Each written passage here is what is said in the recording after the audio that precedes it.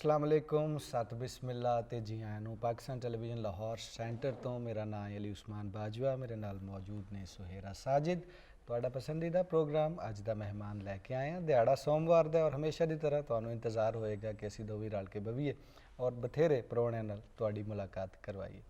अच्छा दोस्तों, सियाल तो आ गया, लेकिन एक चीज़ सानूं गौर करनी पवेगी कि ਸਮੋਗ ਵੀ ਉਹ ਨਾਲ ਲੈ ਕੇ ਆਇਆ और दूजी चीज़ है कि ग्लोबल वार्मिंग ਦੀ ਜਦੋਂ ਟਰਮ ਸਾਡੇ ਸਾਹਮਣੇ ਆਉਂਦੀ ਹੈ ਤੇ ਲੋਕ ਸਮਝਦੇ ਨੇ ਕਿ ਸਾਰੀ ਦੁਨੀਆ ਗਰਮ ਹੋ ਜਾਏਗੀ। ਬਸ ਨਹੀਂ, ਸਿਰਫ ਗਰਮ ਨਹੀਂ ਹੋਣੀ, ਠੰਡੀ ਵੀ ਹੋਣੀ ਹੈ। ਸਮੋਗ ਵੀ ਉਹਦਾ ਇੱਕ ਫੈਕਟਰ ਹੈ, ਬਾਰਿਸ਼ਾਂ ਦਾ ਘਾਟਾ ਵਾਧਾ ਵੀ ਹੋ ਸਕਦਾ, ਬੰਜਰਪਨ ਵੀ ਹੋ ਸਕਦਾ, ਹੋਰ ਢੇਰ ਸਾਰੀਆਂ ਚੀਜ਼ਾਂ ਨੇ। ਇਸ ਸਾਲ ਬਾਰਿਸ਼ਾਂ ਥੋੜ੍ਹੀਆਂ ਘੱਟ ਵਰੀਆਂ ਨੇ, ਇਸ ਸਾਲ ਬਾਰਿਸ਼ਾਂ ਥੋੜ੍ਹੀਆਂ ਘੱਟ ਹੋਈਆਂ ਨੇ। ਤੇ ਇੱਕ ਪਾਸੇ ਟੈਕਨੋਲੋਜੀ ਜਿਹੜੀ ਹੈ ਉਹ ਸਾਨੂੰ ਕਿੰਨਾ ਕੁਝ ਦੱਸਦੀ ਹੈ ਪਈ, ਦੂਜੇ ਪਾਸੇ ਅਸੀਂ ਜਿਹੜਾ ਇਸੇ ਟੈਕਨੋਲੋਜੀ ਦੇ ਸ਼ਾਇਦ ਕਿਤੇ ਨਾ ਕਿਤੇ ਗਲਤ ਇਸਤੇਮਾਲ ਦੀ ਵਜ੍ਹਾ ਤੋਂ ਧਰਤੀ ਦਾ ਸਾਹ ਜਿਹੜਾ ਉਹ ਡੱਕ ਲਿਆ, ਉਹਨੂੰ ਕਿਤੇ ਨਾ ਕਿਤੇ ਅਸੀਂ ਖਰਾਬ ਕਰ ਲਿਆ। ਲਾਹੌਰ ਦੇ ਵਿੱਚ ਮੌਜੂਦਾ ਹੁਕੂਮਤ ਨੇ ਬੜਾ ਚੰਗਾ ਕੰਮ ਕੀਤਾ। ਉਹਨਾਂ ਬਣਾਏ ਨੇ ਵਾਟਰ ਰਿਜ਼ਰਵਾਇਰਸ, ਜ਼ੇਰੇ ਜ਼ਮੀਨ ਵਾਟਰ ਰਿਜ਼ਰਵਾਇਰਸ ਨੇ। ਹੋਏਗਾ ਕਿ ਬਾਰਿਸ਼ ਜਦੋਂ ਵਰਸੇਗੀ ਤੇ ਉਹ ਪਾਣੀ ਜਿਹੜਾ ਹੈ ਉਹ ਵਾਟਰ ਰਿਜ਼ਰਵਾਇਰਸ ਦੇ ਵਿੱਚ ਜਾਏਗਾ। ਉਸ ਤੋਂ ਬਾਅਦ ਉਹਨੂੰ ਥੋੜ੍ਹਾ ਜਿਹਾ ਸਾਫ਼ ਕਰਕੇ ਤੇ ਜਿਹੜੇ ਸਾਡੇ ਬੂਟੇ ਨੇ, ਜਿਹੜੇ ਸਾਡੇ ਪੌਦੇ ਨੇ, ਜਿਹੜੇ ਸਾਡੇ ਬਾਗ ਨੇ, ਉਹਨਾਂ ਨੂੰ ਦੇਣ ਦੇ ਕੰਮ ਆਏਗਾ। ਜਾਂ ਇਸ ਤੋਂ ਇਲਾਵਾ ਪੀਣ ਤੋਂ ਇਲਾਵਾ ਜਿਹੜੇ ਬਾਕੀ ਕੰਮ ਦੇ ਵਿੱਚ ਪਾਣੀ ਇਸਤੇਮਾਲ ਹੁੰਦਾ ਉੱਥੇ ਇਸਤੇਮਾਲ ਹੋਏਗਾ। ਕਿਉਂ ਨਾ ਇਸ ਟੈਕਨੋਲੋਜੀ ਦਾ ਇਸਤੇਮਾਲ ਕਰਦੇ ਹੋਏ ਤੁਸੀਂ ਆਪਣੇ ਪਿੰਡ ਵਿੱਚ, ਆਪਣੇ ਸ਼ਹਿਰ ਵਿੱਚ ਬੈਠਿਆਂ ਚੈੱਕ ਕਰਕੇ ਤੇ ਵੇਖੋ ਕਿ ਜਦੋਂ ਬਾਰਿਸ਼ ਵਰਸੇ ਉਹਦਾ ਪਾਣੀ ਸਟੋਰ ਕਿਵੇਂ ਕਰੀਦਾ। ਤੁਹਾਡੀ ਬਿਜਲੀ ਦੀ ਬਚਤ ਵੀ ਹੋਏਗੀ, ਪਾਣੀ ਦੀ ਬਚਤ ਵੀ ਹੋਏਗੀ, ਟੰਕੀ ਵੀ ਖੋਲ੍ਹ ਸਕਦੇ ਹੋ, ਹੋਰ ਵੀ ਕਈ ਤਰੀਕੇ ਤੁਹਾਨੂੰ ਨੈੱਟ ਤੋਂ ਮਿਲ ਸਕਦੇ ਨੇ। ਛੋਟੀਆਂ ਛੋਟੀਆਂ ਚੀਜ਼ਾਂ ਕਰਨ ਨਾਲ ਮੇਰਾ ਖਿਆਲ ਹੈ ਕਿ ਜ਼ਿੰਦਗੀ ਜ਼ਿਆਦਾ ਆਸਾਨ ਔਰ ਜ਼ਿਆਦਾ ਖੁਸ਼ ਹੋ ਸਕਦੀ ਹੈ। ਇੱਕ ਗੀਤ ਯਾਦ ਹੁੰਦਾ ਪਿਆ, ਇਹ ਅੱਖੀਆਂ ਦੋ ਹੀ ਚੰਗੀਆਂ ਨੇ, ਇਹਨਾਂ ਨੂੰ ਚਾਰ ਨਾ ਕਰ ਲਈ। ਇਹ ਗੀਤ ਤੁਸੀਂ ਜ਼ਰੂਰ ਸੁਣਿਆ ਹੋਣਾ। ਤੇ ਲੇਕਿਨ ਇੱਕ ਕਹਾਣੀ ਹੈ ਕਿ ਅੱਖੀਆਂ ਜਿਹੜੀਆਂ ਨੇ ਉਹ ਲੜ ਜਾਣ ਤੇ ਫਿਰ ਉਹਦਾ ਮਸਲਾ ਤੇ ਮੇਰਾ ਖਿਆਲ ਹੈ ਮੈਡੀਕਲ ਪ੍ਰੈਕਟੀਸ਼ਨਰ ਸ਼ਾਇਦ ਨਹੀਂ ਕਰ ਸਕਦੇ। ਇਸ ਤੋਂ ਇਲਾਵਾ ਜਿਹੜੀਆਂ ਬਿਮਾਰੀਆਂ ਨੇ ਉਹ ਯਕੀਨੀ ਤੌਰ ਤੇ ਡਾਕਟਰ ਉਹਦਾ ਹੱਲ ਕੋਈ ਨਾ ਕੋਈ ਕੱਢ ਲੈਂਦੇ ਨੇ।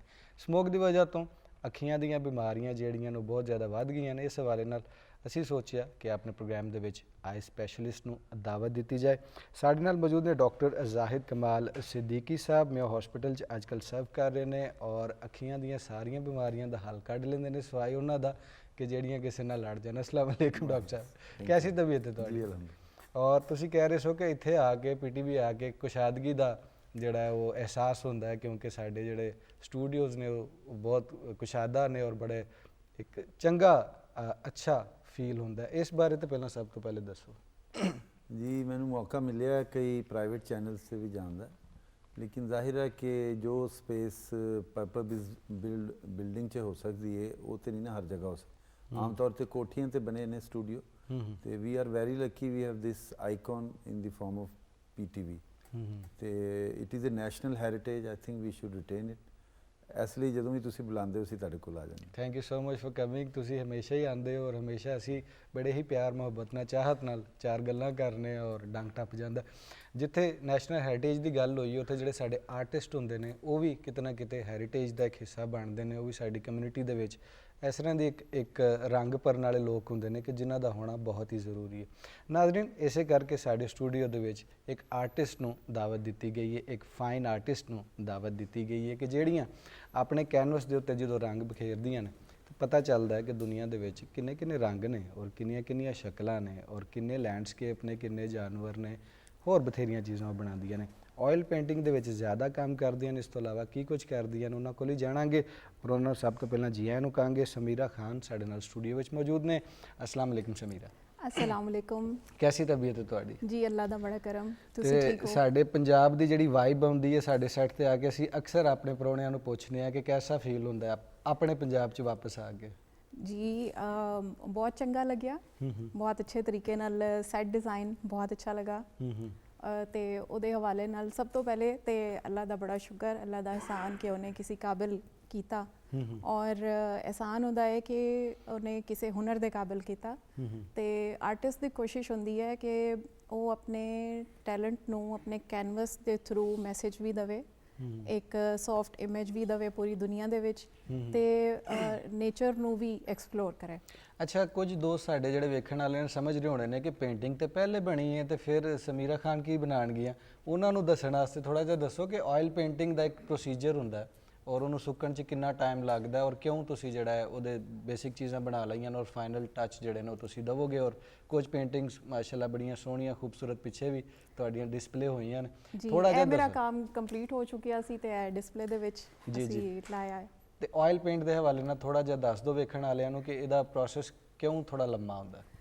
ਸਭ ਤੋਂ ਪਹਿਲੇ ਤੇ ਤੁਸੀਂ ਇਹ ਪੁੱਛਿਆ ਕਿ ਮੈਂ ਆਇਲ ਪੇਂਟਿੰਗ ਕਿਉਂ ਚੂਜ਼ ਕੀਤਾ। ਇਹ ਮੀਡੀਅਮ ਇੱਕ ਤੇ ਦੇਖੋ ਜਦੋਂ ਆਰਟਿਸਟ ਕੰਮ ਕਰ ਰਿਹਾ ਹੁੰਦਾ ਹੈ ਤੇ ਜ਼ਾਹਿਰ ਹੈ ਉਹਨੇ ਮਾਰਕੀਟ ਵੈਲਿਊ ਵੀ ਉਹਨੂੰ ਦੇਖਣੀ ਹੁੰਦੀ ਹੈ ਤੇ ਮੇਰੇ ਹਿਸਾਬ ਨਾਲ ਮਾਰਕੀਟ ਵੈਲਿਊ ਜਿਹੜੀ ਹੈ ਉਹ ਆਇਲ ਜਿਹੜੇ ਬੱਚੇ ਬਲਕਿ ਦੇਖ ਰਹੇ ਨੇ ਉਹਨਾਂ ਵਾਸਤੇ ਵੀ ਹੈ ਇੱਕ ਬੜਾ ਅੱਛਾ ਮੈਸੇਜ ਕਿ ਆਇਲ ਪੇਂਟਿੰਗ ਦਾ ਮੀਡੀਅਮ ਇੰਟਰਨੈਸ਼ਨਲ ਮਾਰਕੀਟ ਦੇ ਵਿੱਚ ਬੜਾ ਸਟਰੋਂਗ ਹੈ ਤੇ ਆਇਲ ਪੇਂਟਿੰਗ ਦੀ ਜਿਹੜੀ ਪੇਂਟਿੰਗ ਹੈ ਉਹ as compare to water colour ਉਹਦੀ ਪ੍ਰਾਈਸ ਸਾਨੂੰ ਬਹੁਤ ਅੱਛੀ ਮਿਲ ਜਾਂਦੀ ਹੈ। ਦੂਸਰੀ ਚੀਜ਼ ਤੁਸੀਂ ਇਹ ਪੁੱਛੀ ਕਿ ਇਹਦੇ ਵਿੱਚ ਜਿਹੜਾ ਉਹ ਕੰਪਲੀਸ਼ਨ ਦਾ ਟਾਈਮ ਜਿਹੜਾ ਨਾ ਉਹ ਬਹੁਤ ਲੈਂਥੀ ਲੰਬਾ ਹੁੰਦਾ। ਇਹਦੀ ਬੇਸ ਤੋਂ ਲੈ ਕੇ ਕੰਪਲੀਸ਼ਨ ਤੱਕ ਮੈਂ ਤੇ ਆਇਲ ਪੇਂਟਿੰਗ ਨੂੰ ਬਹੁਤ ਜ਼ਿਆਦਾ ਕਦੀ ਮਹੀਨਾ ਵੀ ਇੱਕ ਟਾਈਮ ਦੇਣੀ ਆ, ਬੜੀ ਤਸੱਲੀ ਨਾਲ ਕੰਮ ਕੰਪਲੀਟ ਕਰੀਦਾ। ਤੇ ਇਹਦੇ ਵਿੱਚ ਜਿਹੜਾ ਐਸ ਤੁਹਾਨੂੰ ਸਿਰਫ ਬੇਸ ਨਜ਼ਰ ਆ ਰਹੀ ਹੈ ਕਿਉਂਕਿ ਅਸੀਂ ਬੇਸ ਦੇ ਉੱਤੇ ਦੂਸਰਾ ਕਲਰ ਨਹੀਂ ਲਗਾ ਸਕਦੇ। ਅਗਰ ਅਸੀਂ ਬੇਸ ਦੇ ਉੱਤੇ ਦੂਸਰਾ ਕਲਰ ਐਡ ਕਰੀਏ ਤੇ ਉਹ ਥੱਲੇ ਵਾਲੀ ਬੇਸ ਦੇ ਨਾਲ ਮਰਜ ਹੋ ਜਾਂਦਾ ਹੈ ਸ਼ੇਡ ਤੇ ਉਹ ਚੀਜ਼ ਪ੍ਰੋਮਿਨੈਂਟ ਨਹੀਂ ਹੋ ਪਾਉਂਦੀ ਜਿਹੜੀ ਅਸੀਂ ਦਿਖਾਣਾ ਚਾਹੁੰਦੇ ਹਾਂ। ਚਲੋ ਇਹ ਸਿਰਫ ਇੱਕ ਬੇਸ ਹੈ ਤੇ ਫਿਨਿਸ਼ਸ ਟੱਚ ਜਿਹੜੇ ਨੇ ਉਹ ਮੈਂ ਕੋਸ਼ਿਸ਼ ਕਰਾਂਗੀ ਕਿ ਅੱਜ ਦੇ ਪ੍ਰੋਗਰਾਮ ਦੇ ਵਿੱਚ ਤੁਸੀਂ ਸਾਡੇ ਨਾਲ ਹੀ ਹੋਵੋਗੇ ਸਾਰੇ ਪ੍ਰੋਗਰਾਮ ਦੇ ਵਿੱਚ ਔਰ ਫਾਈਨਲ ਟੱਚਸ ਵੀ ਅਸੀਂ ਵੇਖਾਂਗੇ ਔਰ ਵੇਖਾਂਗੇ ਇੱਕ ਬੜੀ ਖੂਬਸੂਰਤ ਤਸਵੀਰ ਜਿਹੜੀ ਅਸੀਂ ਵੇਖਾਂਗੇ। ਅੱਛਾ ਡਾਕਟਰ ਸਾਹਿਬ, ਸਮੋਕ ਦੀ ਗੱਲ ਹੋਈ ਔਰ ਉਹਦੇ ਨਾਲ ਕਈ ਬਿਮਾਰੀਆਂ ਹੁੰਦੀਆਂ ਨੇ। ਇੱਕ ਤੇ ਇਹ ਗਲੇ ਦੀ ਖਰਾਸ਼ ਵੀ ਹੁੰਦੀ ਹੈ ਔਰ ਉਹ ਫਿਰ ਲੰਗਸ ਤੇ ਵੀ ਚੀਜ਼ਾਂ ਅਸਰ ਕਰਦੀਆਂ ਨੇ। ਇੰਟਰਨਲ ਜਿੰਨੇ ਵੀ ਤੁਹਾਡੇ ਬਾਡੀ ਪਾਰਟਸ ਨੇ ਉਹ ਕਿਤੇ ਨਾ ਕਿਤੇ ਥੋੜੇ ਹਿਲ ਜਾਂਦੇ ਨੇ ਸਪੈਸੀਫਿਕਲੀ ਸਮੋਕ ਦੇ ਨਾਲ। ਲੇਕਿਨ ਅੱਖਾਂ ਜਿਹੜੀਆਂ ਕਿ ਡਾਇਰੈਕਟ ਇਫੈਕਟ ਹੁੰਦੀਆਂ ਨੇ, ਸਕਿਨ ਔਰ ਅੱਖਾਂ, ਇਹ ਦੋ ਚੀਜ਼ਾਂ ਜਿਹੜੀਆਂ ਨੇ, ਇਹਦੇ ਬਾਰੇ ਦੱਸੋ ਕਿ ਸਮੋਕ ਕਿਸ ਤਰ੍ਹਾਂ ਇਫੈਕਟ ਕਰਦੀ ਹੈ ਸਾਡੀਆਂ ਅੱਖਾਂ ਦੇ ਉੱਤੇ। ਦੇਖੋ ਸਮੋਕ ਜਿਹੜਾ ਨਾ ਇਹ ਫੌਗ ਤੇ ਸਮੋਕ ਮਿਲ ਕੇ ਪ੍ਰੋਡਿਊਸ ਹੁੰਦਾ ਹੈ ਤੇ ਟੈਂਪਰੇਚਰ ਜਦੋਂ ਲੋ ਹੁੰਦਾ ਤੇ ਪਾਰਟੀਕਲ ਸਾਰੇ ਸਸਪੈਂਡ ਹੋ ਜਾਂਦੇ ਨੇ ਏਅਰ 'ਚ। ਅਨਫੋਰਚੂਨੇਟਲੀ ਜਿਹੜੀ ਚੀਜ਼ਾਂ 'ਚ ਅਸੀਂ ਟੌਪ ਤੇ ਜਾ ਰਹੇ ਹਾਂ ਉਹ ਪੋਲਿਊਸ਼ਨ ਵੀ ਹੈ, ਏਅਰ ਪੋਲਿਊਸ਼ਨ। ਲਾਹੌਰ ਖਾਸ ਤੌਰ ਤੇ ਨਾ ਬੜੇ ਹਾਈ ਲੈਵਲ ਤੇ ਆ ਗਿਆ। ਉਹਦੇ 'ਚ ਜਦੋਂ ਫਿਰ ਬੰਦਾ ਟਰੈਵਲ ਕਰ ਰਿਹਾ ਹੁੰਦਾ, ਖਾਸ ਤੌਰ ਤੇ ਜਿਹੜੇ ਲੋਕ ਸਾਈਕਲ ਜਾਂ ਮੋਟਰਸਾਈਕਲ ਤੇ ਜਾਂਦੇ ਨੇ ਵਿਦਆਊਟ ਐਨੀ ਪ੍ਰੋਟੈਕਸ਼ਨ, ਕਈ ਲੋਕ ਤੇ ਐਨਕ ਵੀ ਨਹੀਂ ਲਾਉਂਦੇ, ਉਹਦੀ ਵਜ੍ਹਾ ਤੋਂ ਡਾਇਰੈਕਟ ਉਹ ਪਾਰਟੀਕਲ ਆਈ ਨੂੰ ਹਿੱਟ ਕਰਦੇ ਨੇ। ਉਹ ਪਾਰਟੀਕਲ 'ਚ ਜ਼ਾਹਿਰ ਹੈ ਇਨਫੈਕਸ਼ੀਅਸ ਮਟੀਰੀਅਲ ਵੀ ਹੁੰਦਾ ਹੈ, ਯਾਨੀ ਜਰਾਸੀਮ ਹੁੰਦੇ ਨੇ ਤੇ ਧੂਆਂ ਤੇ ਪਾਰਟੀਕਲਸ ਹੁੰਦੇ ਨੇ ਜਿਹਦੇ ਨਾਲ ਅੱਖ ਸਮਝੋ ਇੱਕ ਤਰ੍ਹਾਂ ਜ਼ਖਮੀ ਹੋ ਜਾਂਦੀ ਹੈ ਤੇ ਫਿਰ ਉਹਦੇ ਨਾਲ ਉਹਦੇ 'ਚ ਸੋਜ਼ਿਸ਼ ਸ਼ੁਰੂ ਹੋ ਜਾਂਦੀ ਹੈ, ਵਾਟਰਿੰਗ, ਰੈਡਨੈਸ, ਲਾਲੀ ਅੱਖ 'ਚ ਪੈਦਾ ਹੋ ਜਾਂਦੀ ਹੈ, ਪਾਣੀ ਆ ਰਿਹਾ ਤੇ ਉਹ ਮੁਖਤਲਿਫ ਮਸਾਇਲ ਪੈ ਜਾਂਦੇ। ਇਸ ਤੋਂ ਇਲਾਵਾ ਜਿਹੜੇ ਸਕਿਨ ਦੇ ਛੋਟੇ ਛੋਟੇ ਪੋਰਸ ਨੇ, ਸੁਰਾਖ ਨੇ, ਜੇ ਮਸਾਮ ਜਿਹਨੂੰ ਕਹਿੰਦੇ ਆ, ਉਹ ਵੀ ਬੰਦ ਹੋ ਜਾਂਦੇ ਨੇ। ਉਹਦੇ ਨਾਲ ਫਿਰ ਇਹ ਹੁੰਦਾ ਹੈ ਕਿ ਬਾਜ਼ ਵਾਰੀ ਨਾ ਉੱਥੇ ਛੋਟੇ ਛੋਟੇ ਐਬਸੈਸ ਜਾਂ ਸਮਝੋ ਫੋੜਾ ਇੱਕ ਛੋਟਾ ਜਿਹਾ ਬਣ ਜਾਂਦਾ ਹੈ ਅੱਖ ਆਈਲਿਡ ਦੇ ਵਿੱਚ। ਉਹ ਫਿਰ ਬੜਾ ਪੇਨਫੁਲ ਹੁੰਦਾ ਹੈ। ਉਹ ਸਮਝੋ ਕਿ ਇੱਕ ਵਾਰੀ ਇਲਾਜ ਹੋਏਗਾ, ਹਫਤਾ 7-8 ਦਿਨ ਜਿਹੜੇ ਨਾ ਬੰਦੇ ਦੇ ਫਿਰ ਉਹ ਘਰ 'ਚ ਹੀ ਗੁਜ਼ਰਦੇ ਨੇ ਕਿਉਂਕਿ ਉਹ ਐਂਟੀਬਾਇਓਟਿਕ ਬਾਜ਼ ਵਾਰੀ ਆਪਰੇਸ਼ਨ ਵੀ ਕਰਨਾ ਪੈਂਦਾ ਹੈ। ਇਸ ਲਈ ਮੇਰਾ ਪੈਗਾਮ ਇਹੀ ਹੈ ਆਵਾਮ ਨੂੰ ਕਿ ਇਸ ਤੋਂ ਕਹਿੰਦੇ ਨਾ ਪਰਹੇਜ਼ ਇਲਾਜ ਤੋਂ ਬਿਹਤਰ ਹੈ। ਉਹ ਇਹੀ ਹੈ ਕਿ ਤੁਸੀਂ ਜਦੋਂ ਵੀ ਬਾਹਰ ਜਾਓ ਇਸ ਮੌਸਮ 'ਚ ਇੱਕ ਤੇ ਕਵਰ ਕਰਕੇ ਜਾਓ ਫੇਸ ਨੂੰ। ਅਗਰ ਮੋਟਰਸਾਈਕਲ ਤੇ ਜਾ ਰਹੇ ਤੇ ਹੈਲਮਟ ਵਿਦ ਵਾਈਜ਼ਰ ਜਿਹਦੇ 'ਚ ਕਵਰ ਹੋਵੇ ਜਾਂ ਐਟਲੀਸਟ ਗਲਾਸਿਸ ਕੋਈ ਅੱਛੇ ਜਿਹਦੇ 'ਚ ਅੱਖ ਮਹਿਫੂਜ਼ ਰਹੇ। ਔਰ ਪੈਡਿਸਟਰੀਅਨਸ ਵਾਸਤੇ ਡਾਕਟਰ, ਪੈਡਿਸਟਰੀਅਨ ਵਾਸਤੇ ਵੀ ਇਹੀ ਚੀਜ਼ਾਂ ਨੇ। ਮਾਸਕ ਲਗਾਉਣ, ਮਾਸਕ ਤੇ ਬਿਲਕੁਲ ਨੱਕ ਨੂੰ ਮੂੰਹ ਨੂੰ ਮਹਿਫੂਜ਼ ਰੱਖੇਗਾ।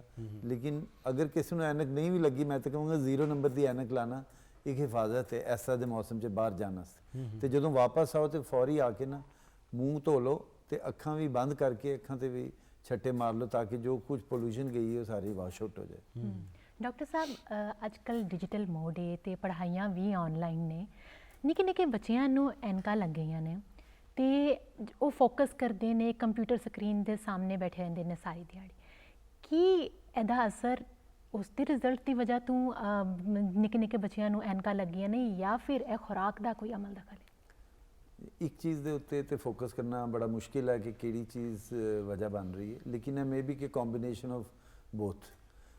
ਅਲਬੱਤਾ ਜੋ ਚੀਜ਼ ਅਸੀਂ ਦੇਖੀ ਹੈ ਜਿਹੜੀ ਰਿਸਰਚ ਫਾਰ ਈਸਟ ਤੋਂ ਆਈ ਹੈ ਉਹਦੇ ਮੁਤਾਬਿਕ ਇਹੀ ਹੋਇਆ ਕਿ ਜਿੱਥੇ ਸਮਝੋ ਕਿ ਕੰਪਿਊਟਰ ਜਾਂ ਸਕਰੀਨਸ ज़्यादा पहले आ गई ने हांगकांग ਸਿੰਗਾਪੁਰ ਤੇ ਚਾਈਨਾ, ਉਹਨਾਂ ਦੀ ਤਕਰੀਬਨ 1/3 ਪੋਪੂਲੇਸ਼ਨ ਨੂੰ ਐਨਕਾਂ ਲੱਗੀਆਂ ਨੇ। ਹੁਣ ਵੀ ਅਗਰ ਪਿੰਡਾਂ ਵਾਲੀ ਥਾਵਾਂ ਤੇ ਚਲੇ ਜਾਓ ਤੇ ਲੋਕਾਂ ਨੂੰ ਐਨਕਾਂ ਇੰਨੀਆਂ ਜ਼ਿਆਦਾ ਨਹੀਂ ਹੁੰਦੀਆਂ, ਇਵਨ ਬੱਚਿਆਂ ਨੂੰ ਵੀ ਨਹੀਂ ਹੁੰਦੀਆਂ। ਇੱਕ ਤਾਂ ਹੈ ਕਿ ਉਹ ਉੱਥੇ ਉਹ ਚੀਜ਼ਾਂ ਵੀ ਨਹੀਂ ਅਵੇਲੇਬਲ ਜਿਨ੍ਹਾਂ ਨੂੰ ਦੇਖ ਕੇ ਸ਼ਾਰਪ ਫੋਕਸ ਦੀ ਜ਼ਰੂਰਤ ਪੈਂਦੀ। ਲੇਕਿਨ ਡੈਫੀਨੇਟਲੀ ਇਹਦਾ ਕੋਈ ਨਾ ਕੋਈ ਰਿਲੇਸ਼ਨ ਤੇ ਹੈ, ਕਿਉਂਕਿ ਅਸੀਂ ਆਪਣੇ ਐਕਸਪੀਰੀਅੰਸ ਨੂੰ ਅਲਹਮਦੁਲਿਲਾ ਕੋਈ 30-40 ਸਾਲ ਦਾ ਐਕਸਪੀਰੀਅੰਸ ਹੋ ਗਿਆ। ਪਹਿਲੇ ਇੰਨਾ ਜ਼ਿਆਦਾ ਬੱਚਿਆਂ ਨੂੰ ਨਹੀਂ ਸੀ ਲੱਗੀਆਂ ਹੁੰਦੀਆਂ ਐਨਕਾਂ ਜਿੰਨੀ ਕਿ ਹੁਣ ਆ ਗਈਆਂ। ਹੁਣ ਨਵੀਂ ਚੀਜ਼ ਜਿਹੜੀ ਆਈ ਹੈ ਉਹ ਸਕਰੀਨਸ ਹੀ ਆਈਆਂ ਨੇ, ਤੇ ਹਲੇ ਐਗਜ਼ੈਕਟਲੀ ਪ੍ਰੂਵ ਤੇ ਨਹੀਂ ਕਰ ਸਕੀ ਸਾਇੰਸ, ਨਾ ਮੇਰੇ ਖਿਆਲ ਉਹ ਪ੍ਰੂਵ ਕਰਨਾ ਚਾਹੁੰਦੇ ਨੇ ਇਸ ਚੀਜ਼ ਨੂੰ। ਤੇ ਲੇਕਿਨ ਸਾਡਾ ਆਬਜ਼ਰਵੇਸ਼ਨ ਇਹੀ ਹੈ ਕਿ ਜਿਹੜੇ ਬੱਚੇ ਜ਼ਿਆਦਾ ਸਕਰੀਨਸ ਯੂਜ਼ ਕਰ ਰਹੇ ਨੇ, ਪੇਰੈਂਟਸ ਦਾ ਵੀ ਇਹੀ ਆਬਜ਼ਰਵੇਸ਼ਨ ਹੈ ਕਿ ਉਹਨਾਂ ਨੂੰ ਖਾਸ ਤੌਰ ਤੇ ਮਾਇਓਪੀਆ ਜਾਂ ਸ਼ਾਰਟ ਸਾਈਟਡਨੈਸ ਉਹ ਜ਼ਿਆਦਾ ਹੋ ਰਿਹਾ। ਤੇ ਕੀ ਕਰ ਸਕਦੇ ਨੇ ਇਸ ਤੋਂ ਬਚਣ ਲਈ, ਕੀ ਇਕਦਾਮ ਹੋ ਸਕਦਾ? ਮੈਂ ਤੇ ਫਾਰਮੂਲਾ ਇਹੀ ਰੱਖਿਆ ਕਿ ਜਦੋਂ ਪੇਰੈਂਟਸ ਤੇ ਬੱਚੇ ਆ ਕੇ ਨਾ ਮੇਰੇ ਉੱਥੇ ਕਲੀਨਿਕ 'ਚ ਲੜ ਰਹੇ ਹੁੰਦੇ ਨੇ, ਉਹ ਕਹਿੰਦੇ ਨਹੀਂ ਜੀ ਯਾਰ, ਉਹ ਕਹਿੰਦੇ ਮੈਂ ਨਾ ਨਹੀਂ ਲਗਾਉਂਦਾ, ਮੈਂ ਨਾ ਯੂਜ਼ ਨਹੀਂ ਕਰਦਾ ਸਕਰੀਨ, ਤੇ ਮੈਂ ਕਹਿੰਦਾ ਜੀ ਤੁਸੀਂ ਲੜੋ ਨਾ ਯਾਰ, ਦਰਾਜ਼ 'ਚ ਮੇਰੇ ਆਪਣਾ ਫੋਨ ਦੇ ਜਾਓ, ਜਦੋਂ ਸੁਲ੍ਹਾ ਹੋ ਜਾਏਗੀ ਤਾਂ ਲੈ ਜਾਣਾ। ਲੇਕਿਨ ਵਾਟ ਆਈ ਐਡਵਾਈਜ਼ ਕਿ 1 ਘੰਟੇ ਤੋਂ ਜ਼ਿਆਦਾ 24 ਘੰਟੇ 'ਚ ਬੱਚੇ ਨੂੰ ਮੋਬਾਈਲ ਫੋਨ ਯੂਜ਼ ਨਹੀਂ ਕਰਨਾ ਚਾਹੀਦਾ। ਐਸੀ ਸ਼ੁਰੂ 'ਚ ਵਿਗਾੜਨੇ ਨਾ ਲਾਡ ਪਿਆਰ 'ਚ ਕਿ ਜੀ ਲੋਰੀ ਵੀ ਸੁਣਾ ਰਹੀ, ਹੁਣ ਮਾਂ ਲੋਰੀ ਨਹੀਂ ਸੁਣਾਦੀ, ਮਾਂ ਮੋਬਾਈਲ 'ਚੋਂ ਸੁਣਾਉਂਦੀ ਲੋਰੀ, ਤੇ ਫਿਰ ਬੱਚੇ ਨੇ ਉਹੀ ਕਰਨਾ ਸਾਰਾ ਕੁਝ। ਉਹ ਸਮਝਦਾ ਇਹੀ ਮੇਰੀ ਮਾਂ ਹੈ, ਇਹੀ ਮੈਂ ਪਿਓ ਹਾਂ, ਤੇ ਕਈ ਬੱਚੇ ਸਮਝਦੇ ਉਹ ਡਾਊਨਲੋਡ ਹੀ ਹੋਏ ਨੇ। ਤੇ ਅਸੀਂ ਇਹ ਕਹਿੰਦੇ ਕਿ ਹਰ ਚੀਜ਼ ਇਨ ਮੋਡਰੇਸ਼ਨ ਹੈ। ਠੀਕ ਹੈ, ਉਹ ਟੈਕਨੋਲੋਜੀ ਹੈ, ਉਹਦਾ ਫਾਇਦਾ ਹੈ, ਚੀਜ਼ਾਂ ਦੀ ਇੱਕ ਜਗ੍ਹਾ ਤੋਂ ਦੂਸਰੀ ਜਗ੍ਹਾ ਭੇਜਣਾ ਉਹ ਬਹੁਤ ਆਸਾਨ ਹੋ ਗਿਆ ਉਹਦੇ ਨਾਲ। ਲੇਕਿਨ ਹੈ ਕਿ ਕੌਨਸਟੈਂਟ ਫੋਕਸਿੰਗ, ਫਿਰ ਕਈ ਬੱਚੇ ਨੇ ਜਿਹੜੇ ਡਾਰਕ ਰੂਮ 'ਚ ਯਾਨੀ ਹਨੇਰਾ ਕਰਕੇ ਤੇ ਲਿਹਾਫ ਦੇ ਅੰਦਰ ਹੀ ਵੜ ਕੇ ਮੋਬਾਈਲ ਦੇਖ ਰਹੇ ਹੁੰਦੇ ਨੇ, ਉਹ ਜ਼ਿਆਦਾ ਡੈਮੇਜਿੰਗ ਹੁੰਦਾ। ਬਿਲਕੁਲ ਇਸੇ ਤਰ੍ਹਾਂ। ਅੱਛਾ ਡਾਕਟਰ ਸਾਹਿਬ, ਬਾਜ਼ ਲੋਕ ਐਸੇ ਨੇ ਜਿਨ੍ਹਾਂ ਦੀ ਬਹੁਤ ਜ਼ਿਆਦਾ ਮਜਬੂਰੀ ਹੈ ਸਕਰੀਨ ਨੂੰ ਵੇਖਣਾ। ਬੱਚੇ ਤੇ ਚਲੋ ਵੀਡੀਓ ਗੇਮਸ ਖੇਡਦੇ ਨੇ ਜਾਂ ਫਿਲਮਾਂ ਵੇਖਦੇ ਨੇ ਜਾਂ ਕੋਈ ਹੋਰ ਚੀਜ਼ਾਂ ਕਰ ਰਹੇ ਨੇ, ਉਹਦੀ ਵਜ੍ਹਾ ਤੋਂ ਉਹ ਨਾ ਵੀ ਹੋਏ ਤੇ ਜ਼ਿੰਦਗੀ ਅੱਗੇ ਵੱਧ ਸਕਦੀ। ਲੇਕਿਨ ਜੌਬ ਹੋਲਡਰਸ ਨੇ ਕੁਝ ਲੋਕ, ਔਰ ਕੋਵਿਡ ਤੋਂ ਬਾਅਦ ਅਸੀਂ ਬਹੁਤ ਜ਼ਿਆਦਾ ਸਕਰੀਨ ਦੇ ਵੱਲ ਗਏ ਵੀ ਹਾਂ। ਕੁਝ ਪ੍ਰੈਕਟੀਸ਼ਨਰ ਦੱਸਦੇ ਨੇ ਕਿ ਤੁਸੀਂ ਬਹੁਤ ਜ਼ਿਆਦਾ ਸਕਰੀਨ ਨੂੰ ਵੇਖਣ ਦੀ ਬਜਾਏ ਕੁਝ ਅਰਸੇ ਬਾਅਦ ਆਪਣੀ ਨਜ਼ਰ ਹਟਾ ਕੇ ਤੇ ਦੂਰ ਵੇਖੋ, ਤਾਂ ਕਿ ਤੁਹਾਡਾ ਜਿਹੜਾ ਅੱਖਾਂ ਦਾ ਸਟਰਕਚਰ ਹੈ, ਜੋ ਵੀ ਇੱਕ ਮੈਕੈਨਿਜ਼ਮ ਹੈ, ਉਹ ਚੇਂਜ ਹੋਵੇ, ਸਰਕੂਲੇਸ਼ਨ ਹੋਵੇ ਬਲੱਡ ਦੀ, ਔਰ ਰੇਸ ਤੋਂ ਵੀ ਥੋੜ੍ਹੀ ਦੇਰ ਉੱਠ ਕੇ ਸਾਈਡ ਤੇ ਚਲੇ ਜਾਓ। ਇਸ ਤਰ੍ਹਾਂ ਦੀਆਂ ਹੋਰ ਕਿਹੜੀਆਂ ਚੀਜ਼ਾਂ ਹੋ ਸਕਦੀਆਂ ਨੇ ਜਿਹੜੀਆਂ ਸਕਰੀਨ ਨੂੰ ਵੇਖ ਵੀ ਲਈਏ, ਸਾਡਾ ਕੰਮ ਵੀ ਚੱਲ ਜਾਏ ਔਰ ਅੱਖਾਂ ਵੀ ਬਚ ਜਾਣ? ਜੀ ਇਹ ਤਾਂ ਬੜਾ ਅੱਛਾ ਤੁਸੀਂ ਦੱਸਿਆ ਫਾਰਮੂਲਾ।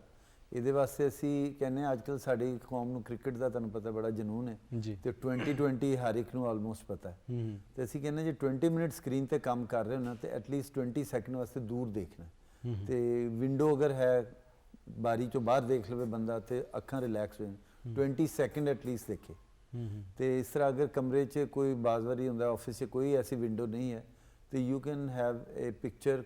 ਮੈਡਮ ਬੈਠੇ ਨੇ, ਹੋ ਸਕਦਾ ਹੈ ਵੀ ਸਾਨੂੰ ਇਸ ਤਰ੍ਹਾਂ ਦੀ ਪਿਕਚਰ ਦੇਣ ਕਿ ਕੋਈ ਦੂਰ ਸਹਿਰਾ ਦੀ ਜਾਂ ਕੋਈ ਸਾਹਿਲੇ ਸਮੁੰਦਰ ਦੀ ਤਸਵੀਰ ਹੋਵੇ, ਕਿ ਜਿਹਦੇ ਨਾਲ ਅੱਖਾਂ ਪੰਜਾਬ ਦੀਆਂ ਹਰੀਆਂ ਪੈਲੀਆਂ ਨਜ਼ਰ ਆ ਰਹੀਆਂ ਹੋਣ, ਤੇ ਉਹਦੇ ਨਾਲ ਅੱਖਾਂ ਰਿਲੈਕਸ ਹੋ ਜਾਣ। ਦੂਸਰੀ ਚੀਜ਼ ਹੈ ਵੇ ਕਿ ਜਦੋਂ ਸਕਰੀਨ ਤੇ ਕੰਮ ਕਰ ਰਹੇ ਹੁੰਦੇ ਨਾ, ਬਲਿੰਕ ਰੇਟ ਘਟ ਜਾਂਦਾ। ਇੱਕ ਅੱਖ ਦੀ ਝਪਕਣ ਦਾ ਅੱਲਾਹ ਤਾਲਾ ਨੇ ਇੱਕ ਮੈਕੈਨਿਜ਼ਮ ਰੱਖਿਆ ਜੀ, ਲੇਕਿਨ ਉਹਨੂੰ ਵੇਖਦੇ ਆ ਬਲਿੰਕ ਰੇਟ ਘਟ ਜਾਂਦਾ, ਤੇ ਥੋੜਾ ਜਿਹਾ ਨਾ ਇੰਟੈਂਸ਼ਨਲੀ ਥੋੜੀ ਦੇਰ ਬਾਅਦ ਚਮਕ ਲੈਣੀ ਚਾਹੀਦੀ ਹੈ। ਇੰਨਾ ਕੁ ਵੀ ਨਾ ਕਰੇ ਕਿ ਲੋਕ ਕਹਿਣ ਕਿ ਚਮਕੂ ਹੋ ਗਿਆ ਬੰਦਾ, ਲੇਕਿਨ ਹੈ ਕਿ ਉਹ ਨਾਰਮਲ ਦੇ ਕੋਲ ਉਹਨੂੰ ਥੋੜਾ ਜਿਹਾ ਬਲਿੰਕ ਕਰ ਲਵੇ। ਫਿਰ ਹੈ ਕਿ ਅੱਜ ਕੱਲ੍ਹ ਜਦੋਂ ਹੀਟਰ ਚੱਲ ਰਹੇ ਹੁੰਦੇ ਨੇ, ਏਅਰ ਕੰਡੀਸ਼ਨਰ, ਉਹਦੀ ਵਜ੍ਹਾ ਤੋਂ ਵੀ ਇੱਕ ਪਾਸੇ ਬਲਿੰਕ ਰੇਟ ਘਟ ਗਿਆ, ਉਹ ਹੀਟਰ ਚੱਲ ਗਏ ਨੇ, ਉਹਦੇ ਨਾਲ ਅੱਖਾਂ 'ਚ ਖੁਸ਼ਕੀ ਆ ਜਾਂਦੀ।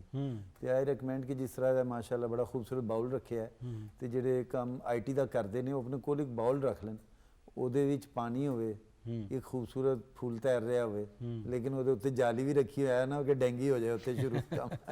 ਤੇ ਇਹ ਸਾਰੀ ਚੀਜ਼ਾਂ ਜਿਹੜੀਆਂ ਨੇ ਨਾ ਇੰਟੀਗ੍ਰੇਟਿਡ ਨੇ। ਬਿਲਕੁਲ ਇਸੇ ਤਰ੍ਹਾਂ ਹੀ। ਅੱਛਾ, ਤੁਸੀਂ ਕਿਹਾ ਕਿ ਜਦੋਂ ਬਾਹਰੋਂ ਬੱਚੇ ਆਉਂਦੇ ਨੇ ਔਰ ਵੱਡੇ ਵੀ ਆਉਂਦੇ ਨੇ, ਤੇ ਉਹਨਾਂ ਨੂੰ ਆਪਣੀਆਂ ਅੱਖਾਂ ਸਾਫ਼ ਕਰਨੀਆਂ ਚਾਹੀਦੀਆਂ ਨੇ, ਧੋਣੀਆਂ ਚਾਹੀਦੀਆਂ ਨੇ। ਇਸੇ ਤਰ੍ਹਾਂ ਆਪਣੇ ਗਲਾਸਿਸ ਵੀ ਮੇਰਾ ਖਿਆਲ ਹੈ ਵਾਸ਼ ਕਰਨੇ ਚਾਹੀਦੇ ਨੇ। ਬਾਜ਼ ਔਕਾਤ ਇਹ ਹੁੰਦਾ ਹੈ ਕਿ ਅਸੀਂ ਥੋੜ੍ਹੇ ਜਜ਼ਬਾਤੀ ਹੋ ਕੇ ਏਡੀ ਜ਼ੋਰ ਦੀ ਛੱਟਾ ਮਾਰਦੇ ਨੇ ਅੱਖ ਦੇ ਵਿੱਚ ਕਿ ਉਹ ਕੰਮ ਵੱਧ ਜਾਂਦਾ ਜਾਂ ਖਰਾਬ ਹੋ ਜਾਂਦਾ। ਇੱਕ ਇਹ ਵੀ ਡਾਕਟਰ ਸਾਹਿਬ ਦੱਸ ਰਹੇ ਸਨ ਕਿ ਅੱਖ ਧੋਣ ਦਾ ਵੀ ਇੱਕ ਤਰੀਕਾ ਹੁੰਦਾ, ਬਹੁਤ ਤੇਜ਼ ਛੱਟਾ ਵੀ ਉਹਨੂੰ ਜ਼ਾਹਿਰ ਤਬਾਹ ਕਰ ਸਕਦਾ। ਕੁਝ ਹੋਰ ਹੋਮ ਰੈਮੀਡੀਜ਼ ਮੈਂ ਚਾਹ ਰਿਹਾ ਕਿ ਤੁਸੀਂ ਦੱਸ ਦਿਓ, ਕਿਉਂਕਿ ਅਕਸਰ ਕੁੜੀਆਂ ਚਿੜੀਆਂ ਜਿਹੜੀਆਂ ਨੇ ਉਹ ਚਾਹੁੰਦੀਆਂ ਨੇ ਕਿ ਅੱਖਾਂ ਖੂਬਸੂਰਤ ਨਜ਼ਰ ਆਉਣਾ, ਇੱਕ ਗਲੋ ਉਹਦੇ ਵਿੱਚ ਆਏ, ਇੱਕ ਹੋਰ ਤਰ੍ਹਾਂ ਦਾ ਚਮਕ ਆਏ, ਤੇ ਉਹ ਸ਼ਹਿਦ ਦਾ ਵੀ ਇਸਤੇਮਾਲ ਉਹਦੇ ਵਿੱਚ ਹੋ ਜਾਂਦਾ ਜਾਂ ਹੋਰ ਚੀਜ਼ਾਂ ਵੀ ਇਸਤੇਮਾਲ ਹੋ ਰਹੀਆਂ ਨੇ। ਅੱਖਾਂ ਦੀ ਹਿਫਾਜ਼ਤ ਵਾਸਤੇ ਕਿਹੜੀ ਕਿਹੜੀ ਚੀਜ਼ ਕਿਚਨ 'ਚ ਅਵੇਲੇਬਲ ਹੈਗੀ ਹੈ? ਵੈਸੇ ਤੇ ਸਾਡੇ ਪੰਜਾਬ 'ਚ ਇਹ ਸਮਝਿਆ ਜਾਂਦਾ ਹੈ ਹਰ ਚੀਜ਼ ਜਿਹੜੀ ਲਿਕੁਇਡ ਹੈ ਨਾ ਉਹ ਅੱਖਾਂ 'ਚ ਪਾਈ ਜਾ ਸਕਦੀ। ਸਾਡੇ ਕੋਲ ਐਸੇ ਵੀ ਮਰੀਜ਼ ਆਏ ਨੇ ਕਿ ਜਿਨ੍ਹਾਂ ਨੇ ਕੋਈ ਸਰਸੋਂ ਦਾ ਤੇਲ ਤੇ ਕਦੇ ਕੈਰੋਸੀਨ ਆਇਲ ਵੀ, ਅੱਛਾ, ਸ਼ਾਇਦ ਤੇ ਖੈਰ ਕਾਫੀ ਕਾਮਨ ਹੈ, ਤੇ ਉਹ ਹਰ ਚੀਜ਼ ਉਹ ਅੱਖ 'ਚ ਪਾ ਲੈਂਦੇ ਨੇ। ਤੇ ਬਹਰਹਾਲ ਅਸੀਂ ਜਿਹੜੀ ਰਿਸਰਚ ਹੈ ਸਾਡੀ ਉਹਦੇ 'ਚ ਕੋਈ ਇਸ ਤਰ੍ਹਾਂ ਦੀ ਹੋਮ ਦੀ ਰੈਮੇਡੀ ਤੇ ਨਹੀਂ, ਅਲਬੱਤਾ ਸ਼ਾਇਦ ਤੇ ਫਿਰ ਵੀ ਚਲੋ ਕੁਛ ਨਾ ਕੁਛ ਬਿਹਤਰ ਹੀ ਚੀਜ਼ ਹੈ ਕਿਉਂਕਿ ਕੁਰਾਨ ਪਾਕ 'ਚ ਵੀ ਇਹਦਾ ਜ਼ਿਕਰ ਆਇਆ। ਅਲਬੱਤਾ ਅੱਲਾਹ ਤਾਲਾ ਨੇ ਇੱਕ ਮੈਕੈਨਿਜ਼ਮ ਨੈਚੁਰਲ ਰੱਖੀ ਹੈ, ਜੇ ਅਗਰ ਕੁਛ ਨਾ ਵੀ ਪਾਇਆ ਜਾਏ ਨਾ ਤੇ ਆਂਸੂ ਪੈਦਾ ਹੋ ਰਹਿੰਦੇ ਨੇ ਇੱਕ ਨੈਚੁਰਲ ਲੈਵਲ ਤੇ। ਇੱਕ ਤੇ ਉਹ ਨਾ ਆਂਸੂ ਜਿਹੜੇ ਪਿਆਜ਼ ਕੱਟਣ ਲੱਗੇ ਆਉਂਦੇ ਜਾਂ ਕੋਈ ਇਸ ਤੋਂ ਇਲਾਵਾ ਵੀ ਸਦਮਾ ਹੋਵੇ, ਬੜੇ ਕੰਮਾਂ ਦੇ ਆ ਸਕਦੇ ਨੇ, ਜ਼ਰੂਰੀ ਜਦੋਂ ਜ਼ਰੂਰਤ ਪਵੇ ਉਸ ਵੇਲੇ ਵੀ ਆ ਸਕਦੇ ਨੇ ਜੀ। ਲੇਕਿਨ ਇਹ ਕਿ ਇੱਕ ਖਾਸ ਮਿਕਦਾਰ 'ਚ ਉਹ ਹਰ ਵੇਲੇ ਸਿਕਰੀਟ ਹੁੰਦੇ ਰਹਿੰਦੇ ਨੇ ਤੇ ਜੇ ਉਹ ਨੈਚੁਰਲੀ ਵਾਸ਼ ਕਰਦੇ ਰਹਿੰਦੇ ਨੇ, ਇਸ ਲਈ ਐਡੀਸ਼ਨਲ ਨਹੀਂ ਜ਼ਰੂਰਤ। ਅਲਬੱਤਾ ਅਸੀਂ ਇਹ ਕਹਿੰਦੇ ਹਾਂ ਅੱਖਾਂ ਬੰਦ ਕਰਕੇ ਉਹਨਾਂ ਨੂੰ ਧੋ ਲਿਆ ਜਾਏ। ਬੇਸ਼ੱਕ ਟੈਪ ਵਾਟਰ ਨਾਲ ਅਗਰ ਜ਼ਿਆਦਾ ਇਹਤਿਆਤ ਕਰਨੀ ਤੇ ਪਾਣੀ ਬੋਇਲ ਕਰਕੇ ਫਰਿੱਜ 'ਚ ਰੱਖ ਲਿਆ ਜਾਏ, ਉਹਦੇ ਨਾਲ ਧੋ, ਲੇਕਿਨ ਅੱਖਾਂ ਖੋਲ ਕੇ ਨਹੀਂ ਛੱਟੇ ਮਾਰਨੇ ਚਾਹੀਦੇ। ਠੀਕ। ਮੋਤੀਆ ਕਿੰਨੀ ਕਿਸਮ ਦਾ ਹੁੰਦਾ ਹੈ ਤੇ ਕਿਸ ਉਮਰ ਦੇ ਲੋਕਾਂ ਵਿੱਚ ਇਹ ਜ਼ਿਆਦਾ ਜਲਦੀ ਪੈਦਾ ਹੋ ਜਾਂਦਾ ਹੈ ਅੱਖਾਂ ਵਿੱਚ? ਜੀ ਦੇਖੋ, ਦੋ ਤਰ੍ਹਾਂ ਦਾ ਮੋਤੀਆ ਸਾਡੀ ਜ਼ੁਬਾਨ 'ਚ ਇਸਤੇਮਾਲ ਹੁੰਦਾ ਹੈ, ਇੱਕ ਤੇ ਚਿੱਟਾ ਮੋਤੀਆ, ਇੱਕ ਕਾਲਾ ਮੋਤੀਆ। ਚਿੱਟਾ ਮੋਤੀਆ ਤੇ ਆਮ ਹੈ ਨਾ ਲੈਂਸ ਜਿਹੜਾ ਅੱਖ ਦਾ ਅੱਲਾ ਨੇ ਅਦਸਾ ਬਣਾਇਆ ਹੈ, ਉਹਦੇ 'ਚ ਧੁੰਦਲਾਹਟ ਜਦੋਂ ਆ ਜਾਂਦੀ ਹੈ ਤੇ ਫਿਰ ਉਹ ਲਾਈਟ ਅੰਦਰ ਨਹੀਂ ਜਾ ਰਹੀ, ਬਾਅਦ ਵਾਰੀ ਦੂਰੋਂ ਬੰਦਾ ਦੇਖੇ ਉਹ ਵੀ ਪੁਤਲੀ ਚਿੱਟੀ ਨਜ਼ਰ ਆਉਣੀ ਸ਼ੁਰੂ ਹੋ ਜਾਂਦੀ। ਉਹਦਾ ਤੇ ਆਪਰੇਸ਼ਨ ਮੁਮਕਿਨ ਹੁੰਦਾ ਹੈ, ਆਪਰੇਸ਼ਨ ਕਰਕੇ ਮੋਤੀਆ ਕੱਢ ਕੇ ਤੇ ਆਰਟੀਫਿਸ਼ੀਅਲ ਜਾਂ ਮਸਨੂਈ ਲੈਂਸ ਅੰਦਰ ਪਾ ਦਿੰਦੇ ਤੇ ਨਜ਼ਰ ਬਹਾਲ ਹੋ ਜਾਂਦੀ ਹੈ। ਜਿਹੜੇ ਤੁਸੀਂ ਸੁਣਦੇ ਹੋ ਕਿ ਜੀ ਆਪਰੇਸ਼ਨ ਹੋਇਆ, ਕੈਂਪ ਵੀ ਲੱਗਦੇ ਨੇ, ਕਿਉਂਕਿ ਹਲੇ ਵੀ ਇੱਕ ਬਹੁਤ ਜ਼ਿਆਦਾ ਤਾਦਾਦ ਐਸੀ ਲੋਕਾਂ ਦੀ ਜਿਨ੍ਹਾਂ ਨੂੰ ਸਫੈਦ ਮੋਤੀਏ ਦੀ ਵਜ੍ਹਾ ਤੋਂ ਨਜ਼ਰ ਆਉਣੇ 'ਚ ਮੁਸ਼ਕਿਲ ਹੈ। ਅਲਬੱਤਾ ਜ਼ਿਆਦਾ ਖਤਰਨਾਕ ਚੀਜ਼ ਜਿਹੜੀ ਨਾ ਉਹ ਕਾਲਾ ਮੋਤੀ ਹੈ। ਕਾਲਾ ਮੋਤੀਆ ਹੈ ਕਿ ਪ੍ਰੈਸ਼ਰ ਅੱਖ ਦਾ, ਜਿਸ ਤਰ੍ਹਾਂ ਬਲੱਡ ਦਾ ਪ੍ਰੈਸ਼ਰ ਹੁੰਦਾ ਹੈ ਇਸ ਤਰ੍ਹਾਂ ਅੱਖ ਦਾ ਵੀ ਪ੍ਰੈਸ਼ਰ ਹੁੰਦਾ ਹੈ ਕਿ ਅੱਖ ਦਾ ਪ੍ਰੈਸ਼ਰ ਨੈਚੁਰਲੀ ਜਿਹੜਾ ਨਾ ਵੱਧਣਾ ਸ਼ੁਰੂ ਹੋ ਜਾਂਦਾ ਹੈ। ਉਹ ਬਾਜ਼ ਲੋਕਾਂ 'ਚ ਤਾਂ ਕੋਈ ਵਜ੍ਹਾ ਨਹੀਂ ਹੁੰਦੀ, ਜਿਸ ਤਰ੍ਹਾਂ ਬਲੱਡ ਪ੍ਰੈਸ਼ਰ ਹੋ ਜਾਂਦਾ ਜ਼ਿਆਦਾ ਬਾਜ਼ ਲੋਕਾਂ 'ਚ ਬਗੈਰ, ਲੇਕਿਨ ਬਾਜ਼ ਲੋਕਾਂ 'ਚ ਇਹ ਹੈ ਕਿ ਫੈਮਿਲੀ ਹਿਸਟਰੀ ਹੁੰਦੀ ਹੈ ਕਿ ਉਹਨਾਂ ਦੇ ਖਾਨਦਾਨ 'ਚ ਕਿਸੇ ਨੂੰ ਕਾਲਾ ਮੋਤੀ ਪੁੱਛੋ ਤੇ ਹਿਸਟਰੀ ਤੇ ਦੱਸ ਦਿੰਦੇ ਹਾਂ ਜੀ ਸਾਡੇ ਨਾਨਕਿਆਂ 'ਚ ਹੋਇਆ ਸੀ ਕਿਸੇ ਨੂੰ ਕਾਲਾ ਮੋਤੀਆ। ਤੇ ਇਹ ਫੈਮਿਲੀ ਨੂੰ ਜਾਣਨਾ, ਜੁੜੇ ਰਹਿਣਾ, ਇਸ ਕਰਕੇ ਵੀ ਜ਼ਰੂਰਤ ਹੈ ਕਿ ਸਾਨੂੰ ਆਪਣੀ ਜੀਨਸ ਦਾ ਪਤਾ ਰਹੇ। ਅੱਜ ਕੱਲ੍ਹ ਤੇ ਲੋਕ ਮਿਲਦੇ ਹੀ ਨਹੀਂ ਨਾ ਬਾਜ਼ਰੀ, ਉਹ ਜਾ ਕੇ ਬਾਅਦ 'ਚ ਹੀ ਪਤਾ ਚੱਲਦਾ ਜੀ ਉਹ ਚਾਚਾ ਤੇ ਫੌਤ ਵੀ ਹੋ ਗਿਆ, ਮਿਲੇ ਨਹੀਂ ਕੋਈ ਨਹੀਂ ਐਸੇ। ਤੇ ਲੇਕਿਨ ਇਹ ਚਾਚੇ ਤਾਏ ਫੁੱਫੀ ਖਾਲਾ ਨੂੰ ਮਿਲਣਾ ਜ਼ਰੂਰੀ ਹੈ ਕਿ ਪਤਾ ਲੱਗੇ ਸਾਡੇ 'ਚ ਜੀਨਸ ਕਿਹੜੀਆਂ ਆਈਆਂ ਨੇ। ਤੇ ਕਾਲਾ ਮੋਤੀਆ ਇੱਥੇ ਹੀ ਅਸੀਂ ਮਜ਼ੀਦ ਜਾਣਾਂਗੇ ਮੋਤੀਆ ਦੇ ਬਾਰੇ ਵਿੱਚ। ਵੇਲਾ ਹੋਇਆ ਨਿੱਕੀ ਜੀ ਬ੍ਰੇਕ ਦਾ, ਤੁਸੀਂ ਕਿਧਰੇ ਨਹੀਂ ਜਾਣਾ, ਮਿਲਨੇ ਆ ਇੱਕ ਨਿੱਕੀ ਜੀ ਬ੍ਰੇਕ ਤੋਂ ਬਾਅਦ।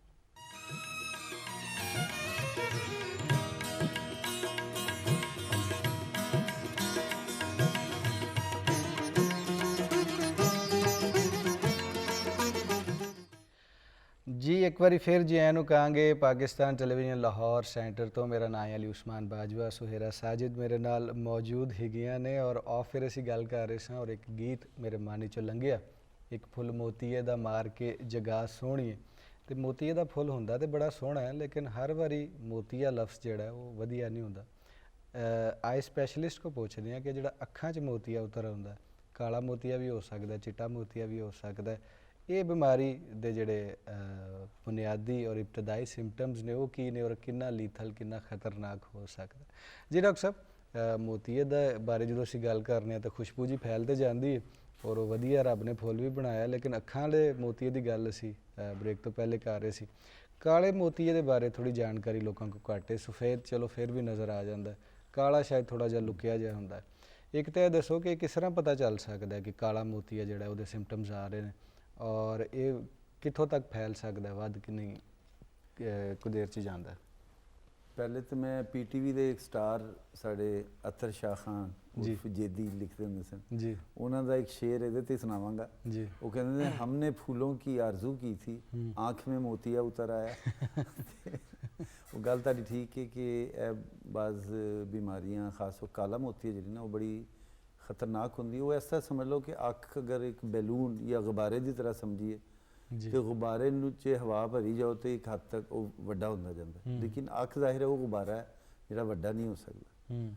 ਤੇ ਇਹਦੇ 'ਚ ਜਦੋਂ ਰੁਕਾਵਟ ਆਉਂਦੀ ਨਾ, ਪਾਣੀ ਪ੍ਰੋਡਿਊਸ ਹੋ ਜਾਂਦਾ ਅੱਖ ਦੇ ਵਿੱਚ ਤੇ ਉਹ ਪਾਣੀ ਦੀ ਡਰੇਨੇਜ ਰੁਕ ਜਾਂਦੀ ਹੈ ਤੇ ਵਿੱਚ ਸਮਝੋ ਬਲੈਡਰ ਜਿਹਾ ਆਖਦਾ ਤੇ ਉਹ ਫੈਲ ਤੇ ਨਹੀਂ ਸਕਦਾ। ਬੱਚਿਆਂ 'ਚ ਫੈਲ ਜਾਂਦਾ। ਉਹ ਬਾਅਦ ਬੱਚੇ ਐਸੇ ਨੇ ਜਿਨ੍ਹਾਂ ਦੀ ਵੱਡੀ ਵੱਡੀ ਅੱਖਾਂ ਹੁੰਦੀਆਂ ਨੇ, ਉਹ ਬੜਾ ਸਮਝਦੇ ਕਿੱਡੀ ਖੂਬਸੂਰਤ ਅੱਖ, ਲੇਕਿਨ ਉਹ ਵਿਚਾਰੇ ਨੂੰ ਬਲਾਈਂਡਨੈਸ ਹੋ ਜਾਂਦੀ ਹੈ, ਪੈਦਾਇਸ਼ੀ ਵੀ ਹੋ ਸਕਦਾ ਹੈ ਕਾਲਾ ਮੋਤੀਆ। ਅੱਛਾ। ਲੇਕਿਨ ਐਡਲਟਸ 'ਚ ਜਦੋਂ ਹੁੰਦਾ ਹੈ ਤੇ ਆਮ ਤੌਰ ਤੇ ਨਾ 40 ਸਾਲ ਦੀ ਉਮਰ ਤੋਂ ਬਾਅਦ ਹੁੰਦਾ ਹੈ। ਇਹਦੇ 'ਚ ਵੀ ਦੋ ਵੈਰਾਈਟੀਆਂ ਨੇ।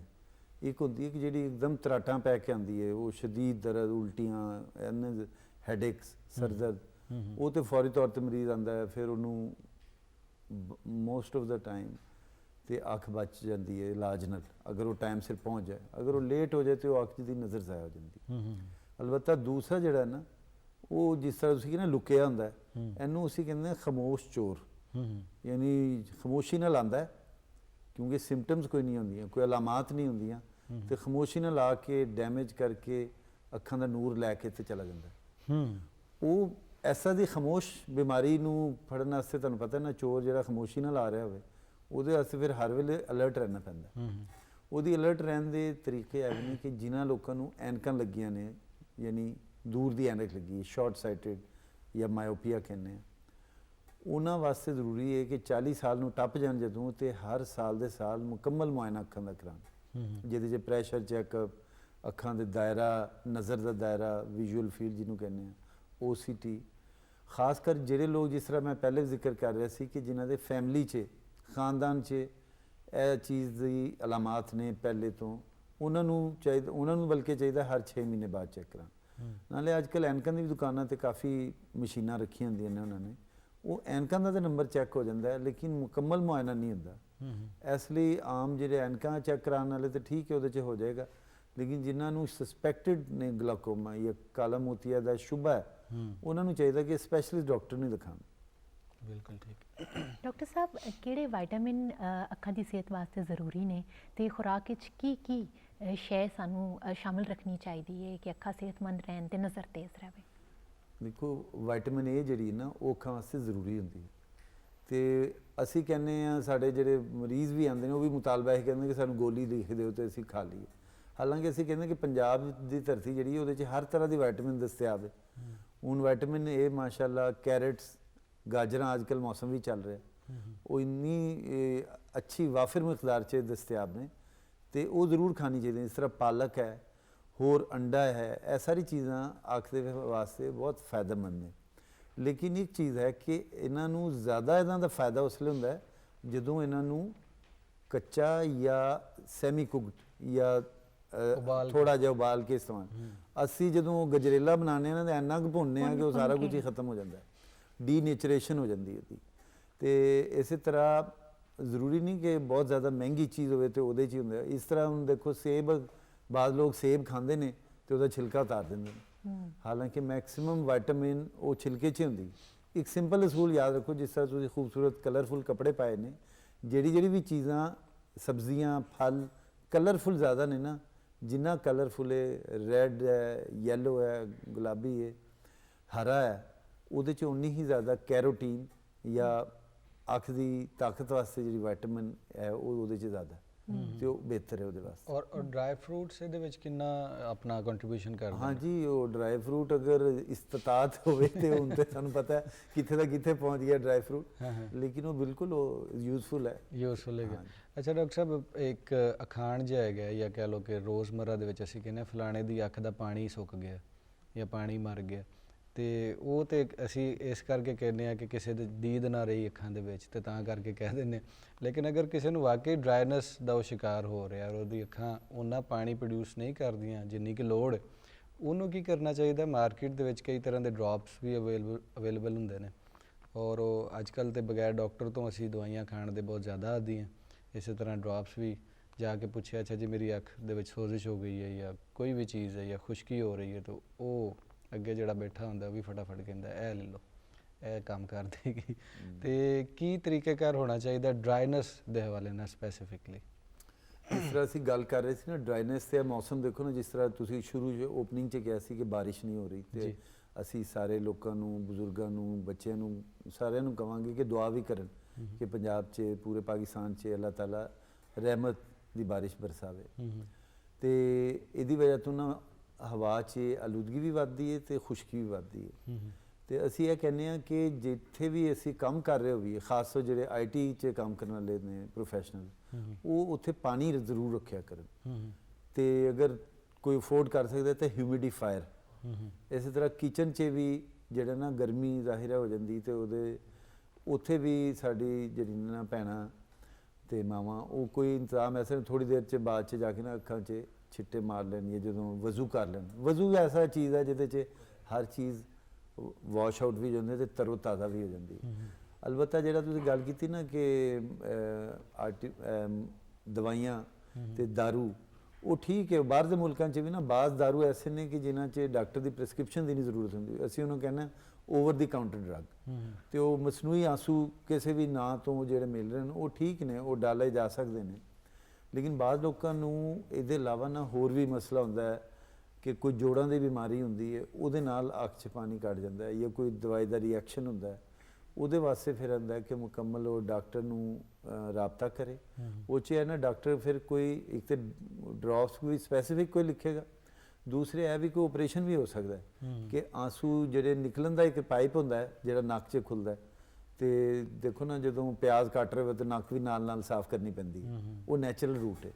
ਤੇ ਬਾਅਦ ਵਾਰੀ ਉਹ ਪਾਈਪ ਨੂੰ ਬਲੌਕ ਕਰਕੇ ਵੀ ਆਂਸੂਆਂ ਦੀ ਮਿਕਦਾਰ ਉਹਦੀ ਕੰਫਰਟ ਦੇ ਮੁਤਾਬਿਕ ਐਡਜਸਟ ਹੋ ਸਕਦੀ ਹੈ। ਬਿਲਕੁਲ ਇਸੇ ਤਰ੍ਹਾਂ ਹੀ ਹੈ। ਔਰ ਅਥਰੂਆਂ ਦੀਆਂ ਗੱਲਾਂ ਥੋੜ੍ਹੀਆਂ ਜਿਹੀਆਂ ਅਸੀਂ ਡੱਕ ਲੈਂਦੇ ਹਾਂ, ਔਰ ਥੋੜ੍ਹੀਆਂ ਹਾਸੇ ਖੇਡੇ ਦੀਆਂ ਗੱਲਾਂ ਅਸੀਂ ਕਰਾਂਗੇ। ਲੇਕਿਨ ਅਗਲੇ ਪ੍ਰੋਗਰਾਮ ਦੇ ਵਿੱਚ ਡਾਕਟਰ ਸਾਹਿਬ ਬਹੁਤ ਮਿਹਰਬਾਨੀ, ਬਹੁਤ ਸ਼ੁਕਰੀਆ ਤੁਸੀਂ ਆਏ, ਥੋੜ੍ਹਾ ਜਿਹਾ ਟਾਈਮ ਕੱਢਿਆ ਔਰ ਸਾਨੂੰ ਬਥੇਰੀ ਜਾਣਕਾਰੀ ਅੱਖਾਂ ਦੇ ਹਵਾਲੇ ਨਾਲ ਸਪੈਸੀਫਿਕਲੀ ਦਿੱਤੀ।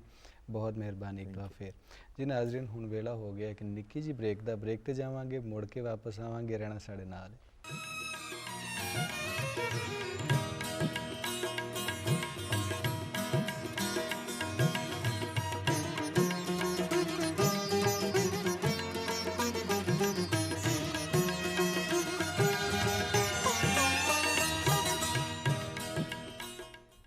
जी मुड़ के वापस आ गए हैं पाकिस्तान टेलीविजन लाहौर सेंटर तो। अली उस्मान बाजवा मेरा नाम है, सुहेरा साजिद मेरे नाल मौजूद ने। और ब्रेक तो पहले गल हो रही सी अखां दीयां बीमारियां दे हवाले नाल और समोग किवें इफेक्ट कर रही है, और इस तो इलावा असीं पानी किवें महफूज कर सकने हैं, और बाकी काफ़ी चीज़ां उहदे हवाले नाल हो रही सन। एक फिर मैनूं गीत याद आ गया सुहेरा, ये धरती मेरा सोना यारो मैं दा सुनियारा। दुनिया ਦੇ ਵਿੱਚ ਦੋ ਰੈਵੋਲੂਸ਼ਨਸ ਆਏ, ਇੱਕ ਗ੍ਰੀਨ ਰੈਵੋਲੂਸ਼ਨ ਮੰਨਿਆ ਜਾਂਦਾ ਹੈ ਔਰ ਇੱਕ ਇੰਡਸਟਰੀਅਲ ਰੈਵੋਲੂਸ਼ਨ ਮੰਨਿਆ ਜਾਂਦਾ ਹੈ। ਪਾਕਿਸਤਾਨ ਚੂँਕਿ ਐਗਰੀਕਲਚਰ ਲੈਂਡ ਬਹੁਤ ਜ਼ਿਆਦਾ ਰੱਖਦਾ ਹੈ, ਸਾਡੀ ਇਕਨੋਮੀ ਵੀ ਇਹਦੇ ਤੇ ਬੇਸ ਕਰਦੀ। ਔਰ ਫਿਰ ਪੰਜਾਬ ਦੀ ਧਰਤੀ ਦੀ ਗੱਲ ਕਰੀਏ ਤੇ ਇਹ ਕਿਸਾਨ ਹੀ ਸਨ ਜਿਨ੍ਹਾਂ ਨੇ ਧਰਤੀ ਦੇ ਉੱਤੋਂ ਸੋਨਾ ਕੱਢਿਆ, ਔਰ ਅੱਜ ਵੀ ਧਰਤੀ ਦੇ ਵਿੱਚੋਂ ਸੋਨਾ ਜਿਹੜਾ ਉਹ ਪੈਦਾ ਹੋ ਰਿਹਾ, ਔਰ ਸਾਡੇ ਟੇਬਲ ਤੇ ਜਿਹੜੀ ਖੁਰਾਕ ਆਉਂਦੀ ਹੈ ਉਹ ਕੁਝ ਐਸੇ ਹੁਨਰਮੰਦ ਔਰ ਜਫਾਕਸ਼ ਲੋਕਾਂ ਦੀ ਬਦੌਲਤ ਹੁੰਦੀ ਹੈ ਕਿ ਜਿਹੜੇ ਅੱਜ ਵੀ ਪੰਜਾਬ ਦੇ ਵਿੱਚ ਆਪਣਾ ਕੰਮ ਕਰ ਰਹੇ ਨੇ। ਲੇਕਿਨ ਜਿੱਥੇ ਸਾਰੀਆਂ ਚੀਜ਼ਾਂ ਇਵੋਲਵ ਹੋਈਆਂ, ਟੈਕਨੋਲੋਜੀ ਆਈ, ਸਾਇੰਸ ਆਈ, ਬੜਾ ਕੁਝ ਆ ਗਿਆ, ਉੱਥੇ ਜਿਹੜੇ ਸਾਡੀ ਵਾਹੀ ਬਾਣੀ ਹੈ ਉਹ ਵੀ ਢੱਗਿਆਂ ਤੋਂ ਛੁੱਟ ਕੇ ਟਰੈਕਟਰ ਤੱਕ ਆਣ ਪਹੁੰਚੀ, ਔਰ ਫਿਰ ਪੈਸਟੀਸਾਈਡਸ ਆ ਗਏ ਔਰ ਕਾफ़ी चीज़ां आ गई ने। इस हवाले नाल साडे स्टूडियो दे विच एक दोस्त मौजूद ने, ताल्लुक इन्हां दा पाकपतन शरीफ तो है, और काश्तकारी जिहड़ी है जिहड़ा कि बहुत पुराना एक साडा काम है पंजाबियां दा, ओह ये जदीद खतूत ना कर रहे ने। ना इन्हां दा आमिर हयात भंडारा साहब, अस्सलाम वालेकुम जी। वालेकुम सलाम। कैसी तबीयत है तुहाडी? अलहमदुलिल्लाह जी, तुसीं सुनाओ। अच्छा, किसी किसान दे नाल गल करके मैनूं तो बहुत वधिया इस करके लगदा है कि जिहड़ा जदीद खतूत दे उत्ते करदा होवे, क्योंकि असीं बड़े ਟਿਪੀਕਲ ਚੀਜ਼ਾਂ ਚਲਾਉਂਦੇ ਰਹਿੰਦੇ ਹਾਂ ਔਰ ਉਹਦੇ ਪਿੱਛੇ ਲੱਗੇ ਰਹਿੰਦੇ, ਔਰ ਕਦੇ ਵੀ ਨਹੀਂ ਸੋਚਦੇ ਕਿ ਇਸ ਤੋਂ ਬਾਹਰ ਦੀ ਵੀ ਕੋਈ ਦੁਨੀਆ ਹੋ ਸਕਦੀ ਹੈ, ਜਾਂ ਇਸ ਤੋਂ ਚੀਜ਼ਾਂ ਨੂੰ ਇਵੋਲਵ ਕਰਕੇ ਵੀ ਕੁਝ ਕੀਤਾ ਜਾ ਸਕਦਾ। ਤੁਹਾਡੇ ਬਾਰੇ 'ਚ ਕਿਵੇਂ ਆਈ ਕਿ ਜਿਹੜੀ ਇਹ ਵਾਰੀ ਐਗਰੀਕਲਚਰ ਹੈ ਜਿਹੜੀ ਕਿ ਟ੍ਰੈਡੀਸ਼ਨਲ ਤੋਂ ਥੋੜ੍ਹੀ ਜਿਹੀ ਮੁਖਤਲਿਫ ਹੈਗੀ ਹੈ, ਉਹ ਕੀਤੀ ਜਾਵੇ ਔਰ ਪ੍ਰੋਫੈਸ਼ਨਲੀ ਕੀਤੀ ਜਾਵੇ? ਵੇਖੋ ਜੀ, ਸਭ ਤੋਂ ਪਹਿਲੇ ਤਾਂ ਬੜਾ ਸ਼ੁਕਰੀਆ ਕਿ ਤੁਸੀਂ ਇੱਕ ਵਾਈਬਾ ਬੰਦੇ ਨੂੰ ਆਪਣੇ ਸਟੂਡੀਓ 'ਚ ਬੁਲਾ ਕੇ ਤੇ ਉਹਦੇ ਨਾਲ ਕੋਈ ਗੱਲਬਾਤ ਕਰਨ ਲੱਗੇ ਹੋ। ਵੇਖੋ, ਸਾਡੇ ਜਿਹੜੀ ਬੁਨਿਆਦਾਂ ਨੇ ਨਾ ਉਹ ਇਨਸਾਨ ਦੀਆਂ ਰੋਟੀ ਦੇ ਨਾਲ ਹੀ ਮੁਨਸਲਿਕ ਨੇ। ਬਿਲਕੁਲ। ਤੁਸੀਂ ਖਾਸ ਤੌਰ 'ਤੇ ਇਸ ਮੂਜ਼ੀ ਮਰਜ਼ ਨੇ ਤੇ ਤੁਹਾਨੂੰ ਆ ਕੇ ਦੱਸ ਦਿੱਤਾ ਹੋਇਆ ਕਿ ਤੁਸੀਂ ਕੱਪੜੇ ਤੋਂ ਬਗੈਰ ਰਹਿ ਲਓਗੇ, ਬਾਹਰ ਘੁੰਮਣ ਫਿਰਨ ਤੋਂ ਰਹਿ ਲਓਗੇ, ਲੇਕਿਨ ਰੋਟੀ ਟੁੱਕਰ ਤੋਂ ਬਗੈਰ ਨਹੀਂ ਰਹੋਗੇ। ਉਹ ਬਾਬਾ ਫਰੀਦ ਦਾ ਇੱਕ ਸ਼ੇਰ ਵੀ ਹੈ ਨਾ ਕਿ 5 ਰੁਕਨ ਇਸਲਾਮ ਦੇ 6ਵਾਂ ਫਰੀਦ ਦਾ ਟੁੱਕ, ਜੇ ਮੁੱਕ ਜੇ 6ਵਾਂ ਤੇ ਜੇ ਨਾ ਲੱਭੇ 6ਵਾਂ ਤੇ 5 ਜਾਂਦੇ ਮੁੱਕ। ਤੇ ਰੋਟੀ ਹੋਏਗੀ, ਕੁਝ ਤੁਹਾਡੇ ਢਿੱਡ 'ਚ ਜਾਏਗਾ, ਕੋਈ એનર્ਜੀ ਬਣੇਗੀ ਤੇ ਤੁਸੀਂ ਕੰਮ ਕਰੋਗੇ ਜੀ। ਸਾਡੇ ਵਡਕੇ ਵੀ ਵਾਈ ਸਨ, ਅਸੀਂ ਵੀ। ਮੈਂ ਜਦੋਂ ਪੜ੍ਹ ਰਿਹਾ ਸੀ ਉਸ ਤੋਂ ਬਾਅਦ ਫਿਰ ਕੁਝ ਮੇਰੀ ਤਾਲੀਮ ਵੀ ਉਹਦੇ ਨਾਲ ਮੁਨਸਲਿਕ ਬਾਅਦ ਵਿੱਚ ਹੋ ਗਈ। ਪੂਰੀ ਤਾਂ ਜ਼ਰਾਈ ਤਾਲੀਮ ਨਹੀਂ ਕਹਿ ਸਕਦੇ, ਲੇਕਿਨ ਕੁਝ ਥੋੜਾ ਬਹੁਤ ਮੈਂ ਆਸਟ੍ਰੇਲੀਆ ਤੋਂ ਪੜ੍ਹਿਆ, ਕੁਝ ਫਿਰ ਮੌਸਮੀਆਤੀ ਤਗਯੁਰ ਜਿਹੜਾ ਤੁਸੀਂ ਕਲਾਈਮੇਟ ਚੇਂਜ ਦੀ ਗੱਲ ਕਰਦੇ ਹੋ, ਇਹਦੇ ਵਿੱਚ ਮੇਰੀ ਇੱਕ ਫੈਲੋਸ਼ਿਪ ਸੀ। ਤੇ ਮੈਨੂੰ ਅਖੀਰ ਆਣ ਕੇ ਲੱਗਿਆ ਕਿ ਯਾਰ ਸਭ ਕੁਝ ਹੋ ਸਕਦਾ ਹੈ, ਲੇਕਿਨ ਜ਼ਰਾਅਤ ਤੋਂ ਬਗੈਰ ਕੁਝ ਨਹੀਂ ਚੱਲਣਾ। ਤੁਹਾਡੇ ਕੋਲ ਰੋਟੀ ਨਹੀਂ ਹੈ, ਤੁਸੀਂ ਬਹੁਤ ਵੱਡੀਆਂ ਜਿਵੇਂ ਤੁਸੀਂ ਅੱਗੇ ਫਰਮਾ ਰਹੇ ਸੋ ਕਿ ਇੰਡਸਟਰੀਅਲ ਰੈਵੋਲੂਸ਼ਨ ਆਇਆ, ਹੁਣ ਤੁਸੀਂ ਆਈਟੀ ਰੈਵੋਲੂਸ਼ਨ ਔਰ AI ਜਿਹੜੀ ਆਰਟੀਫੀਸ਼ੀਅਲ ਇੰਟੈਲੀਜੈਂਸ ਹੈ ਉਸ ਦੌਰ 'ਚ ਹੋ, ਲੇਕਿਨ ਤੁਸੀਂ ਇਹ ਸਭ ਕੁਝ ਉਦੋਂ ਤੱਕ ਨਹੀਂ ਕਰ ਸਕਦੇ ਜਦੋਂ ਤੱਕ ਤੁਹਾਡੇ ਢਿੱਡ 'ਚ ਰੋਟੀ ਨਹੀਂ ਆਏਗੀ। ਬਿਲਕੁਲ ਰੋਟੀ ਹੋਏਗੀ ਤੇ ਤੁਸੀਂ ਲੈਬੋਰਟਰੀ 'ਚ ਕੰਮ ਕਰੋਗੇ, ਜਾ ਕੇ ਕੋਈ ਕੰਪਿਊਟਰ ਚਿਪਸ ਬਣਾ ਲਓਗੇ, ਕੋਈ ਕੰਪਿਊਟਰ ਬਣਾ ਲਓਗੇ। ਤੇ ਮੇਰਾ ਇਹ ਖਿਆਲ ਸੀ ਕਿ ਉਹ ਪੇਸ਼ਾ ਫੜਨਾ ਚਾਹੀਦਾ ਹੈ ਜਿਹੜਾ ਕਿ ਸਾਡੇ ਵਾਸਤੇ ਵੀ ਬਿਹਤਰ ਹੋਏ ਔਰ ਆਵਾਮ ਦੀ ਵੀ ਖਿਦਮਤ ਹੋਏ ਔਰ ਨੇਚਰ ਦੀ ਵੀ ਖਿਦਮਤ। ਯਾਨੀ ਆਲੂ ਦੇ ਚਿਪਸ ਖਾਓਗੇ ਤਾਂ ਕੰਪਿਊਟਰ ਚਿਪਸ ਬਣਾਓਗੇ। ਬਿਲਕੁਲ ਅਦਰਵਾਈਜ਼ ਕੁਝ ਨਹੀਂ, ਇਸ ਤੋਂ ਬਗੈਰ ਗੁਜ਼ਾਰਾ ਕੋਈ ਨਹੀਂ। ਬਿਲਕੁਲ ਇਸੇ ਤਰ੍ਹਾਂ। ਕਿਹੜੀ ਜਦੀਦ ਟੈਕਨੋਲੋਜੀ ਹੈ ਜਿਹਦਾ ਤੁਸੀਂ ਇਸਤੇਮਾਲ ਕਰ ਰਹੇ ਹੋ ਕਾਸ਼ਤਕਾਰੀ ਵਿੱਚ? ਦੇਖੋ ਜੀ, ਜਿਵੇਂ ਅੱਗੇ ਬਾਜਵਾ ਸਾਹਿਬ ਨੇ ਆਪਣੀ ਗੱਲ ਵਿੱਚ ਕਿਹਾ ਕਿ ਅਸੀਂ ਢੱਗਿਆਂ ਬਲਦਾਂ ਤੋਂ ਟਰੈਕਟਰ ਤੇ ਪਹੁੰਚ ਗਏ, ਲੇਕਿਨ ਟਰੈਕਟਰ ਤੋਂ ਬਾਅਦ ਅਸੀਂ ਰੁਕ ਗਏ। ਅਸੀਂ ਖਾਦਾਂ ਸਪਰੇਆਂ ਵੱਲ ਤਾਂ ਟੁਰ ਪਏ, ਲੇਕਿਨ ਅਸੀਂ ਦੁਨੀਆ ਤਰ੍ਹਾਂ ਜਦੀਦ ਨਾ ਹੋਏ। ਅਸੀਂ ਨਾ ਤੇ ਹਲ ਚੰਗੇ ਉਸ ਲੈਵਲ ਤੇ ਬਣਾ ਸਕੇ, ਨਾ ਅਸੀਂ ਟੈਕਨੋਲੋਜੀ ਨੂੰ ਵਿੱਚ ਇਨਵੋਲਵ ਕਰ ਸਕੇ। ਅਸੀਂ ਉਹ ਸਨ 60 ਚ ਆਇਆ ਸੀ ਟਰੈਕਟਰ, ਉਹ ਅੱਜ ਵੀ ਉਹੀ ਮਾਡਲ ਟਰੈਕਟਰ ਦੇ ਚੱਲ ਰਹੇ ਨੇ। ਦੁਨੀਆ ਤੁਹਾਡੀ ਟੈਬਲੇਟਸ ਤੇ ਮੋਬਾਈਲ ਫੋਨ ਦੇ ਜ਼ਰੀਏ ਸੈਂਸਸ ਦੇ ਉੱਪਰ ਆ ਗਈ ਹੈ। ਮੈਂ ਸੋਚਿਆ ਕਿ ਕੀ ਐਸਾ ਕੀਤਾ ਜਾ ਸਕਦਾ ਹੈ ਜਿਹਦੇ ਨਾਲ ਅਸੀਂ ਜਿੱਦਤ ਵੱਲ ਟੁਰ ਪਈਏ। ਸਾਡੇ ਕੋਲ ਸਭ ਤੋਂ ਇਸ ਟਾਈਮ ਜਿਹੜੀ ਲੇਟੈਸਟ ਟੈਕਨੋਲੋਜੀ ਹੈ ਉਹ ਟਰੈਕਟਰ ਦੇ ਨਾਲ ਜਾਂ ਮਹਿਕਮਾ ਮੌਸਮੀਆਤ ਦੀ ਵੈਬਸਾਈਟ ਹੈ, ਤੁਸੀਂ ਇੰਟਰਨੈਟ ਤੋਂ ਕਰ ਲਓ। ਡ੍ਰਿਪ ਇਰੀਗੇਸ਼ਨ ਆ ਗਈ, ਉਹ ਵੀ ਕਰਕੇ ਵੇਖਿਆ, ਉਹਦੇ ਨਾਲ ਬਹੁਤ ਫਾਇਦਾ ਹੈ, ਪਾਣੀ ਦੀ ਬਚਤ ਆ ਜਾਂਦੀ ਹੈ, ਖਾਦ ਸਪਰੇ ਦੀ ਬਚਤ ਆ ਜਾਂਦੀ ਹੈ। ਲੇਕਿਨ ਤੁਸੀਂ ਦੁਨੀਆ ਨਾਲ ਕੰਪੀਟ ਨਹੀਂ ਹਾਲੀ ਕਰ ਸਕ ਰਹੇ। ਮੈਂ ਤੇ ਮੇਰੇ ਇੱਕ ਦੋਸਤ, ਉਹ ਵੀ ਬਾਜਵਾ ਫੈਮਿਲੀ ਦੇ ਨੇ, ਫਾਦ ਬਾਜਵਾ, ਅਸੀਂ ਮਿਲ ਕੇ ਇੱਕ ਪ੍ਰੋਜੈਕਟ ਕੀਤਾ ਜਿਹਦੇ 'ਚ ਸਾਨੂੰ ਇੰਟਰਨੈਟ ਸੁਸਾਇਟੀ ਇੱਕ ਆਰਗੇਨਾਈਜੇਸ਼ਨ ਹੈ ਬੈਨ ਅਲ-ਅਕਵਾਮੀ, ਉਹਨੇ ਸਪੋਰਟ ਕੀਤਾ ਸੀ। ਇੱਕ ਡਿਜੀਟਲ ਡੇਰਾ ਬਣਾ ਦਿੱਤਾ ਪਾਕਪਤਨ ਵਿੱਚ। ਡਿਜੀਟਲ ਡੇਰਾ ਇੱਕ ਫਿਜ਼ੀਕਲ ਸਪੇਸ ਕਹਿ ਲਓ, ਇੱਕ ਡੇਰਾ ਜਿਵੇਂ ਆਪਣੀ ਪੰਜਾਬ ਦੀ ਰੀਤ ਹੈ, ਉੱਥੇ ਹੀ ਅਸੀਂ ਕੰਪਿਊਟਰਸ ਵੀ ਰੱਖਤੇ, ਟੈਬਲੇਟ ਵੀ ਰੱਖਤੇ, ਔਰ ਸਭ ਤੋਂ ਵੱਡੀ ਗੱਲ ਹੈ ਉੱਥੇ ਹਾਈ ਸਪੀਡ ਇੰਟਰਨੈਟ ਦੇ ਦਿੱਤਾ। ਹੁਣ ਜਦੋਂ ਇੰਟਰਨੈਟ ਆਇਆ ਤਾਂ ਕੱਲਾ ਮੇਰੇ ਫਾਇਦਾਮੰਦ ਨਹੀਂ ਆ, ਮੈਂ ਉਹਦੇ ਤੋਂ ਕੱਲਾ ਮੈਂ ਸੁੱਖ ਨਹੀਂ ਪਾਲ ਰਿਹਾ। ਉਸ ਇਲਾਕੇ ਦੇ ਪੂਰੇ ਲੋਕਾਂ ਦੇ, ਕਿਸਾਨਾਂ ਦੇ, ਵਾਹ ਬੰਦਿਆਂ ਦੇ ਲੇਖ ਵੀ ਬਦਲ ਰਹੇ ਨੇ। ਹੁਣ ਦੇਖੋ, ਜਦੋਂ ਤੁਹਾਡੇ ਕੋਲ ਕੋਈ ਟੈਕਨੋਲੋਜੀ ਆ ਜਾਏ, ਤੁਹਾਡੇ ਹੱਥ 'ਚ ਕੋਈ ਸ਼ੈ ਹੋਏ, ਤੁਹਾਨੂੰ ਪਤਾ ਹੋਏ ਵੀ ਪਾਣੀ ਮੇਰੀ ਫਸਲ ਕਦੋਂ ਮੰਗ ਰਹੀ ਹੈ, ਅਸੀਂ ਫਿਲਹਾਲ ਤੇ ਉਂਗਲ ਮਿੱਟੀ 'ਚ ਮਾਰ ਕੇ ਵੇਖ ਲੈਂਦੇ ਨਾ ਵੀ ਕਿੰਨਾ ਕੁ ਬੱਤਰ ਹੈਗਾ। ਜਦੋਂ ਸਾਡੇ ਕੋਲ ਜਦੀਦ ਸੈਂਸਸ ਮੌਜੂਦ ਹੋਣਗੇ, ਸਾਡੇ ਕੋਲ ਵੈਬਸਾਈਟਸ ਅਵੇਲੇਬਲ ਹੋਣਗੀਆਂ, ਸਾਡੇ ਕੋਲ ਸਭ ਤੋਂ ਵੱਡੀ ਗੱਲ ਹੈ ਡਾਟਾ ਮੌਜੂਦ ਹੋਏਗਾ, ਤੇ ਅਸੀਂ ਇਸ ਕਾਬਿਲ ਹੋ ਜਾਵਾਂਗੇ ਕਿ ਕਿਹੜਾ ਟਾਈਮ ਤੇ ਕੀ ਫਸਲ ਨੂੰ ਅਸੀਂ ਕਰਕੇ ਤੇ ਬਹੁਤ ਬਿਹਤਰ ਹੱਦ ਤੱਕ ਪੈਦਾਵਾਰ ਲੈ ਸਕਨੇ ਆ। ਅਸੀਂ ਫਿਲਹਾਲ ਜਿਹੜੀਆਂ ਬਾਕੀ ਟੈਕਨੋਲੋਜੀਜ਼ ਅਵੇਲੇਬਲ ਨੇ, ਡ੍ਰਿਪ ਹੈ ਜਾਂ ਸਪ੍ਰਿੰਕਲਰ ਹੈ ਜਾਂ ਆਪਣਾ ਟਰੈਕਟਰ ਦੇ ਨਾਲ ਲੇਜ਼ਰ ਲੈਵਲਰ ਹੈ, ਉਸ ਦੇ ਨਾਲ ਅਸੀਂ ਨਾ ਸਿਰਫ ਮੈਂ ਬਲਕਿ ਜਿਹੜੇ ਸਾਡੇ ਇਲਾਕੇ ਦੇ ਕਿਸਾਨ ਨੇ ਉਹ ਵੀ ਇਸ ਤੋਂ ਫਾਇਦਾ ਉਠਾ ਰਹੇ ਨੇ। ਤਾਂ ਫਿਲਹਾਲ ਅਸੀਂ ਇੱਥੇ ਤੱਕ ਪਹੁੰਚ ਗਏ ਹਾਂ ਕਿ 60 ਸਾਲ ਦਾ ਅਸੀਂ ਜਿਹੜਾ ਗੈਪ ਹੈ ਉਹ ਕੋਸ਼ਿਸ਼ ਕਰ ਰਹੇ ਹਾਂ ਕਿ ਜਲਦੀ ਕਵਰ ਹੋ ਜਾਏ। ਔਖੀ ਗੱਲ ਹੈ ਲੇਕਿਨ ਕਰਨਾ ਪੈਣਾ। ਬਿਲਕੁਲ ਇਸੇ ਤਰ੍ਹਾਂ। ਅੱਛਾ ਭੰਡਾਰਾ ਸਾਹਿਬ, ਬਾਕੀ ਗੱਲਾਂ ਅਸੀਂ ਬਾਅਦ 'ਚ ਕਰਾਂਗੇ। ਪਹਿਲੇ ਤਾਂ ਮੈਨੂੰ ਇਹ ਦੱਸੋ ਕਿ ਜਿਵੇਂ ਤੁਸੀਂ ਫਰਟੀਲਾਈਜ਼ਰਸ ਦਾ ਜ਼ਿਕਰ ਕੀਤਾ ਔਰ ਮੈਸ ਪ੍ਰੋਡਕਸ਼ਨ ਵਾਸਤੇ ਉਹਦੀ ਲੋੜ ਵੀ ਬੜੀ ਪੈਂਦੀ ਹੈ ਔਰ ਕੀੜਿਆਂ ਨੂੰ ਮਾਰਨ ਵਾਸਤੇ ਦਵਾਈ ਵੀ ਚਾਹੀਦੀ ਹੈ, ਲੇਕਿਨ ਦੁਨੀਆ ਘੁੰਮ ਕੇ ਫਿਰ ਹੁਣ ਆਰਗੈਨਿਕ ਵੱਲ ਵੱਧ ਰਹੀ ਹੈ ਔਰ ਉਹ ਲੋਕੀ ਸਮਝ ਰਹੇ ਨੇ ਕਿ ਸਾਡੀਆਂ ਸਬਜ਼ੀਆਂ, ਫਲ, ਫਸਲਾਂ, ਹਰ ਚੀਜ਼ ਦੇ ਵਿੱਚ ਜ਼ਹਿਰ ਕਿਵੇਂ ਘੁਲ ਜਾਂਦਾ ਇਹਨਾਂ ਚੀਜ਼ਾਂ ਦੇ ਇਸਤੇਮਾਲ ਨਾਲ। ਦੂਜਾ ਇਹ ਕਿ ਧਰਤ ਦਾ ਸਾਹ ਨਹੀਂ ਅਸੀਂ ਉਹਨੂੰ ਲੈਣ ਹੀ ਨਹੀਂ ਦੇ ਰਹੇ, ਉਹਨੂੰ ਬਾਰ-ਬਾਰ ਵਾਹੁੰਦੇ ਹਾਂ ਔਰ ਮਤਲਬ 24 ਘੰਟੇ ਉਹ ਚੱਲਦੀ ਰਹਿੰਦੀ, ਇੱਕ ਤਰ੍ਹਾਂ ਆਪਣੇ ਕੰਮ ਤੇ ਲੱਗੀ ਰਹਿੰਦੀ। ਤੁਹਾਡੇ ਕੋਲ ਐਸੀ ਕਿਹੜੀ ਟੈਕਨੀਕ ਹੈ ਕਿ ਜਿਹਦੇ ਨਾਲ ਧਰਤੀ ਜਿਹੜੀ ਹੈ ਉਹਦੀ ਕੁਆਲਿਟੀ ਜਿਹੜੀ ਹੈ ਸੋਇਲ ਦੀ ਉਹ ਵੀ ਬਚੀ ਰਵੇ ਔਰ ਥੋੜਾ ਜਿਹਾ ਜ਼ਹਿਰ ਤੋਂ ਅਸੀਂ ਦੂਰ ਜਾਈਏ ਔਰ ਥੋੜੇ ਆਰਗੈਨਿਕ ਹੋ ਜਾਈਏ ਇੱਕ ਵਾਰੀ ਫੇਰ? ਵੇਖੋ ਜੀ, ਇਹ ਜਿਹੜਾ ਇੱਕ ਖੇਤ ਦਾ ਜਾਂ ਇੱਕ ਕਿੱਲੇ ਦਾ ਜਾਂ ਉਸ ਲੈਵਲ ਦਾ ਕੰਮ ਨਹੀਂ ਜੇ, ਇਹ ਕੰਮ ਜੇ ਮੁਲਕ ਦਾ, ਸਰਕਾਰ ਦਾ, ਉਸ ਲੈਵਲ ਦਾ। ਅਸੀਂ ਤੁਸੀਂ ਵੇਖ ਲਓ ਪਿਛਲੇ ਸਾਲਾਂ ਦੇ ਵਿੱਚ ਅਸੀਂ ਆਦੀ ਜ਼ਮੀਨ ਨੂੰ ਇੰਨਾ ਕੁ ਆਦੀ ਕਰ ਦਿੱਤਾ। ਜਿਵੇਂ ਤੁਸੀਂ ਡਾਕਟਰ ਕੋਲ ਜਾਂਦੇ ਹੋ ਤੇ ਸ਼ੂਗਰ ਦੇ, ਡਾਇਬਟੀਜ਼ ਦੇ ਪੇਸ਼ੈਂਟ ਦੀ ਲਾ ਲਓ ਕਿ ਉਹ ਇਨਸੂਲਿਨ ਲੱਗੇਗੀ ਤਾਂ ਰਹੇਗਾ, ਨਾ ਲੱਗੇਗੀ ਤਾਂ ਨਹੀਂ ਰਹੇਗਾ। ਅਸੀਂ ਆਦੀਆਂ ਫਸਲਾਂ ਨੂੰ ਇੰਨਾ ਕੁ ਆਦੀ ਕਰ ਦਿੱਤਾ ਹੋਇਆ ਹੈ ਕਿ ਹੁਣ ਅਸੀਂ ਇਹ ਜਿਹੜਾ ਤੁਸੀਂ ਪਿਛਲੇ ਦਿਨਾਂ ਵੇਖ ਵੀ ਰਹੇ ਹੋ, ਖਾਦ ਦਾ ਇੱਕ ਸ਼ਾਰਟੇਜ ਦਾ ਬੁਹਰਾਨ ਪੂਰੀ ਦੁਨੀਆ 'ਚ ਆਇਆ, ਉਹਦੇ ਵਿੱਚ ਅਸੀਂ ਵੀ ਰਗੜੇ ਗਏ, ਛੋਟੇ ਮੁਲਕ ਜਿਹੜੇ ਦੁਨੀਆ 'ਚ ਹੈਗੇ ਸੀ। ਇਹਦਾ ਹੱਲ ਕੀ ਹੈ? ਹੱਲ ਇਹਦਾ ਗ੍ਰੈਜੂਅਲੀ ਹੋਣਾ ਹੈ। ਹੁਣ ਤੁਹਾਡੀ ਆਬਾਦੀ ਇੰਨੀ ਕੁ ਵੱਧ ਚੁੱਕੀ ਹੋਈ ਹੈ ਕਿ ਤੁਸੀਂ ਆਰਗੈਨਿਕ ਅਗਰ ਤੁਸੀਂ ਹੁਣ ਜਾਂਦੇ ਹੋ ਆਰਗੈਨਿਕ ਮਗਰ ਤੇ ਪਹਿਲੇ ਸਾਲ ਵਿੱਚ ਤੇ ਤੁਹਾਨੂੰ ਕੁਝ ਨਹੀਂ ਲੱਭਣਾ। ਉਹ ਤੁਸੀਂ ਪਹਿਲੇ ਸਾਲ ਉਹਦੀ ਪੈਦਾਵਾਰ ਘਟ ਜਾਏਗੀ ਕਿਉਂਕਿ ਇੱਕ ਤੁਸੀਂ ਇੱਕ ਫਸਲ ਨੂੰ ਜਾਂ ਇੱਕ ਖੇਤ ਨੂੰ ਤੁਸੀਂ ਉਹਦੀ ਨਾਰਮਲ ਜਿਹੜੀ ਗ਼ਜ਼ਾ ਹੈ, ਇੱਕ ਪਰਾਠੇ ਖਾਣ ਵਾਲੇ ਬੰਦੇ ਨੂੰ ਤੁਸੀਂ ਜੋ ਡਬਲ ਰੋਟੀ ਤੇ ਲਾਓਗੇ ਤੇ ਫਿਰ ਕੰਮ ਥੋੜਾ ਜਿਹਾ ਸਲੋ ਹੋ ਜਾਏਗਾ। ਲੇਕਿਨ ਹੋ ਸਕਦਾ ਹੈ ਤੁਹਾਨੂੰ ਸਭ ਤੋਂ ਪਹਿਲੇ ਤੇ ਅਵੇਅਰਨੈਸ ਦੇਣ ਦੀ, ਫਾਰਮਰਸ ਨੂੰ, ਕਿਸਾਨਾਂ ਨੂੰ ਦੱਸਣ ਦੀ ਲੋੜ ਹੈ ਕਿ ਆਦੀ ਜ਼ਮੀਨ ਦਾ ਮੁਆਇਨਾ ਕਰਾਉਣ ਵੀ ਕਿਹੜੀ ਅਸੀਂ ਅੰਨ੍ਹੇਵਾਹ ਹੀ ਖਾਦਾਂ ਪਾਈ ਜਾ ਰਹੇ ਹਾਂ। ਕੋਈ ਸਾਡੇ ਬਜ਼ੁਰਗ ਨੇ ਅਗਰ 2 ਬੋਰੀਆਂ ਫਾਸਫੋਰਸ ਦੀਆਂ ਪਾਈਆਂ ਸਨ ਤੇ ਅਸੀਂ ਵੀ ਹੁਣ ਫਾਸਫੋਰਸ 2 ਬੋਰੀਆਂ ਹੀ ਪਾਣੀਆਂ। ਇਹ ਨਹੀਂ ਵੇਖਣਾ ਕਿ ਜ਼ਮੀਨ ਦੀ ਮਿੱਟੀ ਜਿਹੜੀ ਹੈ ਉਹਨੂੰ ਵਾਕਈ ਫਾਸਫੋਰਸ ਚਾਹੀਦੀ ਵੀ ਹੈ ਜਾਂ ਨਹੀਂ। ਅਸੀਂ ਫਿਲਹਾਲ ਤੇ ਇਮੀਡੀਏਟਲੀ ਜਿਹੜਾ ਫੌਰੀ ਤੌਰ ਤੇ ਕਰ ਸਕਦੇ ਹਾਂ ਉਹ ਇਹ ਕਰ ਸਕਦੇ ਹਾਂ ਕਿ ਉਹਦਾ ਮੁਆਇਨਾ ਕਰਕੇ ਸੋਇਲ ਟੈਸਟਿੰਗ ਕਰਾ ਕੇ ਉਸ ਦੇ ਮੁਤਾਬਿਕ ਕਿਸਾਨ ਨੂੰ ਇਹ ਆਗਾਹ ਕਰੀਏ ਕਿ ਯਾਰ ਤੇਰੀ ਖੇਤ ਨੂੰ ਇਹਦੀ ਲੋੜ ਹੈ, ਇਹਦੀ ਲੋੜ ਨਹੀਂ ਹੈ। ਉਸ ਦੇ ਨਾਲ ਆਹਿਸਤਾ ਆਹਿਸਤਾ ਵੱਧ ਕੇ ਅਸੀਂ ਆਰਗੈਨਿਕ ਵੱਲ ਸਾਨੂੰ ਜਾਣਾ ਪੈਣਾ ਹੈ ਕਿਉਂਕਿ ਜੋ ਹਿਸਾਬ ਸਾਡੀਆਂ ਦਵਾਈਆਂ ਦਾ, ਬਿਮਾਰੀਆਂ ਦਾ ਔਰ ਮਹਿੰਗਾਈ ਦੇ ਵਿੱਚ ਹੋ ਚੁੱਕਿਆ ਹੋਇਆ ਹੈ, ਹੋ ਸਕਦਾ ਹੈ ਆਉਣ ਵਾਲੇ ਵਕਤਾਂ 'ਚ ਤੁਹਾਡੇ ਬੱਚਿਆਂ ਨੂੰ ਖੁਰਾਕ ਹੀ ਨਾ ਲੱਭੇ। ਤੇ ਇਹ ਇਸ ਕਰਕੇ ਸਾਨੂੰ ਸਭ ਤੋਂ ਪਹਿਲੇ ਤੇ ਸੋਇਲ ਟੈਸਟਿੰਗ ਦੀ ਲੋੜ ਹੈ ਔਰ ਬਹੁਤ ਵੱਡੇ ਲੈਵਲ ਤੇ ਲੋੜ ਹੈ। ਮਤਲਬ ਕੇਪੀ ਤੋਂ ਲੈ ਕੇ ਵੇਖੋ ਤੁਹਾਨੂੰ ਅੱਲਾਹ ਤਾਲਾ ਨੇ, ਤੁਸੀਂ ਜਿਸ ਖਿੱਤੇ 'ਚ ਬੈਠੇ ਹੋ ਪਾਕਿਸਤਾਨ ਵਿੱਚ, ਇਹ ਸ਼ਾਇਦ ਮੈਂ ਜਿੱਥੇ ਵੀ ਗਿਆ, ਅਮਰੀਕਾ, ਆਸਟ੍ਰੇਲੀਆ, ਯੂਰਪ, ਜਿਹੜੇ ਵੀ ਤੁਹਾਡਾ ਵੀ ਤਜਰਬਾ ਹੋਏਗਾ, ਚਾਰੇ ਮੌਸਮ ਇੱਕ ਜਗ੍ਹਾ ਤੇ ਨਹੀਂ ਲੱਭਦੇ ਜੀ।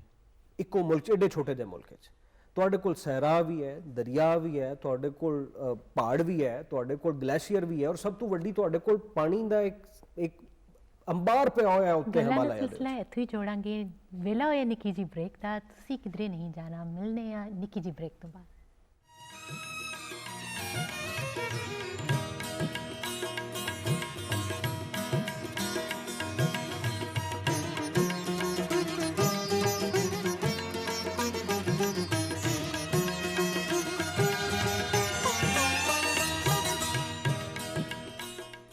जी वापस आ गए हैं और गल अगर वाही वानी दी होवे ते तुहानू जरूर सुननी चाहिए, सानू भी सुननी चाहिए। वजह है कि टेबल के उत्ते रोटी नहीं आएगी तो फिर चीज़ां टुरनगियां नहीं। यही गल असी स्टार्ट विच कर रहे सी और भंडारा साहब साडे नाल मौजूद ने और वो दस रहे हैं कि जदीद दुनिया दे विच काश्तकारी किवें हो रही है। और एक पेंटर साडे स्टूडियो विच बिल्कुल मौजूद ने, जिहड़ी वाही वाणी वो करदे ने, ओहदा एक तस्वीर जिहड़ी वो तुहानू स्क्रीन दे उत्ते नज़र आ रही होवेगी। और तुसीं दस रहे सी कि थोड़ा जिहा ड्राई हो गई ने चीज़ां और हुण तुसीं उहदे विच ऐड कर रहे हो, फाइनल टचेस दे रहे हो और पत्ते वगैरह और बाकी चीज़ां कर रहे हो। ये थोड़ा जिहा दस बेस चुके ड्राई हो चुकी सी ते हुण मैनू फाइनल टच देण दी कोशिश कर रही हां कि कोशिश है प्रोग्राम ते एंड तक। और मैनूं लगदा पिछे मुंजी शुंजी उगी है, चावल दी फसल है जी। ये गंदम दी फसल है। अच्छा, गंदम है, तैयार हो चुकी है। अच्छा। ਤੇ ਹੁਣੇ ਪ੍ਰੋਗਰਾਮ ਦੇ ਵਿੱਚ ਤੁਸੀਂ ਸ਼ੁਰੂ ਦੇ ਵਿੱਚ ਜਿਹੜੀ ਗੱਲ ਕਰ ਰਹੇ ਸੀ ਪੋਲੂਸ਼ਨ ਦੇ ਹਵਾਲੇ ਨਾਲ, ਤੇ ਹੁਣੇ ਵੀ ਤੁਸੀਂ ਦੇਖੋਗੇ ਸਾਡਾ ਪੰਜਾਬ ਜਿਹੜਾ ਉਹਦੇ ਜਿਹੜੇ ਵੀ ਪਿੰਡ ਥਾਂ ਨੇ ਉੱਥੇ ਪੋਲੂਸ਼ਨ ਦਾ ਲੈਵਲ ਬਹੁਤ ਘੱਟ ਤੁਹਾਨੂੰ ਨਜ਼ਰ ਆਏਗਾ as compare to the cities. ਬਿਲਕੁਲ ਇਸੇ ਤਰ੍ਹਾਂ ਹੀ। ਔਰ ਅਸੀਂ ਦੁਬਾਰਾ ਆਪਣੇ ਸ਼ਹਿਰਾਂ ਨੂੰ ਪਿੰਡਾਂ ਵਰਗਾ ਹੀ ਬਣਾਉਣਾ ਔਰ ਪਿੰਡਾਂ ਨੂੰ ਵੀ ਫਿਰ ਪਿੰਡਾਂ ਵਰਗਾ ਬਣਾਉਣਾ। ਤੇ ਇਸੇ ਵਜ੍ਹਾ ਤੋਂ ਤੁਸੀਂ ਜੇ ਗੌਰ ਕਰੋ ਤੇ ਇਹਦਾ ਅਸਮਾਨ ਦਾ ਕਲਰ ਜਿਹੜਾ ਬੜਾ ਸ਼ਾਰਪ ਤੇ ਬੜਾ ਕਲੀਅਰ ਨਜ਼ਰ ਆ ਰਿਹਾ ਹੈ। ਬਿਲਕੁਲ ਇਸੇ ਤਰ੍ਹਾਂ ਹੀ, ਹਾਂਜੀ। ਕਿਉਂਕਿ ਇੱਥੇ ਹਲੀ ਚੁੱਕੇ ਗ੍ਰੀਨਰੀ ਮਾਸ਼ਾਅੱਲਾ ਬਹੁਤ ਹੈਗੀ ਹੈ ਜੀ। ਪਾਕਿਸਤਾਨ ਦਾ ਸਭ ਤੋਂ ਗ੍ਰੀਨ ਸੂਬਾ ਜਿਹੜਾ ਉਹ ਪੰਜਾਬ ਹੈ। ਉਹ ਪੰਜਾਬ। ਤੇ ਮੈਂ ਨਾਲ ਇਹ ਵੀ ਦੱਸ ਦਵਾਂ ਕਿ ਪੰਜਾਬ ਦੀ ਸੀਰੀਜ਼ ਦੇ ਉੱਤੇ ਮੈਂ ਜਿਹੜਾ ਕੰਮ ਕਰ ਰਹੀ ਹੁੰਦੀ ਹਾਂ ਤੇ ਉਹ ਸੀਰੀਜ਼ ਦਾ ਮੈਂ ਨਾਂ ਰੱਖਿਆ ਫਖਰੇ ਪੰਜਾਬ, ਫਖਰੇ ਪਾਕਿਸਤਾਨ ਸੀਰੀਜ਼। ਬਿਲਕੁਲ ਜ਼ਰੂਰ, ਉਸ ਦੇ ਬਾਰੇ ਵੀ ਅਸੀਂ ਗੱਲ ਕਰਾਂਗੇ ਉਹਦੇ ਬਾਰੇ ਚ ਲੇਟਰ ਔਨ ਅਸੀਂ ਗੱਲ ਕਰਦੇ ਰਹਾਂਗੇ ਜਿਹਦਾ ਤਾਲੁਕ ਸਕਾਫਤ ਨਾਲ ਵੀ ਹੈ। ਬਿਲਕੁਲ, ਸਕਾਫਤ ਦੇ ਵਾਲੇ ਨਾਲ ਵੀ ਗੱਲ ਕਰਾਂਗੇ। ਔਰ ਕਲੀਨ ਐਂਡ ਗ੍ਰੀਨ ਪਾਕਿਸਤਾਨ ਦਾ ਇਨੀਸ਼ੀਏਟਿਵ ਵੀ ਪਾਕਿਸਤਾਨ ਦੇ ਵਿੱਚ ਚੱਲਿਆ ਔਰ ਬੜਾ ਕੁਝ ਹੋਰ ਵੀ ਹੋ ਰਿਹਾ, ਲੇਕਿਨ ਉਹ ਗ੍ਰੀਨਰੀ ਤੁਹਾਡੇ ਹੱਥੋਂ ਨਿਕਲ ਜਾਣੀ ਹੈ ਜੇ ਤੁਸੀਂ ਉਸ ਗ੍ਰੀਨਰੀ ਨੂੰ ਬਚਾਇਆ ਨਾ। ਤੇ ਅੱਛਾ, ਪਹਿਲੇ ਅਸੀਂ ਗੱਲ ਕਰ ਰਹੇ ਸੀ ਬ੍ਰੇਕ ਤੋਂ ਪਹਿਲੇ ਕੁਝ ਟੈਕਨੋਲੋਜੀ ਦੇ ਹਵਾਲੇ ਨਾਲ ਕਿ ਕਿਸ ਤਰ੍ਹਾਂ ਇਸਤੇਮਾਲ ਤੁਸੀਂ ਕਰ ਸਕਦੇ ਹੋ ਔਰ ਸਿਰਫ ਤੁਸੀਂ ਨਹੀਂ, ਉਸ ਇਲਾਕੇ ਦੇ ਬਾਕੀ ਲੋਕ ਵੀ ਇਸਤੇਮਾਲ ਕਰ ਰਹੇ ਨੇ ਔਰ ਫਿਰ ਫਰਦਰ ਮੁਖਤਲਿਫ ਜਨਰੇਸ਼ਨਸ ਜਿਹੜੀਆਂ ਨੇ ਉਹਨਾਂ ਨੂੰ ਕਰਨਾ ਵੀ ਚਾਹੀਦਾ ਔਰ ਕਰ ਵੀ ਰਹੀਆਂ ਨੇ। ਪਾਣੀ ਦੇ ਹਵਾਲੇ ਨਾਲ ਥੋੜੀ ਜਿਹੀ ਗੱਲ ਕਰ ਲਈਏ। 5 ਦਰਿਆਵਾਂ ਦੀ ਧਰਤੀ, ਇਸ ਕਰਕੇ ਉਹਨੂੰ ਪੰਜਾਬ ਵੀ ਆਖਿਆ ਜਾਂਦਾ ਹੈ। 5 ਜਿਹੜੇ ਨੇ ਉਹ ਰਹੇ ਨਹੀਂ, ਬੁੱਢਾ ਰਾਵੀ ਐਡਾ ਬੁੱਢਾ ਹੋ ਗਿਆ ਕਿ ਉਹ ਟੁਰਨੋਂ ਫਿਰਨੋਂ ਰਹਿ ਗਿਆ ਕੁਝ, ਤੇ ਇਹ ਵਾਲੇ ਹਾਲਾਤ ਥੋੜੇ ਜਿਹੇ ਬਣ ਗਏ ਨੇ। ਜ਼ੇਰੇ ਜ਼ਮੀਨ ਪਾਣੀ ਵੀ ਥੋੜਾ ਘੱਟ ਹੋ ਗਿਆ, ਕੁਝ ਦਰਿਆ ਜਿਹੜੇ ਨੇ ਉਹ ਮੋੜ ਦਿੱਤੇ ਗਏ, ਕੁਝ ਡੱਕ ਦਿੱਤੇ ਗਏ, ਕੁਝ ਸੁੱਕ ਗਏ। ਤੇ ਇਸ ਹਵਾਲੇ ਨਾਲ ਥੋੜੀ ਦੱਸੋ ਕਿ ਜੀ ਸਊਦੀ ਅਰਬ ਵਰਗਾ ਇੱਕ ਮੁਲਕ ਜਿੱਥੇ ਸਹਿਰਾ ਹੀ ਸਹਿਰਾ ਵੇ ਉੱਥੇ ਵੀ ਫਸਲਾਂ ਹੋ ਰਹੀਆਂ ਨੇ। ਇਸ ਤੋਂ ਇਲਾਵਾ ਬੜੀ ਹੋਰ ਐਗਜ਼ਾਮਪਲਸ ਦੁਨੀਆ 'ਚੋਂ ਦਿੱਤੀਆਂ ਜਾ ਸਕਦੀਆਂ ਨੇ, ਜਿਨ੍ਹਾਂ ਕੋਲ ਪਾਣੀ ਨਹੀਂ ਸੀ ਫਿਰ ਵੀ ਉਹਨਾਂ ਨੇ ਫਸਲ ਬਣਾਈ। ਸਾਡੇ ਕੋਲ ਪਾਣੀ ਹੈ ਲੇਕਿਨ ਅਸੀਂ ਬਿਲਾ ਵਜ੍ਹਾ ਦਾ ਇਸਤੇਮਾਲ ਕਰ ਰਹੇ ਹਾਂ, ਐਨਰਜੀ ਦਾ ਵੀ ਬਿਲਾ ਵਜ੍ਹਾ ਇਸਤੇਮਾਲ ਕਰ ਰਹੇ ਹਾਂ। ਘੱਟ ਪਾਣੀ ਕਿਵੇਂ ਵਰਤ ਸਕਦਾ ਇੱਕ ਵਾਹੀਵਾਨ, ਔਰ ਤੁਸਾਂ ਕਿਵੇਂ ਕੀਤਾ, ਨੰਬਰ 1। ਦੂਜਾ ਜਿਹੜਾ ਹੁਣ ਸ਼ੁਰੂ ਕਰੇਗਾ ਤੁਹਾਡਾ ਸ਼ੋਅ ਵੇਖ ਕੇ, ਉਹ ਕਿਹੜੇ ਕਿਹੜੇ ਸਟੈਪ ਲਵੇ। ਬਿਲਕੁਲ ਬੱਚਿਆਂ ਦੀ ਥੋੜਾ ਜਿਹਾ ਸਮਝਾਉਣਾ ਪੈਣਾ ਕਿ ਪਹਿਲਾਂ ਇਹ ਕਰੋ ਫਿਰ ਇਹ ਕਰੋ ਫਿਰ ਇਹ ਕਰੋ। ਵੇਖੋ ਜੀ, ਜਿਵੇਂ ਅੱਗੇ ਆਪਾਂ ਗੱਲ ਕੀਤੀ ਹੈ ਨਾ ਰੋਟੀ ਦੀ, ਕਿ ਰੋਟੀ ਤੋਂ ਬਗੈਰ ਬੰਦਾ ਕੋਈ ਨਹੀਂ, ਤੇ ਬੰਦੇ ਤੋਂ ਬਗੈਰ ਜਿਹੜਾ ਪਾਣੀ ਹੈ, ਪਾਣੀ ਤੋਂ ਬਗੈਰ ਰੋਟੀ ਕੋਈ ਨਹੀਂ ਜੀ। ਤੇ ਡੈਫੀਨੇਟਲੀ ਪਾਣੀ ਤੋਂ ਬਗੈਰ ਬੰਦਾ ਵੀ ਕੋਈ ਨਹੀਂ। ਤੇ ਪਾਣੀ ਦਾ ਬੜਾ ਇੱਕ ਔਖਾ ਜਿਹਾ ਮੌਜੂ ਵੀ ਹੈ, ਖਾਸ ਤੌਰ ਤੇ ਜਦੋਂ ਅਸੀਂ ਪਾਕਿਸਤਾਨ ਦੀ ਗੱਲ ਕਰਦੇ ਹਾਂ। ਪਾਕਿਸਤਾਨ ਦੇ ਵਿੱਚ ਤੁਹਾਨੂੰ ਵੀ ਬਹੁਤ ਚੰਗੀ ਤਰ੍ਹਾਂ ਪਤਾ ਹੈ, ਸਾਡੇ ਜਿੰਨੇ ਵੀ ਨੰਬਰਸ ਨੇ ਉਹ ਹੀ ਦੱਸਦੇ ਨੇ ਕਿ ਜ਼ਿਆਦਾਤਰ ਤਾਦਾਦ ਛੋਟੇ ਕਿਸਾਨਾਂ ਦੀ ਹੈ, ਕੋਈ ਬਹੁਤ ਜ਼ਿਆਦਾ ਜਿਹੜਾ ਹੈ। ਲੇਕਿਨ ਅਨਫੋਰਚੂਨੇਟਲੀ ਇਹ ਬਦਕਿਸਮਤੀ ਲਾ ਲਓ, ਮਾੜੇ ਲੇਖ ਲਾ ਲਓ ਸਾਡੇ, ਕਿ ਸਾਡੀ ਜਿਹੜੀ ਪਾਣੀ ਨਾਲ ਪ੍ਰੋਡਕਟਿਵਿਟੀ ਹੈ, ਕਿ ਪਾਣੀ ਇਸਤੇਮਾਲ ਕਰਕੇ ਜਿੰਨਾ ਅਸੀਂ ਉਹਦੇ ਤੋਂ ਫਸਲਾਂ ਲੈ ਰਹੇ ਹਾਂ ਉਹ ਬੜੀ ਘੱਟ ਹੈ। ਸਾਡੇ ਜ਼ਿਆਦਾਤਰ ਫਸਲਾਂ ਜਿਹੜੀਆਂ ਹੈ ਉਹ ਜ਼ਿਆਦਾਤਰ ਪਾਣੀ ਜਿਹੜੀਆਂ ਨੇ ਉਹ 5 ਫਸਲਾਂ ਲੈਂਦੀਆਂ ਨੇ, ਮਕਈ, ਗੰਨਾ, ਚਾਵਲ, ਗੰਦਮ ਤੇ ਨਰਮਾ, ਕਾਟਨ ਇਹਨੂੰ ਕਹਿੰਦੇ। ਲੇਕਿਨ ਇਹਨਾਂ ਦਾ GDP 'ਚ ਜ਼ਰਈ GDP 'ਚ ਸਿਰਫ 5% ਹਿੱਸਾ ਹੈ। ਅੱਛਾ। ਹੁਣ ਬਹੁਤ ਜ਼ਿਆਦਾ ਪਾਣੀ ਅਸੀਂ ਇਹਦੇ ਵਿੱਚ ਇਸਤੇਮਾਲ ਕਰਕੇ ਕੋਈ ਬਹੁਤ ਜ਼ਿਆਦਾ ਦੁਨੀਆ ਤੋਂ ਬਹੁਤ ਜ਼ਿਆਦਾ ਕੋਈ ਚੰਗੇ ਨਹੀਂ ਹੈਗੇ, ਅਸੀਂ ਬਹੁਤ ਥੱਲੇ ਖੜੇ ਹਾਂ ਐਵਰੇਜ ਯੀਲਡ ਵਿੱਚ। ਸਾਡੀ ਸਾਰੀ 30 ਮਣ ਹੈ, ਕਈ ਮੁਲਕ ਜਿਹੜੇ ਨੇ ਉਹ 100 ਮਣ ਕਣਕ ਲਈ ਜਾਂਦੇ ਨੇ। ਤੇ ਪਾਣੀ ਸਾਨੂੰ ਸਭ ਤੋਂ ਪਹਿਲੀ ਗੱਲ ਤਾਂ ਬਚਾਉਣਾ। ਸਾਡਾ ਪ੍ਰੋਬਲਮ ਹੈ ਵਾਟਰ ਗਵਰਨੈਂਸ ਦਾ, ਔਰ ਗਵਰਨੈਂਸ ਵੀ ਫਾਰਮ ਲੈਵਲ ਦੇ ਉੱਪਰ। ਅੰਗਰੇਜ਼ੀ ਦਾ ਲਫ਼ਜ਼ ਹੈ ਲੇਕਿਨ ਸਮਝ ਆ ਜਾਏਗੀ ਸ਼ਾਇਦ, ਕਿ ਤੁਸੀਂ ਪਾਣੀ ਨੂੰ ਸੰਭਾਲਣਾ ਕਿਵੇਂ ਆਦਿ ਖੇਤ ਦੇ ਵਿੱਚ। ਉਹਦੇ ਦੇ ਵਿੱਚ ਜਿਹੜਾ ਸਭ ਤੋਂ ਆਮ ਤਰੀਕਾ, ਜਿਹੜਾ ਤੁਸੀਂ ਜਿਵੇਂ ਕਹਿ ਰਹੇ ਹੋ ਬੱਚਾ ਵਾਂਗ ਅਗਰ ਕਿਸੇ ਨੇ ਸਮਝਣਾ, ਤਾਂ ਸਭ ਤੋਂ ਆਮ ਚੀਜ਼ ਦੇ ਤੁਹਾਡੇ ਪੱਕੇ ਖਾਲੇ ਤੇ ਤੁਹਾਡਾ ਲੇਜ਼ਰ ਲੈਵਲ। ਠੀਕ ਹੈ। ਇਹ ਲੇਜ਼ਰ ਲੈਵਲ ਜਿਹੜਾ ਹੈ ਉਹ ਤੁਹਾਡਾ ਸਸਤਾ ਹੈ, ਹਕੂਮਤ ਵੀ ਉਹਦੇ ਵਿੱਚ ਸਪੋਰਟ ਕਰ ਰਹੀ ਹੈ, ਔਰ ਤਕਰੀਬਨ ਹਰ ਪਿੰਡ 'ਚ ਹੁਣ ਜਿਹੜਾ ਨਾ 1 ਤੋਂ 2 ਲੇਜ਼ਰ ਲੈਵਲਰ ਤੁਹਾਨੂੰ ਲੱਭ ਜਾਂਦੇ ਨੇ। ਔਰ ਉਹ ਤੁਹਾਡੀ ਕਮ ਅਜ਼ ਕਮ 50 ਤੋਂ 60% ਜਿਹੜਾ ਪਾਣੀ ਉੱਚੀ ਨੀਵੀਂ ਜ਼ਮੀਨ ਹੋਣ ਦੀ ਵਜ੍ਹਾ ਤੋਂ ਬਚ ਸਕਦਾ ਹੈ। ਉਸ ਤੋਂ ਬਾਅਦ ਤੁਸੀਂ ਅਗਲੇ ਸਟੇਜ ਵਿੱਚ ਡ੍ਰਿਪ ਇਰੀਗੇਸ਼ਨ ਤੇ ਜਾ ਸਕਦੇ ਹੋ। ਡ੍ਰਿਪ ਇਰੀਗੇਸ਼ਨ ਦੇ ਵਿੱਚ ਵੀ ਹਕੂਮਤ ਜਿਹੜੀ ਹੈ, ਪੰਜਾਬ ਹਕੂਮਤ ਖਾਸ ਤੌਰ ਤੇ ਕਾਫੀ ਹੈਲਪ ਕਰਦੀ ਹੈ, ਕਿ ਕੁਝ ਸਬਸਿਡੀ ਦਾ ਹਿੱਸਾ ਕਿਸਾਨ ਨੇ ਦੇਣਾ ਹੁੰਦਾ, ਕੁਝ ਸਬਸਿਡੀ ਜਿਹੜੀ ਹੈ ਉਹ ਕੁਝ ਹਿੱਸਾ ਕਿਸਾਨ ਨੇ ਦੇਣਾ ਹੁੰਦਾ, ਕੁਝ ਸਬਸਿਡੀ ਹਕੂਮਤ ਦੇ ਰਹੀ ਹੈ, ਗਵਰਨਮੈਂਟ ਦੇ ਰਹੀ। ਠੀਕ ਹੈ। ਉਹਦੇ ਨਾਲ ਨਾ ਸਿਰਫ ਪਾਣੀ ਦੀ ਬਚਤ ਆਉਂਦੀ ਹੈ, ਬਲਕਿ ਜਿਹੜੀ ਤੁਹਾਡੀ ਖਾਦ ਹੈ ਉਹ ਵੀ ਬਹੁਤ ਘੱਟ ਇਸਤੇਮਾਲ ਹੁੰਦੀ ਹੈ। ਠੀਕ ਹੈ। ਫਿਰ ਤੁਸੀਂ ਸਪ੍ਰਿੰਕਲਰ ਚਲੇ ਜਾਂਦੇ ਹੋ ਉਹਨਾਂ ਇਲਾਕਿਆਂ ਦੇ ਵਿੱਚ ਜਿਨ੍ਹਾਂ ਦੇ ਵਿੱਚ ਬਹੁਤ ਘੱਟ ਪਾਣੀ ਮੌਜੂਦ ਹੈ, ਬਾਰਾਨੀ ਏਰੀਆ, ਉਹਦੇ ਵਿੱਚ ਤੁਸੀਂ ਜਾ ਕੇ ਸਪ੍ਰਿੰਕਲਰ ਲਾ ਕੇ ਪਾਣੀ ਨੂੰ ਛਿੜਕਾਓ ਕਰ ਸਕਦੇ ਹੋ। ਦੁਨੀਆ ਤੋਂ ਖੈਰ ਬਹੁਤ ਅੱਗੇ ਚਲੀ ਗਈ ਹੈ, ਪਿਵਟ ਇਰੀਗੇਸ਼ਨ 'ਚ ਚਲੀ ਗਈ ਹੈ, ਵੱਡੇ ਫਾਰਮਰਸ ਉਹਦੇ ਨਾਲ, ਪਾਕਿਸਤਾਨ 'ਚ ਵੀ ਹੋ ਰਿਹਾ ਕੰਮ।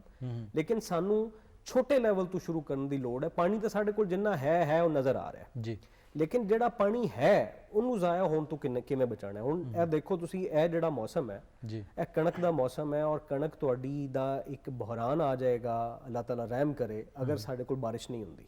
ਜੀ। ਇਸ ਮੌਸਮ 'ਚ ਬਾਰਿਸ਼ ਨਹੀਂ ਹੋ ਰਹੀ, ਉਹਦਾ ਸਭ ਤੋਂ ਵੱਡਾ ਇੰਪੈਕਟ ਉਹਦੀ ਪ੍ਰੋਡਕਟਿਵਿਟੀ ਤੇ ਪੈਣਾ ਹੈ। ਔਰ ਇਹ ਸਾਨੂੰ ਛੋਟੇ ਛੋਟੇ ਸਟੈਪਸ ਹਰ ਕਿਸਾਨ ਨੂੰ ਲੈਣੇ ਪੈਣਗੇ, ਹਰ ਬੱਚੇ ਨੂੰ ਲੈਣੇ ਪੈਣਗੇ, ਤਾਂ ਕਿ ਅਸੀਂ ਪਾਣੀ ਬਚਾਈਏ, ਆਦੇ ਵਾਸਤੇ ਵੀ, ਕੌਮ ਵਾਸਤੇ ਵੀ, ਔਰ ਆਉਣ ਵਾਲੀਆਂ ਨਸਲਾਂ ਵਾਸਤੇ ਵੀ। ਸਾਨੂੰ ਹਰ ਖੇਤ ਦੇ ਵਿੱਚ, ਹਰ ਵੀਘੇ ਦੇ ਵਿੱਚ, ਹਰ ਕਨਾਲ 'ਚ ਪਾਣੀ ਨੂੰ ਬਚਾ ਕੇ ਟੋਰਨਾ ਪੈਣਾ ਹੈ। ਬਿਲਕੁਲ। ਨਾਲੋਂ ਨਾਲ ਇਹ ਵੀ ਭੰਡਾਰਾ ਸਾਹਿਬ ਦੱਸ ਦਿਓ ਕਿ ਤੁਸੀਂ 5-6 ਫਸਲਾਂ ਦੇ ਨਾਂ ਲਏ ਨੇ, ਕਮਾਦ ਹੈ, ਕਪਾਹ ਹੈ, ਕਣਕ ਹੈ, ਮੁੰਜੀ ਹੈ, ਜਾਂ ਫਿਰ ਅਗਰ ਸਬਜ਼ੀਆਂ ਲਜਾਈਏ ਤਾਂ ਅਸੀਂ ਆਲੂ ਬਹੁਤ ਜ਼ਿਆਦਾ ਉਗਾਉਂਦੇ ਹਾਂ, ਉਸ ਤੋਂ ਇਲਾਵਾ ਵੀ ਕੁਝ ਸਬਜ਼ੀਆਂ ਉਗਾਉਂਦੇ ਹਾਂ। ਕਿਹੜੀ ਚੀਜ਼ਾਂ ਨੇ ਜਿਹੜੀਆਂ ਪੰਜਾਬ ਦਾ ਕਿਸਾਨ ਉਹਦੇ ਅਲਗਾਓ ਹੀ ਨਹੀਂ ਕਰਦਾ ਪਿਆ, ਧਿਆਨ ਹੀ ਨਹੀਂ ਉਹਦਾ ਕਦੇ ਗਿਆ, ਔਰ ਉਹ ਬੜੀਆਂ ਪ੍ਰੋਫਿਟੇਬਲ ਵੀ ਨੇ, ਔਰ GDP 'ਚ ਵੀ ਉਹਨਾਂ ਦਾ ਇੱਕ ਯੋਗਦਾਨ ਬਣ ਸਕਦਾ, ਹਿੱਸਾ ਬਣ ਸਕਦਾ ਹੈ, ਔਰ ਜ਼ਾਤੀ ਤੌਰ 'ਤੇ ਤਾਂ ਬਣਦਾ ਹੀ ਹੈ। ਇਹਦੇ ਬਾਰੇ ਵੀ ਥੋੜਾ ਦੱਸੋ ਕਿ ਕਿਹੜੀਆਂ ਚੀਜ਼ਾਂ ਅਸੀਂ ਨਹੀਂ ਉਗਾ ਰਹੇ। ਵੇਖੋ ਜੀ, ਪੰਜਾਬ ਜਿਹੜੀ ਧਰਤੀ ਹੈ ਨਾ, ਇਹ ਕੋਈ ਬੈਨ ਅਲ-ਅਕਵਾਮੀ ਅਦਾਰਿਆਂ ਦੀ ਵੀ ਰਿਪੋਰਟਾਂ ਨੇ ਕਿ ਇਹਦੇ ਵਿੱਚ ਇੱਕ ਟੁਕੜਾ ਐਸਾ ਹੈ ਜਿਹੜਾ ਦੁਨੀਆ ਦੀ ਸਭ ਤੋਂ ਫਰਟਾਈਲ ਲੈਂਡ ਹੈ। ਸਾਡੇ ਪੰਜਾਬ 'ਚ ਇੱਕ ਮਿਸਾਲ ਹੈ, ਇੱਥੇ ਬੰਦਾ ਵੀ ਪੂਰ ਦੋਗੇ ਉਹ ਵੀ ਉਗ ਪਏਗਾ। ਇੱਥੇ ਕੋਈ ਐਸੀ ਫਸਲ ਨਹੀਂ ਹੈ, ਐਸਾ ਮੌਸਮ ਕਿਧਰੇ ਨਹੀਂ ਹੈ, ਐਸਾ ਪਾਣੀ ਕਿਧਰੇ ਨਹੀਂ ਹੈ ਜਿਹੜਾ ਇੱਥੇ ਨਾ ਉਗਾਇਆ ਜਾਵੇ। ਹੁਣ ਤੁਹਾਨੂੰ ਮੈਂ ਸਬਜ਼ੀਆਂ ਬਹੁਤ ਸਾਰੀਆਂ ਨੇ ਅਸੀਂ ਜਿਹੜੀਆਂ ਨਹੀਂ ਉਗਾ ਰਹੇ। ਅਸੀਂ ਸਾਡੇ ਜਿਹੜੇ ਵੱਡੇ ਫਾਰਮਰਸ ਨੇ ਉਹ ਜ਼ਿਆਦਾਤਰ ਕਮਾਦ ਦੇ ਮਗਰ ਲੱਗੇ ਹੋਏ ਨੇ। ਕਮਾਦ ਪੂਰੇ 1 ਸਾਲ ਦੀ ਫਸਲ ਹੈ, 1 ਸਾਲ ਤੋਂ ਬਾਅਦ ਤੁਸੀਂ, ਔਰ ਫਿਰ ਉਹ ਚੀਨੀ ਦਾ ਵੀ ਬਾਜ਼ ਔਕਾਤ ਤੁਹਾਡੇ ਬੜਾ ਇੱਕ ਹਰ ਲੈਵਲ ਤੇ ਹੀ ਮਸਲਾ ਉੱਠ ਜਾਂਦਾ ਹੈ। ਤੁਹਾਨੂੰ ਮੈਂ ਇੱਕ ਛੋਟੀ ਜਿਹੀ ਮਿਸਾਲ ਦੇਣਾ ਜਿਹਦੇ ਵਿੱਚ ਬਿਲਕੁਲ ਹੀ ਧਿਆਨ ਨਹੀਂ ਜਾਂਦਾ, ਦਾਲਾਂ ਦਾ। ਅੱਛਾ। ਦਾਲ ਬੜੀ ਆਮ ਜੀ, ਉਹ ਸਭ ਤੋਂ ਸਸਤੀ ਕਹਿੰਦੇ ਨੇ ਕਿ ਖੁਰਾਕ ਗਰੀਬ ਦਾ, ਘਰ ਦੀ ਮੁਰਗੀ ਦਾਲ ਬਰਾਬਰ, ਅਕਸਰ ਮਿਸਾਲ ਤੁਸੀਂ ਸੁਣੀ ਹੋਏਗੀ। ਇਸ ਟਾਈਮ ਦਾਲ ਦੀ ਇਹ ਪੋਜੀਸ਼ਨ ਹੈ ਕਿ ਤੁਸੀਂ ਜ਼ਿਆਦਾਤਰ ਦਾਲਾਂ ਇੰਪੋਰਟ ਕਰ ਰਹੇ ਹੋ, ਔਰ ਦਾਲ ਇੱਕ ਮਹਿੰਗੀ ਆਈਟਮ ਬਣ ਚੁੱਕੀ ਹੈ। ਅਗਰ ਤੁਸੀਂ ਮੁਕਾਬਲਾ ਕਰੋ ਮੁਰਗੀ ਦੇ ਨਾਲ ਤੇ ਔਰ ਸਾਰੀਆਂ ਦਾਲਾਂ ਦੀ ਸਾਰੀਆਂ ਦਾਲਾਂ ਦੇਖੋ, ਤੁਹਾਡੀ 2 ਸਾਲ ਪਹਿਲੇ ਦੀ ਰਿਪੋਰਟ ਹੈ ਕਿ 6.5 ਲੱਖ ਟਨ ਦੀ ਤੁਹਾਡੀ ਡਿਮਾਂਡ ਹੈ ਦਾਲਾਂ ਦੀ, ਔਰ ਕੱਲੇ ਆਸਟ੍ਰੇਲੀਆ ਤੋਂ ਤੁਸੀਂ 2019 ਦੇ ਵਿੱਚ 27,000 ਟਨ ਛੋਲਾ ਮੰਗਾਇਆ ਤੇ ਤੁਹਾਡਾ ਸਾਰੀ ਬਿਹਤਰੀਨ ਜਿਹੜੀ ਜ਼ਮੀਨ ਹੈ ਉਹ ਇੱਥੇ ਹਰ ਕਿਸਮ ਦੀ ਦਾਲ ਪੈਦਾ ਕਰ ਸਕਦੀ ਹੈ। ਕਿਹੜੀ ਐਸੀ ਚੀਜ਼ ਹੈ ਜਿਹੜੀ ਅਸੀਂ ਇੱਕ ਜ਼ਰਈ ਮੁਲਕ ਹੋਣ ਦੇ ਬਾਵਜੂਦ ਅਸੀਂ ਬਹੁਤ ਸਾਰੀਆਂ ਫਸਲਾਂ ਜਿਹੜੀਆਂ ਉਹ ਇੰਪੋਰਟ ਕਰ ਰਹੇ ਹਾਂ। ਸਾਨੂੰ ਹੁਣ ਇਸ ਲੈਵਲ ਤੇ ਆ ਕੇ ਇੱਕ ਗੱਲ ਸਮਝਣੀ ਪੈਗੀ, ਉਹ ਪੰਜਾਬੀ ਦਾ ਇੱਕ ਸ਼ੇਰ ਹੈ, ਉਹਨੂੰ ਨਹੀਂ ਮਿਲਦਾ ਮਾਹੀ ਜਿਹੜਾ 2 ਘਰਾਂ ਦਾ ਸਾਂਝਾ, ਇੱਕੋ ਪਾਸਾ ਰਹਿੰਦਾ ਹੀ ਰਹੇ ਜਾਂ ਖੇੜੇ ਜਾਂ ਰਾਂਝਾ। ਸਾਨੂੰ ਜਾਂ ਤੇ ਜ਼ਰਾਤ ਨੂੰ ਵੇਖਣਾ ਪਏਗਾ ਜਾਂ ਜ਼ਰਾਤ ਨੂੰ ਛੱਡਣਾ ਪਏਗਾ, ਉਸ ਤੋਂ ਬਗੈਰ ਹੁਣ ਹੱਲ ਕੋਈ ਨਹੀਂ। ਬਿਲਕੁਲ, ਥੈਂਕ ਯੂ ਸੋ ਮਚ। ਇਹ ਜਿੰਨਾ ਖਿਲਾਰ ਔਰ ਪਸਾਰ ਸਾਡੀ ਜ਼ਰਾਤ ਦਾ ਹੈ, ਉਨੀ ਹੀ ਇਹਦੇ ਤੇ ਗੱਲ ਹੋਣ ਦੀ ਵੀ ਲੋੜ ਹੈ, ਲੇਕਿਨ ਵੇਲੇ ਦੀ ਘਾਟ ਹੈ, ਉਹਦੇ ਵੱਲ ਵੀ ਤੁਹਾਨੂੰ ਥੋੜਾ ਜਿਹਾ ਗੌਰ ਕਰਨਾ ਪਏਗਾ। ਫਿਰ ਕਿਸੇ ਪ੍ਰੋਗਰਾਮ ਵਿੱਚ ਪਾਵਾਂਗੇ ਔਰ ਜਿਹੜੀਆਂ ਗੱਲਾਂ ਰਹਿ ਗਈਆਂ ਨੇ ਉਹਨਾਂ ਨੂੰ ਛੋਣ ਦੀ ਕੋਸ਼ਿਸ਼ ਕਰਾਂਗੇ, ਉਹਨਾਂ ਬਾਰੇ ਜਾਣਨ ਦੀ ਕੋਸ਼ਿਸ਼ ਕਰਾਂਗੇ। ਬਹੁਤ ਮਿਹਰਬਾਨੀ, ਬਹੁਤ ਸ਼ੁਕਰੀਆ, ਤੁਸੀਂ ਥੋੜਾ ਜਿਹਾ ਟਾਈਮ ਕੱਢਿਆ ਔਰ ਸਾਨੂੰ ਇੰਨੀ ਬੜੀ ਜਾਣਕਾਰੀ ਦਿੱਤੀ। ਥੈਂਕ ਯੂ ਸੋ ਮਚ ਜੀ। ਨਾਜ਼ਰੀਨ, ਵੇਲਾ ਹੋ ਗਿਆ ਹੁਣ ਨਿੱਕੀ ਜੀ ਇੱਕ ਬ੍ਰੇਕ ਦਾ, ਔਰ ਕਿਸਾਨ ਜਿਹੜੇ ਨੇ ਉਹ ਜ਼ਰੂਰ ਧਿਆਨ ਕਰ ਲੈਣ ਕਿ ਕਿਹੜੀਆਂ ਚੀਜ਼ਾਂ ਉਹ ਨਹੀਂ ਉਗਾ ਰਹੇ, ਉਹਨਾਂ ਨੂੰ ਜ਼ਰੂਰ ਉਗਾਉਣ। ਬ੍ਰੇਕ ਤੇ ਜਾਵਾਂਗੇ, ਮੁੜ ਕੇ ਵਾਪਸ ਆਵਾਂਗੇ, ਰਹਿਣਾ ਮੇਰੇ ਨਾਲ।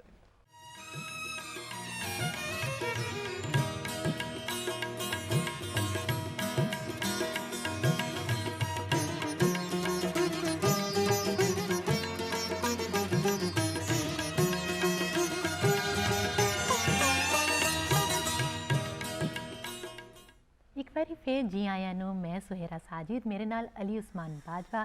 ਪ੍ਰੋਗਰਾਮ ਤੁਹਾਡਾ ਆਪਣਾ ਅੱਜ ਦਾ ਮਹਿਮਾਨ ਤੇ ਚੈਨਲ ਵੀ ਤੁਹਾਡਾ ਆਪਣਾ PTV ਨੈਸ਼ਨਲ। ਅਸੀਂ ਜਾਣਦੇ ਹਾਂ ਡਿਜੀਟਲ ਦੌਰ ਹੈ ਤੇ ਜਰਾਇਮ ਦੀ ਤਾਦਾਦ ਵੀ ਵੱਧ ਗਈ, ਡਿਜੀਟਲ ਜਰਾਇਮ ਜਿਹੜੇ ਨੇ, ਤੇ ਅੱਜ ਅਸੀਂ ਇਹਦੇ ਬਾਰੇ 'ਚ ਗੱਲ ਕਰਾਂਗੇ। ਸਾਡੇ ਨਾਲ ਜਿਹੜੇ ਅਗਲੇ ਮਹਿਮਾਨ ਸਾਡੇ ਨੇ ਬਾਬਰ ਬਖਤ ਕੁਰੈਸ਼ੀ ਸਾਹਿਬ, ਡਾਇਰੈਕਟਰ FIA, ਉਹਨਾਂ ਨੂੰ ਜੀ ਆਇਆਂ ਨੂੰ ਕਰਨੇ ਆਪਣੇ ਇਸ ਪ੍ਰੋਗਰਾਮ ਵਿੱਚ। अस्सलाम वालेकुम। ਥੈਂਕ ਯੂ ਜੀ ਆਇਆਂ ਨੂੰ, ਬੜਾ ਸ਼ੁਕਰੀਆ ਤੁਹਾਡੇ ਟਾਈਮ ਦਾ। ਸਭ ਤੋਂ ਪਹਿਲਾਂ ਤੇ ਇਹ ਦੱਸੋ ਕਿ ਇਹ ਸਾਈਬਰ ਕ੍ਰਾਈਮ ਕਿੰਜ ਹੁੰਦੇ ਨੇ? ਅੱਛਾ, ਤੁਹਾਨੂੰ ਜਿਸ ਤਰ੍ਹਾਂ ਤੁਸੀਂ ਹੁਣੇ ਕਿਹਾ ਕਿ ਇਹ ਮਾਡਰਨ ਦੌਰ ਹੈ, ਟੈਕਨੀਕਲ ਦੌਰ ਹੈ, ਲੋਕਾਂ ਕੋਲ ਮੋਬਾਈਲ ਆ ਗਏ ਨੇ, ਇਸ ਤਰ੍ਹਾਂ ਦਾ ਡਿਜੀਟਲ ਮੀਡੀਆ ਦਾ ਵਰਡ ਯੂਜ਼ ਹੁੰਦਾ ਹੈ ਜਨਰਲੀ।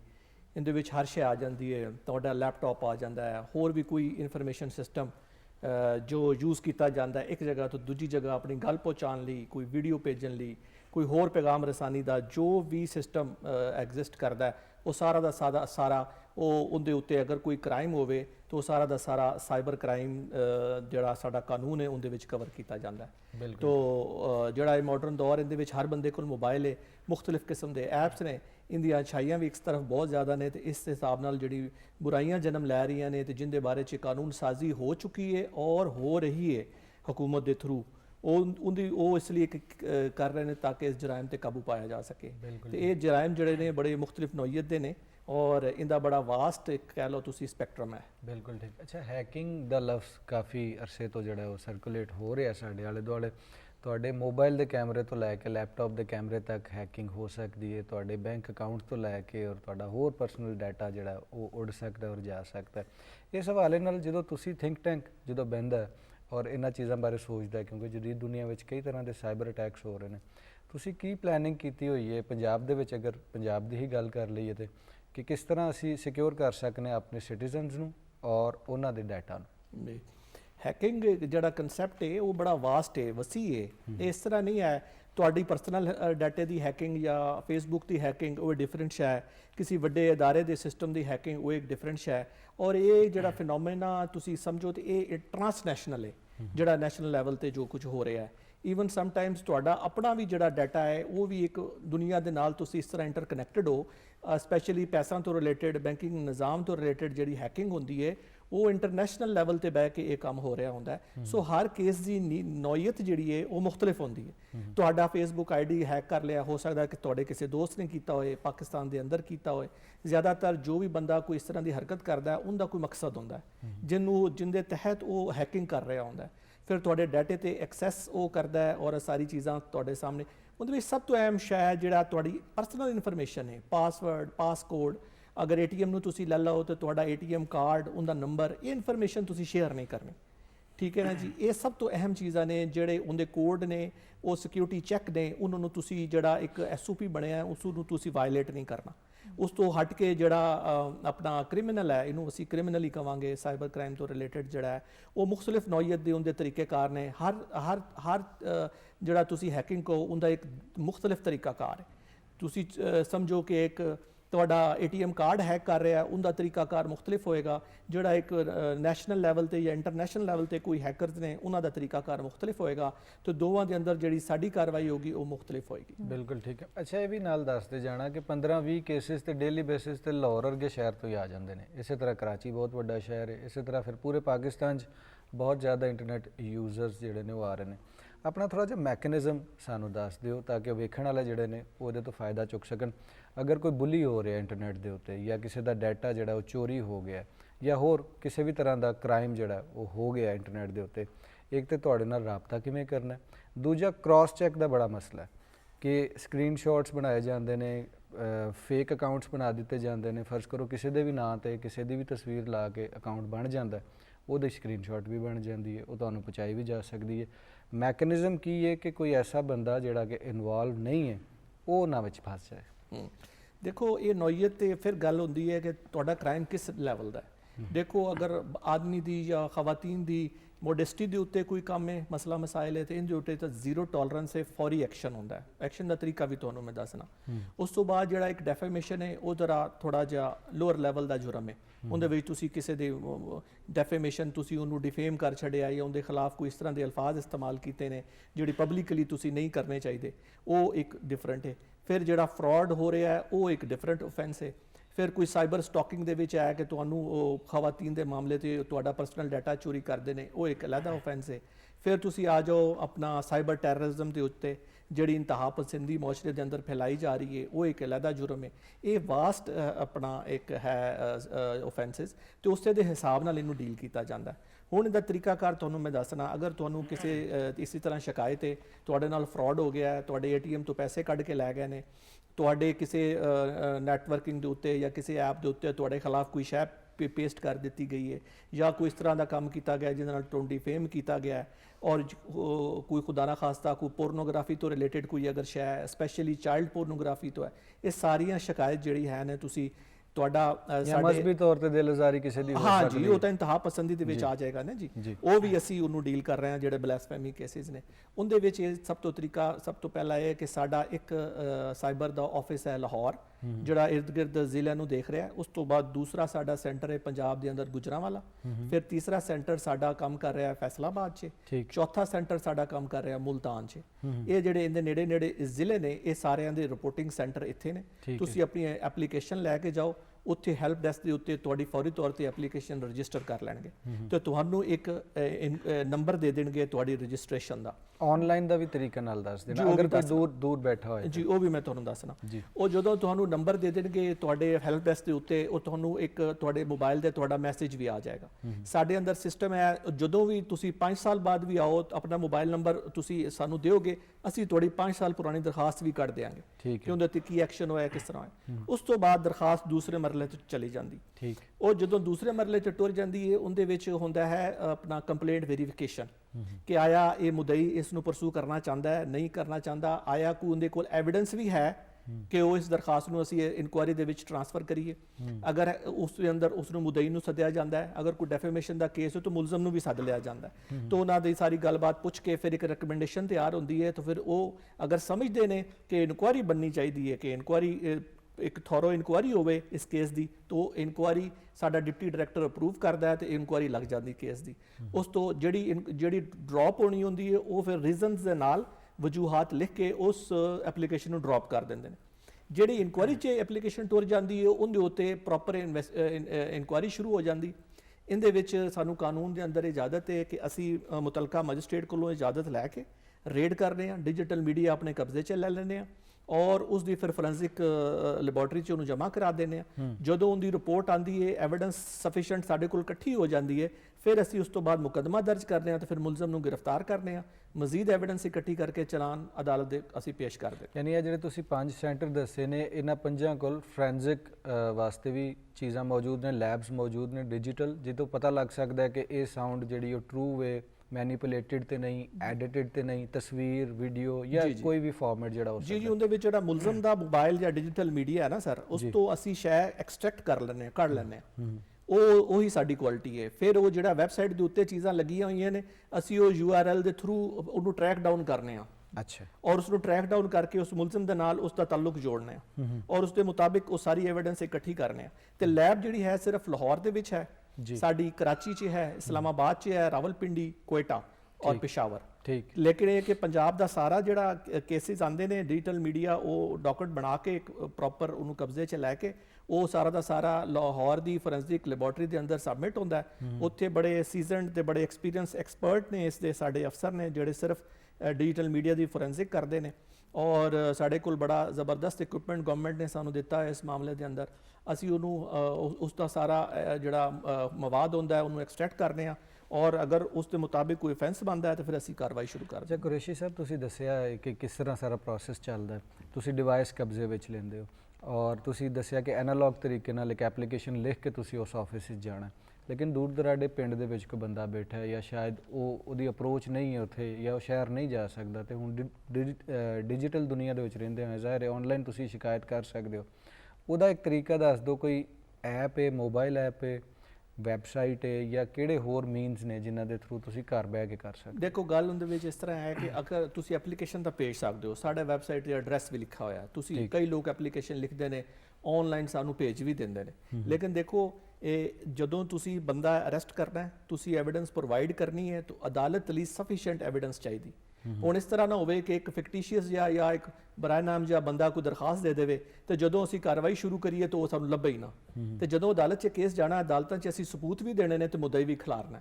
ਸੋ ਇਸ ਲਈ ਇਹ ਪੋਸੀਬਲ ਨਹੀਂ ਹੈ ਕਿ ਤੁਸੀਂ ਘਰ ਆਰਾਮ ਨਾਲ ਸੁੱਤੇ ਰਹੋ ਤੇ ਤੁਹਾਡੀ ਐਪਲੀਕੇਸ਼ਨ ਜਿਹੜੀ ਹੈ ਉਹ ਟੁਰਦੀ ਰਹੇਗੀ।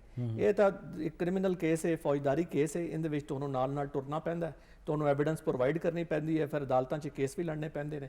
ਤੇ ਇਸ ਲਈ ਤੁਹਾਡੀ ਐਪਲੀਕੇਸ਼ਨ ਰਿਸੀਵ ਜ਼ਰੂਰ ਹੋ ਜਾਂਦੀ ਹੈ, ਅਸੀਂ ਕਾਰਵਾਈ ਵੀ ਕਰਨੇ ਆ, ਲੇਕਿਨ ਇਨਕੁਆਇਰੀ ਤੇ ਪਰਚੇ ਦੀ ਸਟੇਜ ਲਈ ਤੁਹਾਡੀ ਆਪਣੀ ਪ੍ਰੈਜ਼ੈਂਸ ਜਿਹੜੀ ਹੈ ਉਹ ਬਹੁਤ ਜ਼ਰੂਰੀ ਹੈ। ਇਸ ਲਈ ਜੀ ਅਗਰ ਤੁਸੀਂ ਮਾਮੂਲੀ ਜਿਹਾ ਜੁਰਮ ਹੋਵੇ ਤਾਂ ਫਿਰ ਲੋਕ ਤਾਂ ਨਹੀਂ ਆਉਂਦੇ, ਅਮੂਮਨ ਅੱਧੇ ਰਾਹ ਤੋਂ ਨਸ ਜਾਂਦੇ ਨੇ। ਇਨਕੁਆਇਰੀ ਦੇ ਦੌਰਾਨ ਜਦੋਂ ਅਸੀਂ ਬੰਦੇ ਦਾ ਡਿਜੀਟਲ ਮੀਡੀਆ ਫੜ ਲਿਆ, ਉਹਦਾ ਅੱਧਾ ਮਸਲਾ ਹੱਲ ਹੋ ਗਿਆ, ਬਾਰੋ-ਬਾਰ ਸੁਲ੍ਹਾ ਹੋ ਗਈ, ਉਸ ਤੋਂ ਬਾਅਦ ਅਸੀਂ ਉਹਨੂੰ ਲੱਭਦੇ ਫਿਰਨੇ, ਉਹ ਸਾਨੂੰ ਮਿਲਦੇ ਹੀ ਨਹੀਂ। ਇਹ ਵੀ ਸਾਰੇ ਮਾਮਲੇ ਖਵਾਤੀਨ ਦੇ ਕੇਸ 'ਚ ਇਹ ਬਹੁਤ ਹੁੰਦਾ ਹੈ। ਫਿਰ ਅਸੀਂ ਵੀ ਕਹਿੰਦੇ ਆ ਕਿ ਚਲੋ ਦੂਜਾ ਅਸੀਂ ਉਹ ਖਵਾਤੀਨ ਦੇ ਵਿਕਟਮ ਦੀ ਸਿਕਿਉਰਿਟੀ ਔਰ ਉਹਦਾ ਨਾਮ ਮਸ਼ਹੂਰ ਨਾ ਹੋਵੇ, ਇਸ ਲਈ ਉਹਨਾਂ ਨੂੰ ਵੀ ਅਸੀਂ ਸਾਈਡ ਤੇ ਕਰ ਲੈਂਦੇ ਹਾਂ। ਅੱਛਾ, ਨਾਲੋਂ ਨਾਲ ਇਹ ਵੀ ਦੱਸਦੇ ਜਾਣਾ ਕਿ ਚੈੱਕ ਐਂਡ ਬੈਲੈਂਸ ਜਿਹੜਾ ਉਹ ਹਰ ਇਦਾਰੇ ਵਿੱਚ ਹੋਣਾ ਚਾਹੀਦਾ ਹੈ, ਹੁੰਦਾ ਵੀ ਹੈ। ਬਾਜ਼ ਔਕਾਤ ਇਹ ਵੀ ਖਬਰਾਂ ਆਈਆਂ ਨੇ ਕਿ ਕਿਸੇ ਨੇ ਦੱਸਿਆ ਕਿ ਬੁਲਿੰਗ ਹੋਈ ਹੈ ਮੇਰੀ, ਸਪੈਸ਼ਲੀ ਕੁੜੀਆਂ ਦੇ ਹਵਾਲੇ ਨਾਲ, ਖਵਾਤੀਨ ਦੇ ਹਵਾਲੇ ਨਾਲ, ਔਰ ਕੁਝ ਇਸ ਤਰ੍ਹਾਂ ਦਾ ਪਰਸਨਲ ਡਾਟਾ ਇੰਟਰਨੈਟ ਤੇ ਚਲਾ ਗਿਆ ਜਾਂ ਕਿਸੇ ਹੋਰ ਬੰਦੇ ਕੋਲ ਚਲਾ ਗਿਆ। ਉਹ ਜਦੋਂ ਤੁਹਾਡੇ ਇਦਾਰੇ ਕੋਲ ਆਉਂਦਾ ਹੈ ਚੈੱਕ ਹੋਣ ਵਾਸਤੇ ਜਾਂ ਸਾਰੀ ਕਾਰਵਾਈ ਵਾਸਤੇ, ਫਿਰ ਇੱਥੋਂ ਵੀ ਮੈਨੀਪੂਲੇਟ ਕੁਝ ਬੰਦੇ ਜਿਹੜੇ ਨੇ ਉਹ ਕਰ ਸਕਦੇ ਨੇ, ਜਾਂ ਕਰਪਸ਼ਨ ਦੀ ਕਈ ਇੱਕ ਵੇਜ਼ ਹੁੰਦੇ ਨੇ। ਇਸ ਚੀਜ਼ ਨੂੰ ਚੈੱਕ ਕਰਨ ਵਾਸਤੇ ਕਿ ਤੁਹਾਡੇ ਆਪਣੇ ਹੀ ਬੰਦੇ ਉਸ ਚੀਜ਼ ਨੂੰ ਮਿਸਯੂਜ਼ ਨਾ ਕਰਨ, ਕਿਸੇ ਨੂੰ ਤੰਗ ਨਾ ਕਰਨ ਦੁਬਾਰਾ ਤੋਂ, ਔਰ ਉਸ ਚੀਜ਼ ਨੂੰ ਡਿਲੀਟ ਕਰ ਦਿੱਤਾ ਜਾਏ ਫੌਰਨ ਜਿੱਥੇ ਜਿੱਥੇ ਵੀ ਉਹ ਮੌਜੂਦ ਹੈਗੀ ਹੈ। ਇਹਦਾ ਕੀ ਮੈਕੈਨਿਜ਼ਮ ਹੈ ਤਾਂ ਕਿ ਫਿਰ ਅਸੀਂ ਜ਼ਿਆਦਾ ਆਸਾਨੀ ਨਾਲ ਰਾਬਤਾ ਹੋ ਸਕੇ? ਜੀ ਉਹ ਸਰ ਅਹਿਮ ਗੱਲ ਹੈ ਕਿ ਦੇਖੇ ਇੱਕ ਤੁਸੀਂ ਕਸਟੋਡੀਅਨ ਤਾਂ ਕਿਸੇ ਨੂੰ ਬਣਾਉਣਾ ਪੈਂਦਾ ਹੈ। ਤੁਸੀਂ ਜਦੋਂ ਕੋਈ ਸ਼ੈ ਤੁਹਾਡੀ ਪਬਲਿਕ ਹੋ ਗਈ, ਉਹ ਤਾਂ ਸਾਰੀ ਦੁਨੀਆ ਨੇ ਦੇਖ ਲਈ। ਮੈਂ ਤਾਂ ਬੱਚਿਆਂ ਨੂੰ ਇਹ ਸਮਝਾਣਾ ਕਿ ਤੁਸੀਂ ਹਿੰਮਤ ਕਰੋ, ਜੋ ਕੁਝ ਹੋ ਗਿਆ ਉਹ ਤਾਂ ਹੋ ਗਿਆ।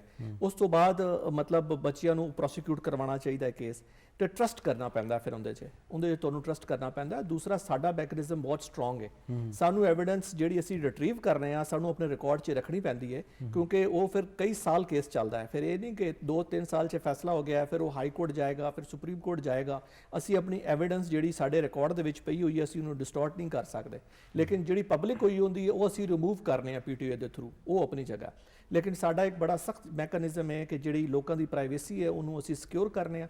ਸਾਡੇ ਕਾਨੂੰਨ ਦੇ ਵਿੱਚ ਵੀ ਇਹਦੀ ਬੜੀ ਸਖਤ ਸਜ਼ਾ ਹੈ। ਠੀਕ ਹੈ ਨਾ ਜੀ। ਅਦਰਵਾਈਜ਼ ਅਗਰ ਕੋਈ ਬੰਦਾ ਉਸ ਡਾਟੇ ਨੂੰ ਮੈਨੀਪੂਲੇਟ ਕਰੇਗਾ ਕੋਈ ਅਫਸਰ, ਤਾਂ ਫਿਰ ਉਸੇ ਜੁਰਮ ਤੇ ਉਹ ਵੀ ਚਾਰਜ ਹੋਏਗਾ। ਔਰ ਸੈਕਸ਼ਨ 21 ਇਹਦੇ ਵਿੱਚ ਹੈ ਜਿੰਦੀ 7 ਸਾਲ ਸਜ਼ਾ ਹੈ, ਲੇਕਿਨ ਇਹ ਕਿ ਅਦਾਲਤਾਂ ਦਾ ਬੜਾ ਸਖਤ ਐਕਸ਼ਨ ਹੈ, ਉਹ ਬਿਲਕੁਲ ਇਹਦੇ ਉੱਤੇ ਬੇਲ ਨਹੀਂ ਹੁੰਦੀ। ਔਰ ਇਸ ਜੁਰਮ ਦੇ ਉੱਤੇ ਜੀ ਇਹਦੀ ਨੌਈਅਤ ਜਿਹੜੀ ਹੈ ਬੜੀ ਮਾਸ਼ਰੇ ਦੇ ਅੰਦਰ ਜਿਹੜੀ ਹੈ ਉਹ ਅਨਾਰਕੀ ਫੈਲਾਉਂਦੀ, ਜਿੰਦੀ ਵਜ੍ਹਾ ਨਾਲ ਬੜਾ ਸੈਂਸਿਟਿਵ ਜਿਹਾ ਮਾਮਲਾ ਹੈ। ਤੋ ਇਹਦੇ ਵਿੱਚ ਅਸੀਂ ਬਿਲਕੁਲ ਜਿਹੜਾ ਵਿਕਟਮ ਹੁੰਦਾ ਹੈ ਉਹਨੂੰ ਬਿਲਕੁਲ ਅਸੀਂ ਪਬਲਿਕ ਨਹੀਂ ਹੋਣ ਦਿੰਦੇ। ਅਕਿਊਜ਼ ਨੂੰ ਅਸੀਂ ਪਬਲਿਕ ਕਰਨੇ ਆ ਲੋਕਾਂ ਨੂੰ ਅਵੇਅਰਨੈਸ ਲਈ, ਲੋਕਾਂ ਨੂੰ ਆਪਣੀ ਵਰਕਿੰਗ ਦੱਸਣ ਲਈ, ਲੇਕਿਨ ਉਹਦੇ ਨਾਂ, ਉਹਦਾ ਪਤਾ, ਉਹਦਾ ਕਾਰੋਬਾਰ, ਹਰ ਸ਼ੈ ਨੂੰ ਅਸੀਂ ਸਿਕਿਉਰ ਰੱਖਦੇ ਹਾਂ। ਔਰ ਇਹ ਕਾਨੂੰਨ ਦੇ ਵਿੱਚ ਵੀ ਲਿਖਿਆ ਹੋਇਆ ਹੈ ਕਿ ਅਗਰ ਉਹ ਫੈਮਿਲੀ ਚਾਹੇ ਔਰ ਜੋ ਕੁਝ ਹੈ, ਇਨ ਕੈਮਰਾ ਪ੍ਰੋਸੀਡਿੰਗਸ ਵੀ ਹੋ ਸਕਦੀਆਂ ਨੇ, ਔਰ ਸਾਰੀਆਂ ਚੀਜ਼ਾਂ ਇਹਦੇ ਵਿੱਚ ਜਿਹੜੀਆਂ ਹੈ ਨੇ ਉਹ ਵਿਕਟਮ ਦੇ ਹਿਸਾਬ ਨਾਲ ਕਵਰ ਕੀਤੀਆਂ ਗਈਆਂ ਨੇ। ਈਵਨ ਉਹਦੀ ਜਿਹੜੀ ਪ੍ਰਾਈਵੇਸੀ ਜਿਹੜੀ ਸਾਡੀ ਕਸਟਡੀ 'ਚ ਹੋਏਗੀ ਉਹਨੂੰ ਵੀ ਸਿਕਿਉਰ ਕਰਨ ਲਈ ਔਰ ਉਹਦੀ ਹਿਫਾਜ਼ਤ ਕਰਨ ਲਈ ਇੱਕ ਪ੍ਰੋਪਰ ਮੈਕੈਨਿਜ਼ਮ ਜਿਹੜਾ ਹੈ ਉਹ ਕਾਨੂੰਨ ਦੇ ਵਿੱਚ ਲਿਆਇਆ ਗਿਆ। ਅੱਜ ਕੱਲ੍ਹ ਸਾਰਿਆਂ ਤੋਂ ਜ਼ਿਆਦਾ ਇੱਕ ਐਪ ਯੂਜ਼ ਹੁੰਦੀ ਹੈ WhatsApp, ਤੇ ਬੜੀਆਂ ਸ਼ਿਕਾਇਤਾਂ ਨੇ ਕਿ ਹੈਕ ਹੋ ਜਾਂਦਾ ਹੈ ਅੱਜ ਕੱਲ੍ਹ WhatsApp। ਇਹ ਹੈਕ ਕਿਵੇਂ ਹੁੰਦਾ ਹੈ ਤੇ ਅਸੀਂ ਕਿਵੇਂ ਬਚ ਸਕਨੇ ਆ ਇਹਦੇ ਤੋਂ? ਦੇਖੋ WhatsApp ਦੇ ਬਾਰੇ 'ਚ ਨਾ ਉਹ ਲੋਕਾਂ ਨੂੰ ਕੋਈ ਥੋੜੀ ਜਿਹੀ ਗਲਤਫਹਿਮੀ ਹੈ। ਦੇਖੋ ਇਹ ਤੁਹਾਡਾ ਜਿਹੜਾ ਮੋਬਾਈਲ ਜਿਹੜਾ ਹੈ ਨਾ ਉਹ ਹੈਕ, ਅਗਰ ਆਈਫੋਨ ਹੈ ਤਾਂ iCloud ਲੱਗਾ ਹੁੰਦਾ ਹੈ ਨਾਲ, ਉਹ iCloud ਦਾ ਅਗਰ ਪਾਸਵਰਡ ਚਲਾ ਗਿਆ ਤੁਹਾਡੇ ਕੋਲੋਂ ਕਿਸੇ ਹੋਰ ਬੰਦੇ, ਉਹ ਸਾਰਾ ਮੋਬਾਈਲ ਤੁਹਾਡਾ ਉਹਦੇ ਕੰਟਰੋਲ 'ਚ ਟੁਰ ਜਾਏਗਾ। ਕਈ ਕੇਸਿਸ ਸਾਡੇ ਕੋਲ ਇਸ ਤਰ੍ਹਾਂ ਦੇ ਵੀ ਆਏ ਨੇ ਕਿ ਉਹ ਕਿਸੇ ਤਰੀਕੇ ਨਾਲ ਉਹ ਮੋਬਾਈਲ ਦਾ ਉਹਨੇ ਪਾਸਵਰਡ ਲੈ ਲਿਆ ਔਰ ਉਹਨੂੰ ਹੈਕ। ਅਦਰਵਾਈਜ਼ WhatsApp ਇਟਸੈਲਫ ਜਿਹੜਾ ਹੈਕ ਕਰਨਾ ਔਰ ਇਤਨਾ ਈਜ਼ੀ ਨਹੀਂ ਔਰ ਪੋਸੀਬਲ ਨਹੀਂ ਹੈ। ਅਸਲ ਮਸਲਾ ਇਹ ਹੁੰਦਾ ਹੈ ਕਿ ਤੁਹਾਡਾ ਜਿਹੜਾ ਮੋਬਾਈਲ ਹੈ ਉਹ ਦੁਨੀਆ ਦੀ ਸਭ ਤੋਂ ਅਨਸੇਫ ਸ਼ੈ ਹੈ। ਤੁਸੀਂ ਜਦੋਂ ਉਹਦੇ ਵਿੱਚ ਮੋਬਾਈਲ 'ਚ ਕੋਈ ਸ਼ੈ ਰੱਖਦੇ ਹੋ ਤੇ ਤੁਸੀਂ ਜ਼ਿਹਨੀ ਤੌਰ ਤੇ ਤਿਆਰ ਰਹੋ ਕਿ ਇਹ ਸਮਝੋ ਕਿ ਪਬਲਿਕ ਹੋ ਗਈ, ਠੀਕ ਹੈ, ਕਿਉਂਕਿ ਗਲਤੀ ਨਾਲ ਵੀ ਤੁਸੀਂ ਭੇਜ ਸਕਦੇ ਹੋ। ਅੱਛਾ, ਤੁਹਾਡੀ ਪਿਕਚਰਸ ਦੇ ਉੱਤੇ ਐਕਸੈਸ ਆ ਜਾਂਦੀ ਹੈ ਮੁxtਲਿਫ ਐਪਸ ਦੀ ਔਰ ਮੁxtਲਿਫ ਕਿਸਮ ਦੀ। ਫਿਰ ਤੁਸੀਂ ਜਦੋਂ ਕਦੀ ਮੋਬਾਈਲ ਵੇਚਣ ਜਾਂਦੇ ਹੋ ਤੇ ਮੋਬਾਈਲ ਦੇ ਅੰਦਰ ਡਾਟਾ ਜਿਹੜਾ ਡਿਲੀਟ ਹੋਣ ਤੋਂ ਬਾਅਦ ਵੀ ਰਹਿ ਜਾਂਦਾ ਹੈ। ਉਹ ਮੋਬਾਈਲ ਇਸ ਤਰ੍ਹਾਂ ਕਿਸੇ ਇੱਕ ਦੇ ਹੱਥ ਚੜਦਾ ਹੈ ਤਾਂ ਉਹਨੂੰ ਐਕਸਟ੍ਰੈਕਟ ਕਰ ਲੈ ਤਾਂ ਤੁਹਾਡਾ ਡਾਟਾ ਟ੍ਰਾਂਸਫਰ ਹੋ ਸਕਦਾ ਹੈ।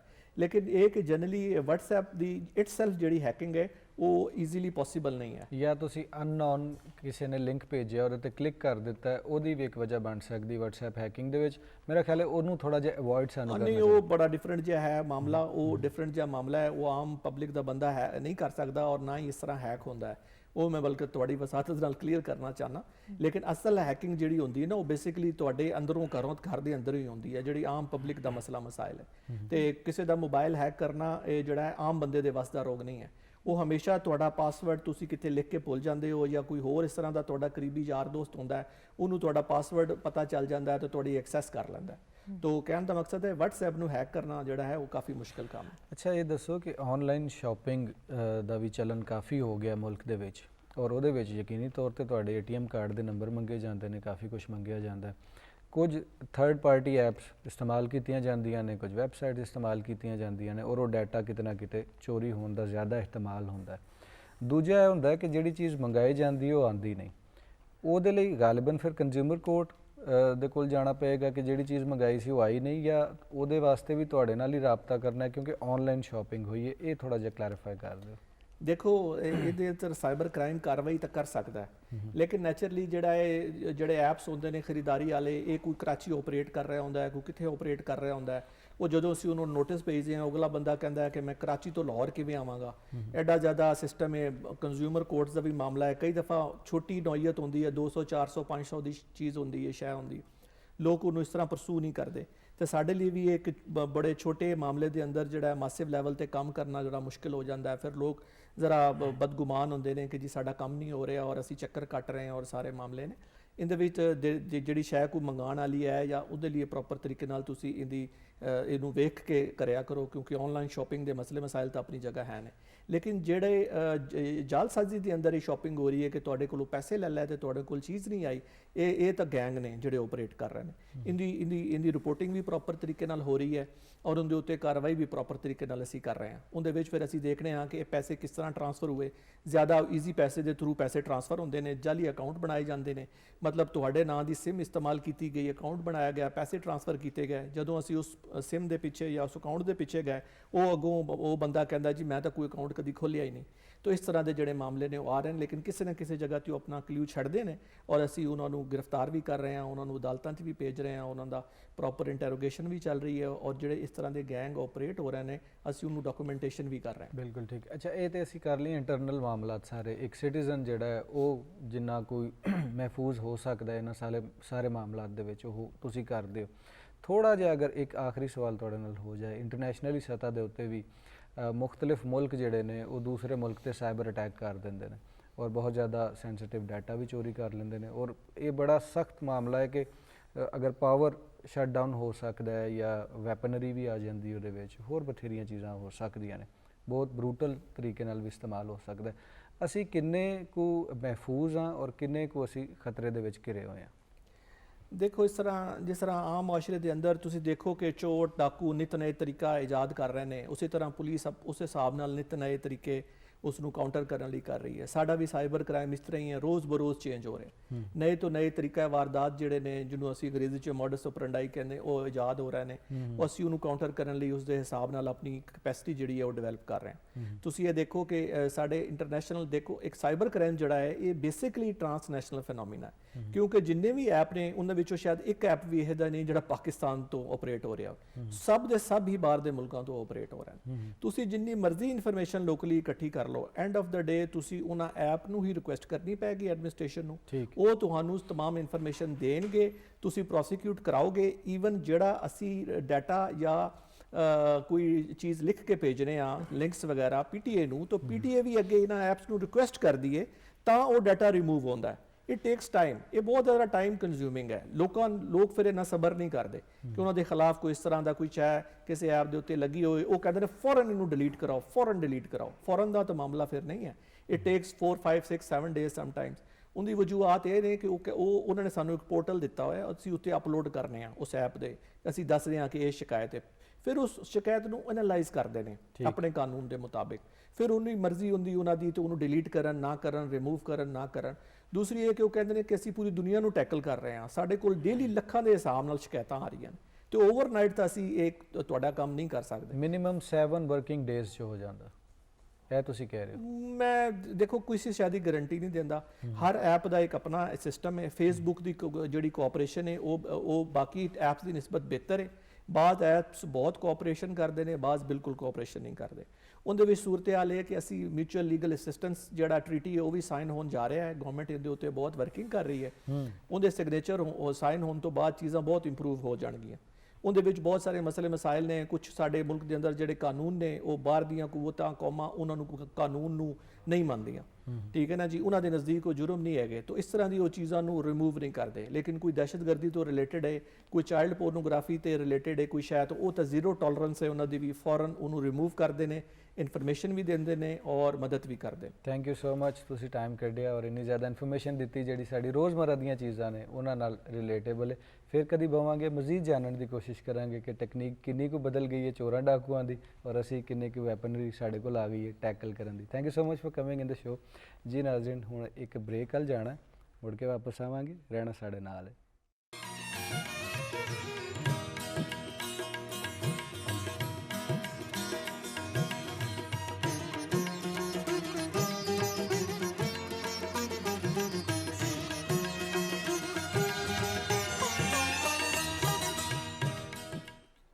जी मुड़ के वापस आ गए हैं पाकिस्तान टेलीविजन लाहौर सेंटर तो। मेरा नाम है अली उस्मान बाजवा, सुहेरा साजिद मेरे नाल मौजूद ने और प्रोग्राम बड़े वधिया ढंग नाल लगे वध रहा। सब तो पहले डॉक्टर साहब नाल मुलाकात हुई और असी जाने तिब के हवाले नाल की मसाइल स्मोग की वजह तो हो रहे हैं। उस तो बाद असी जाने कि जदीद तरीके नाल वाही वाणी किवें हो सकती है, खेतीबाड़ी किवें हो सकती है। फिर असी जाने कि साइबर क्राइम जिहड़ा अजकल नवीं टर्म बनी, नवीं तो नहीं ये भी पुरानी हो गई है, उहदे तो किवें बचिया जा सकता है। लेकिन हुण थोड़ा जिहा पेंटर जिहड़े ने वो भी साडे नाल मौजूद ने और वो अपनी तस्वीर जिहड़ियां ने वो बड़े ही ध्यान नाल और फोकस नाल बना रही ने, वो भी यकीनी तौर पर साडे नाल थ्रू आउट शो दे विच मौजूद हैगियां ने। लेकिन हुण थोड़ा जिहा ग्लैमर दी दुनिया वल वधने आ। ये बड़ी पसंदीदा दुनिया साडी सब दी हुंदी है। वो सारे किरदार जिहड़े कि तुसीं टैलीविजन ते वेखदे हो, थिएटर ते वेखदे हो, उन्हां दी यकीनी तौर ते एक ज़ाती जिंदगी भी हुंदी है। धन्नभाग साडे शो दा कि उस दौर तो एक अदाकार साडे शो 'च शामिल होए ने जदों गोल्डन एरा ऑफ PTV चलदा हुंदा सी, जदों थिएटर ने भी बड़े बड़े रंग वेखे और जदों थिएटर वाकई थिएटर हुंदा सी। बहुत लम्मा चौड़ा उन्हां दा तारुफ है, मैं बहुत लम्मा चौड़ा तारुफ नहीं कराना चाहांगा। क्विकली असीं अगे वधांगे क्योंकि वेले दी घाट है। तुसीं इन्हां नूं कौन दिलां दियां जाणे और अज दी कहानी वर्गे जिहड़े टैलीविजन दे खेड ने उन्हां दे विच वेखिया होवेगा। इसे तरह अगर थिएटर की गल करिए तो पग, क्लर्क बीवी ते इश्क, टब्बर वेलियां दा जिहदे ते सुहेरा बड़ा हसी सी इस टाइटल ते अज आखां वारिस शाह नूं, इन्हां सारे खेडां दे विच तुसीं उन्हां दी अदाकारी वेखीए। ये सारे पंजाबी दीयां चीज़ां ने, इस तो इलावा उर्दू दे ते टेरां टेर ने, ਉਹਨਾਂ ਕੋਲ ਅਸੀਂ ਮਜ਼ੀਦ ਜਾਣਾਂਗੇ ਔਰ ਉਸ ਹਵਾਲੇ ਨਾਲ ਗੱਲ ਵੀ ਕਰਾਂਗੇ। ਸਾਡੇ ਆਪਣੇ, ਤੁਹਾਡੇ ਆਪਣੇ, ਸਾਡੇ ਸਭ ਦੇ ਜਾਵੇਦ ਰਿਜ਼ਵੀ ਸਾਹਿਬ ਸਾਡੇ ਸਟੂਡੀਓ 'ਚ ਮੌਜੂਦ ਨੇ। अस्सलाम वालेकुम सर। अस्सलाम वालेकुम। कैसी तबीयत है? अरसे बाद ਤੁਹਾਡੇ ਨਾਲ ਮੁਲਾਕਾਤ ਹੋਈ ਹੈ। बस कोई कह लो कोताही कह लो या करोना ਦੀ ਵਜ੍ਹਾ ਨਾਲ ਜੀ। ਜਿਹੜੇ ਸਾਰੇ ਸੋਸ਼ਲ ਕੰਟੈਕਟਸ ਖਤਮ ਹੋ ਗਏ ਨੇ, ਹਾਂ ਹਾਂ। ਇਨਸਾਨ ਕੱਲਿਆਂ ਹੋ ਗਿਆ ਹੈ ਬਿਲਕੁਲ। ਤੇ ਆਪਣੇ ਘਰ ਵਾਪਸ ਆ ਕੇ ਕੈਸਾ ਲੱਗਾ ਔਰ ਫਿਰ ਸਾਡੇ ਸੈੱਟ ਬਾਰੇ ਥੋੜਾ ਜਿਹਾ ਦੱਸਣਾ ਕਿ ਪੰਜਾਬ ਨਜ਼ਰ ਆ ਰਿਹਾ ਇਹਦੇ 'ਚ? ਇੰਤਹਾਈ ਖੂਬਸੂਰਤ ਸੈੱਟ ਹੈ ਤੇ ਪੂਰਾ ਯਾਨੀ ਪੰਜਾਬ ਦੇ ਰੰਗ ਸ਼ਾਮਲ ਨੇ ਇਹਦੇ ਵਿੱਚ। ਜੀ। ਬਹੁਤ ਕਮਾਲ ਸੈੱਟ ਹੈ। ਤੇ ਦੂਸਰੀ ਗੱਲ ਹੈਗੀ ਹੈ ਕਿ ਮੈਂ ਬਹੁਤ ਖੁਸ਼ੀ ਹੋਈ ਕਿ ਤੁਸੀਂ ਇਹ ਰੰਗ ਲਾਏ ਨੇ ਇੱਥੇ। ਤੇ ਵਰਨਾ ਇੱਥੇ ਜਿਹੜੇ ਮੇਲੇ ਲੱਗੇ ਹੁੰਦੇ ਸਨ ਪੀਟੀਵੀ ਤੇ, ਉਹਦੀ ਕੁਝ ਮੈਨੂੰ ਕਮੀ ਮਹਿਸੂਸ ਹੋਈ। ਨੋਸਟੈਲਜੀ ਹੋਇਆ, ਲੇਕਿਨ ਉਹ ਮੇਲੇ ਦੁਬਾਰਾ ਵਾਪਸ ਆਣਗੇ ਇਨਸ਼ਾਅੱਲਾ। ਇਹ ਕੰਮ ਸ਼ੁਰੂ ਹੋ ਗਿਆ ਜੀ। ਤੇ ਅੱਲਾ ਨੇ ਚਾਹਿਆ ਤੇ ਇੱਥੇ ਰੰਗ ਲੱਗ ਜਾਣਗੇ। ਬਿਲਕੁਲ। ਅੱਛਾ ਸਰ, ਸਭ ਤੋਂ ਪਹਿਲੇ ਤੇ ਉੱਥੋਂ ਹੀ ਕਰੀਏ, ਜਿਵੇਂ ਮੈਂ ਜਦੋਂ ਥੀਸਿਸ ਕਰ ਰਿਹਾ ਸੀ ਉਦੋਂ ਤੁਹਾਡੀ ਖਿਦਮਤ 'ਚ ਹਾਜ਼ਰ ਹੋਇਆ ਔਰ ਤੁਹਾਡੀ ਪਰਸਨਲ ਡਾਇਰੀ ਤੱਕ ਲੈ ਕੇ ਪੜ੍ਹੀ ਔਰ ਜਾਣਿਆ ਕਿ ਬੱਚਿਆਂ ਦਾ ਥੀਏਟਰ ਲਾਹੌਰ ਸ਼ਹਿਰ ਦੇ ਵਿੱਚ ਕਿਸ ਤਰ੍ਹਾਂ ਹੁੰਦਾ ਸੀ। ਉਹ ਸਾਰਾ ਚੀਜ਼ਾਂ ਡਿਟੇਲ ਨਾਲ ਮੈਂ ਲਿਖ ਦਿੱਤੀਆਂ ਆਪਣੀ ਰਿਸਰਚ ਵਿੱਚ। ਜਾਣਨਾ ਇਹ ਚਾਹਾਂਗਾ ਕਿ ਇੱਕ ਬੱਚਾ ਜਿਹੜਾ ਥੀਏਟਰ ਨਾਲ ਜੁੜਦਾ ਹੈ ਬਚਪਨ ਦੇ ਵਿੱਚ, ਉਹਦੀ ਕੀ ਪਰਸਨੈਲਿਟੀ ਗਰੂਮਿੰਗ ਹੁੰਦੀ ਹੈ, ਅਦਾਕਾਰੀ ਦੇ ਵਿੱਚ ਵੀ ਐਜ਼ ਅ ਕਰੀਅਰ ਤੇ ਅਦਰਵਾਈਜ਼ ਵੀ ਜ਼ਿੰਦਗੀ ਦੇ ਵਿੱਚ ਵੀ? ਸਾਡੇ ਬੱਚੇ ਸ਼ਾਇਦ ਥੀਏਟਰ ਤੋਂ ਦੂਰ ਹੋ ਗਏ ਨੇ, ਸਾਡੀਆਂ ਕੋ ਕਰਿਕੂਲਰ ਐਕਟੀਵਿਟੀਜ਼ ਘਟ ਗਈਆਂ ਨੇ, ਛੋਟੇ ਛੋਟੇ ਪ੍ਰਾਈਵੇਟ ਸਕੂਲ ਬਣ ਗਏ ਨੇ, ਮੈਦਾਨ ਨਹੀਂ ਰਹੇ ਖੇਡਣ ਵਾਸਤੇ। ਉਹ ਆਪਣੀ ਜ਼ਿੰਦਗੀ ਨਾਲ ਜੋੜ ਕੇ ਥੋੜਾ ਜਿਹਾ ਦੱਸੋ ਕਿ ਤੁਸੀਂ ਬਹੁਤ ਲੰਮਾ ਚੌੜਾ ਥੀਏਟਰ ਔਰ ਬਚਪਨ ਤੋਂ ਲੈ ਕੇ ਔਰ ਹੁਣ ਤੱਕ ਤੁਸੀਂ ਅਦਾਕਾਰੀ ਕਰਦੇ ਹੋ, ਕਿਹੜੀ ਚੀਜ਼ ਹੈ ਜਿਹੜੀ ਥੀਏਟਰ ਨੇ ਤੁਹਾਡੇ 'ਚ ਭਰ ਦਿੱਤੀ? ਥੀਏਟਰ ਜਿਹੜਾ ਪੂਰਾ ਇੱਕ ਜ਼ਿੰਦਗੀ ਨੂੰ ਗੁਜ਼ਾਰਨ ਦਾ ਢੰਗ ਤਰੀਕਾ ਦੱਸਦਾ ਹੈ ਜੀ। ਔਰ ਕੌਨਫੀਡੈਂਸ ਦਿੰਦਾ ਹੈ। ਥੀਏਟਰ ਬਹੁਤ ਹੀ ਜ਼ਰੂਰੀ ਹੈ, ਪੂਰਾ ਇੱਕ ਮੁਆਸ਼ਰਾ ਚੇਂਜ ਕਰ ਦਿੰਦਾ ਹੈ ਥੀਏਟਰ। ਤੇ ਲਿਹਾਜ਼ਾ ਬਹੁਤ ਜ਼ਰੂਰੀ ਚੀਜ਼ ਹੈ। ਲੇਕਿਨ ਉਹ ਜਿਹੜੀ ਗਰੂਮਿੰਗ ਸਾਡੇ ਟਾਈਮ ਤੇ ਹੋ ਰਹੀ ਸੀ, ਉਹਦੀ ਮੇਰੇ ਖਿਆਲ ਹੈ ਫੁਕਦਾਨ ਹੈਗਾ ਇਹਦਾ। ਤੇ ਅਦਰਵਾਈਜ਼ ਇਹ ਵੀ ਇੱਕ ਪਹਿਲੂ ਹੈ ਕਿ ਫੈਮਿਲੀ ਥੀਏਟਰ ਪਹਿਲੇ ਹੁੰਦਾ ਸੀ, ਉਹ ਨਹੀਂ ਹੋ ਰਿਹਾ। ਥੀਏਟਰ ਦਾ ਰੰਗ ਹੀ ਚੇਂਜ ਹੋ ਗਿਆ ਬਿਲਕੁਲ। ਮੈਂ ਤੇ ਮੇਰੀ ਗੁੱਡ ਲੱਕ ਹੈ ਕਿ ਥੀਏਟਰ ਦੇ ਕਈ ਅਦਵਾਰ ਜਿਹੜੇ ਨੇ ਨਾ ਜੀ, ਉਹ ਮੈਂ ਦੇਖੇ ਨੇ ਆਪਣੀ ਅੱਖੀ।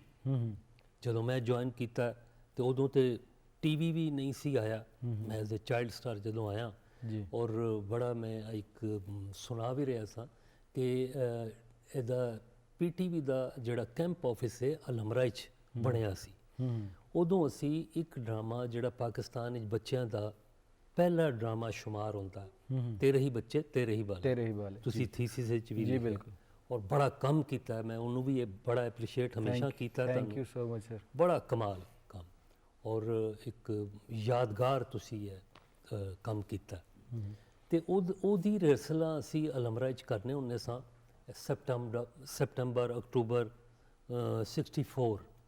ਤੇ ਉੱਥੇ ਇਹ ਸਾਰਾ ਕੈਂਪ ਆਫਿਸ ਵਿੱਚ ਸਾਰਿਆਂ ਨੂੰ ਅਸੀਂ ਦੇਖਨੇ ਸਾਂ। ਜਦੋਂ ਜਾਣਦੇ ਨਹੀਂ ਸਾਂ ਅਸਲਮ ਅਜ਼ਹਰ ਸਾਹਿਬ, ਨਿਸਾਰ ਹੁਸੈਨ ਸਾਹਿਬ, ਜੋ ਵੀ ਪਾਇਨੀਅਰਸ ਨੇ, ਉਹਨਾਂ ਨੂੰ ਅਸੀਂ ਦੇਖੀਦਾ ਸੀ।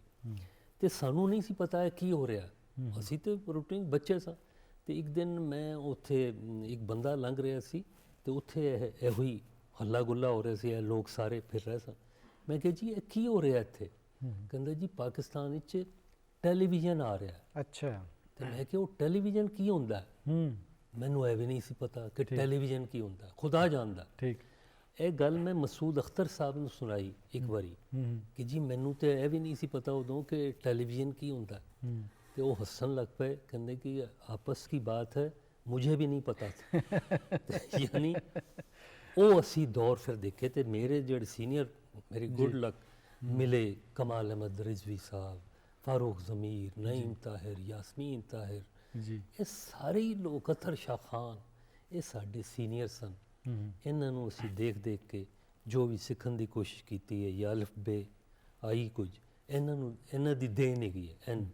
असी वो माहौल न्यू कमर नूं इसलिए नहीं मिलता या थोड़ा घट मिल रहा या घट मिलता जी।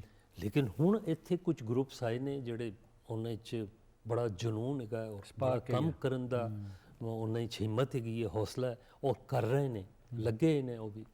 तो इंशाअल्लाह यकीनन फ्यूचर इज़ ब्राइट। तो ਬਿਲਕੁਲ ਲਾਜ਼ਮੀ ਗੱਲ ਹੈ ਕਿ ਨਵੇਂ ਅਦਾਕਾਰ ਵੇਖਾਂਗੇ ਜੀ। ਅੱਛਾ ਤੁਸੀਂ- ਜੀ ਜੀ ਜੀ ਜੀ ਜੀ ਜੀ ਪੁੱਛੋ। ਤੁਸੀਂ ਥੀਏਟਰ ਤੇ ਵੀ ਕੰਮ ਕੀਤਾ, ਰੇਡੀਓ ਵੀ ਕੀਤਾ, ਟੀਵੀ ਤੇ ਵੀ ਕੀਤਾ ਤੇ ਫਿਲਮ ਤੇ ਵੀ ਕੀਤਾ। ਕਿੱਥੇ ਜ਼ਿਆਦਾ ਮਜ਼ਾ ਆਇਆ, ਕਿਸ ਮੀਡੀਅਮ ਵਿੱਚ ਕੰਮ ਕਰਕੇ? ਮੈਨੂੰ ਥੀਏਟਰ ਵਿੱਚ ਮਜ਼ਾ ਆਉਂਦਾ। ਥੀਏਟਰ ਵਾਲੇ ਸਭ ਥੀਏਟਰ ਤੋਂ ਦੇ ਹੋ ਜ਼ਿਆਦਾ ਜਾਂਦੇ ਨੇ। ਥੀਏਟਰ ਮੇਰੀ ਪਹਿਲੀ ਮੁਹੱਬਤ ਹੈ ਔਰ ਬਹੁਤ ਥੀਏਟਰ ਕੀਤਾ, ਆਊਟ ਆਫ ਕੰਟਰੀ ਵੀ ਕੀਤਾ। ਇਤਫਾਕਨ ਅਸੀਂ ਇੱਕ ਵਾਰੀ ਦਿੱਲੀ ਗਏ ਸਾਂ, ਉੱਥੇ ਥੀਏਟਰ ਫੈਸਟੀਵਲ ਸੀ, NSD ਥੀਏਟਰ ਫੈਸਟੀਵਲ ਹੁੰਦਾ। ਉਹਦੇ ਵਿੱਚ ਮੈਂ ਤੇ ਕਵੀ ਸਾਹਿਬ, ਉਸਮਾਨ ਪੀਰਜ਼ਾਦਾ, ਸਮੀਨਾ ਪੀਰਜ਼ਾਦਾ, ਅਸੀਂ 4 ਬੰਦੇ। ਉਹ 4 ਕਰੈਕਟਰ ਪਲੇ ਹੈਗਾ ਨਵਾਬ ਸਾਹਿਬ ਕਿਬਲਾ, ਰਫੀ ਪੀਰ ਸਾਹਿਬ ਦਾ ਲਿਖਿਆ ਹੋਇਆ, ਕਿੱਡਾ ਵੱਡਾ ਨਾਮ। ਉਹ ਉੱਥੇ ਕੀਤਾ। ਫਿਰ ਹੈਦਰਾਬਾਦ ਦੱਕਨ ਵੀ ਕੀਤਾ, ਉਹੀ ਇੱਕ ਹੋਰ ਫੈਸਟੀਵਲ ਵਿੱਚ, ਕਾਦਰ ਅਲੀ ਬੇਗ ਫੈਸਟੀਵਲ, ਉਹਦੇ ਵਿੱਚ ਅਸੀਂ 4 ਹੀ ਗਏ ਸਾਂ। ਫਿਰ ਬੜਾ ਇੱਕ ਮਜ਼ਾ ਆਇਆ ਸੀ ਤਾਲੀਮੇ ਬਾਲਗਾਂ ਕਰਨ ਦਾ। ਆਸਟ੍ਰੇਲੀਆ ਸੀ ਕੀਤਾ 2017। ਕਵੀ ਸਾਹਿਬ ਸਨ, ਕਾਜ਼ੀ ਵਾजिद ਸਾਹਿਬ ਜ਼ਿੰਦਾ ਸਨ ਉਦੋਂ, ਬਰੋਜ਼ ਸਬਜ਼ਵਾਰੀ, ਸ਼ਹਜ਼ਾਦ ਰਜ਼ਾ, ਅਯਾਜ਼ ਖਾਨ ਤੇ ਮੈਂ, ਅਸੀਂ 6 ਬੰਦੇ ਗਏ ਸਾਂ। ਤੇ ਥੀਏਟਰ ਕਰਨ ਦਾ ਮੈਨੂੰ ਬੜਾ ਹਮੇਸ਼ਾ ਤੋਂ ਚਾਹ ਰਿਹਾ ਔਰ ਉਹਦੇ ਨਾਲ ਇੱਕ ਜੁੜਤ ਵੀ ਬਣੀ ਰਹੀ। ਉਹ ਥੀਏਟਰ ਵਾਲੇ ਅਕਸਰ ਥੀਏਟਰ ਦਾ ਹੀ ਹੋ ਕੇ ਰਹਿ ਜਾਂਦੇ ਨੇ, ਬਾਕੀ ਉਹ ਮੀਡੀਅਮ ਟਰਾਈ ਵੀ ਕਰਦੇ ਨੇ, ਉਹ 'ਚ ਐਕਸੈਲ ਵੀ ਕਰ ਜਾਂਦੇ ਨੇ, ਲੇਕਿਨ ਥੀਏਟਰ ਨਾਲ ਜਿਹੜੀ ਮੁਹੱਬਤ ਹੈ ਉਹ ਕਦੇ ਵੀ ਘਟ ਨਹੀਂ ਸਕਦੀ। ਅੱਛਾ ਸਰ, ਟੈਲੀਵਿਜ਼ਨ ਦੇ ਹਵਾਲੇ ਨਾਲ ਵੀ ਥੋੜਾ ਦੱਸੋ ਕਿ ਜਦੋਂ ਪਹਿਲੀ ਦਫਾ ਕੈਮਰੇ ਦੇ ਸਾਹਮਣੇ ਆਏ ਹੋ ਔਰ ਉਹ ਪਹਿਲਾ ਮੌਕਾ, ਜ਼ਾਹਿਰ ਥੀਏਟਰ ਜਿਹਨੇ ਕੀਤਾ ਹੈ ਉਹਦੇ 'ਚ ਕੌਨਫੀਡੈਂਸ ਤੇ ਆ ਜਾਂਦਾ, ਉਹ ਕੁਝ ਵੀ ਕਰ ਸਕਦਾ ਹੈ। ਪੰਜਾਬੀ 'ਚ ਅਗਰ ਕਹੀਏ ਤਾਂ ਕਹਿੰਦੇ ਨੇ ਥੀਏਟਰ ਚੰਡ ਦਿੰਦਾ ਔਰ ਚਮਕਾ ਦਿੰਦਾ, ਔਰ ਫਿਰ ਬਾਅਦ ਵਿੱਚ ਤੁਸੀਂ ਕੁਝ ਵੀ ਕਰ ਸਕਦੇ ਹੋ। ਲੇਕਿਨ ਟੈਲੀਵਿਜ਼ਨ ਦੀ ਪਹਿਲੀ ਆਪਣੀ ਯਾਦ, ਤੁਹਾਡੀ ਅੱਖਾਂ ਦੇ ਸਾਹਮਣੇ ਟੈਲੀਵਿਜ਼ਨ ਬਣ ਰਿਹਾ ਸੀ ਔਰ ਫਿਰ ਪਹਿਲੀ ਦਫਾ ਜਦੋਂ ਅਦਾਕਾਰੀ ਕੀਤੀ, ਉਹ ਕੀ ਕਹਾਣੀ ਸੀ? ਉਹ ਮੈਂ ਯਾਨੀ ਮੈਂ ਕਤਨ ਕੋਈ, ਮੈਨੂੰ ਇਹ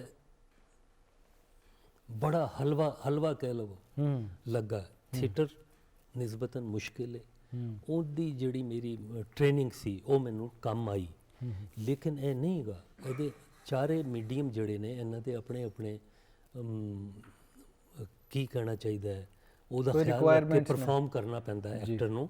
ਰੇਡੀਓ, ਅੱਛਾ ਮੈਨੂੰ ਸਭ ਤੋਂ ਮੁਸ਼ਕਿਲ ਰੇਡੀਓ ਲੱਗਾ। ਅੱਛਾ, ਇਹ ਅਜੀਬ ਗੱਲ ਹੈ ਕਿ ਰੇਡੀਓ ਮੈਨੂੰ ਮੁਸ਼ਕਿਲ ਲੱਗਦਾ ਸੀ ਔਰ ਲੱਗਦਾ ਹੈ ਹੁਣ ਵੀ। ਥੀਏਟਰ ਬਹੁਤ ਆਸਾਨ ਲੱਗਦਾ ਹੈ। ਉਸ ਤੋਂ ਬਾਅਦ ਫਿਲਮ ਵੀ ਕੀਤੀ ਮੈਂ ਜੀ ਜੀ। 4 ਸਿਰਫ ਮੈਂ ਫਿਲਮਾਂ ਕੀਤੀਆਂ ਨੇ, ਜ਼ਿਆਦਾ ਨਹੀਂ ਕੀਤੀਆਂ, ਔਰ ਇਤਫਾਕਨ ਉਹ ਸੁਪਰ ਹਿੱਟ ਮੂਵੀਜ਼ ਹੈਗੀਆਂ ਨੇ, ਜਿਹਦੇ ਵਿੱਚ ਮੇਰੀ ਗੈਸਟ ਅਪੀਅਰੈਂਸ ਹੀ ਕਹਿ ਲਵੋ। ਇੱਕ ਵਿੱਚ ਜ਼ਰਾ ਕੁਝ ਨਿਸਬਤਨ ਅੱਛਾ ਸੀ ਕਰੈਕਟਰ ਥਰੂ ਆਊਟ, ਔਰ ਅਦਰਵਾਈਜ਼ ਮੈਂ ਗੈਸਟ ਅਪੀਅਰੈਂਸ ਵਿੱਚ ਕੀਤੇ ਨੇ ਫਿਲਮਾਂ, ਔਰ ਜ਼ਿਆਦਾ ਮੈਨੂੰ ਆਫਰ ਵੀ ਨਹੀਂ ਹੋਈ, ਔਰ ਕਈ ਮੈਂ ਰਿਫਿਊਜ਼ ਵੀ ਕਰ ਦਿੱਤੀਆਂ ਕਿ ਉਹ ਗੈਸਟ ਅਪੀਅਰੈਂਸ ਵਿੱਚ ਹੀ ਮੈਨੂੰ ਆਫਰਾਂ ਹੋਈਆਂ। ਬਿਲਕੁਲ ਠੀਕ।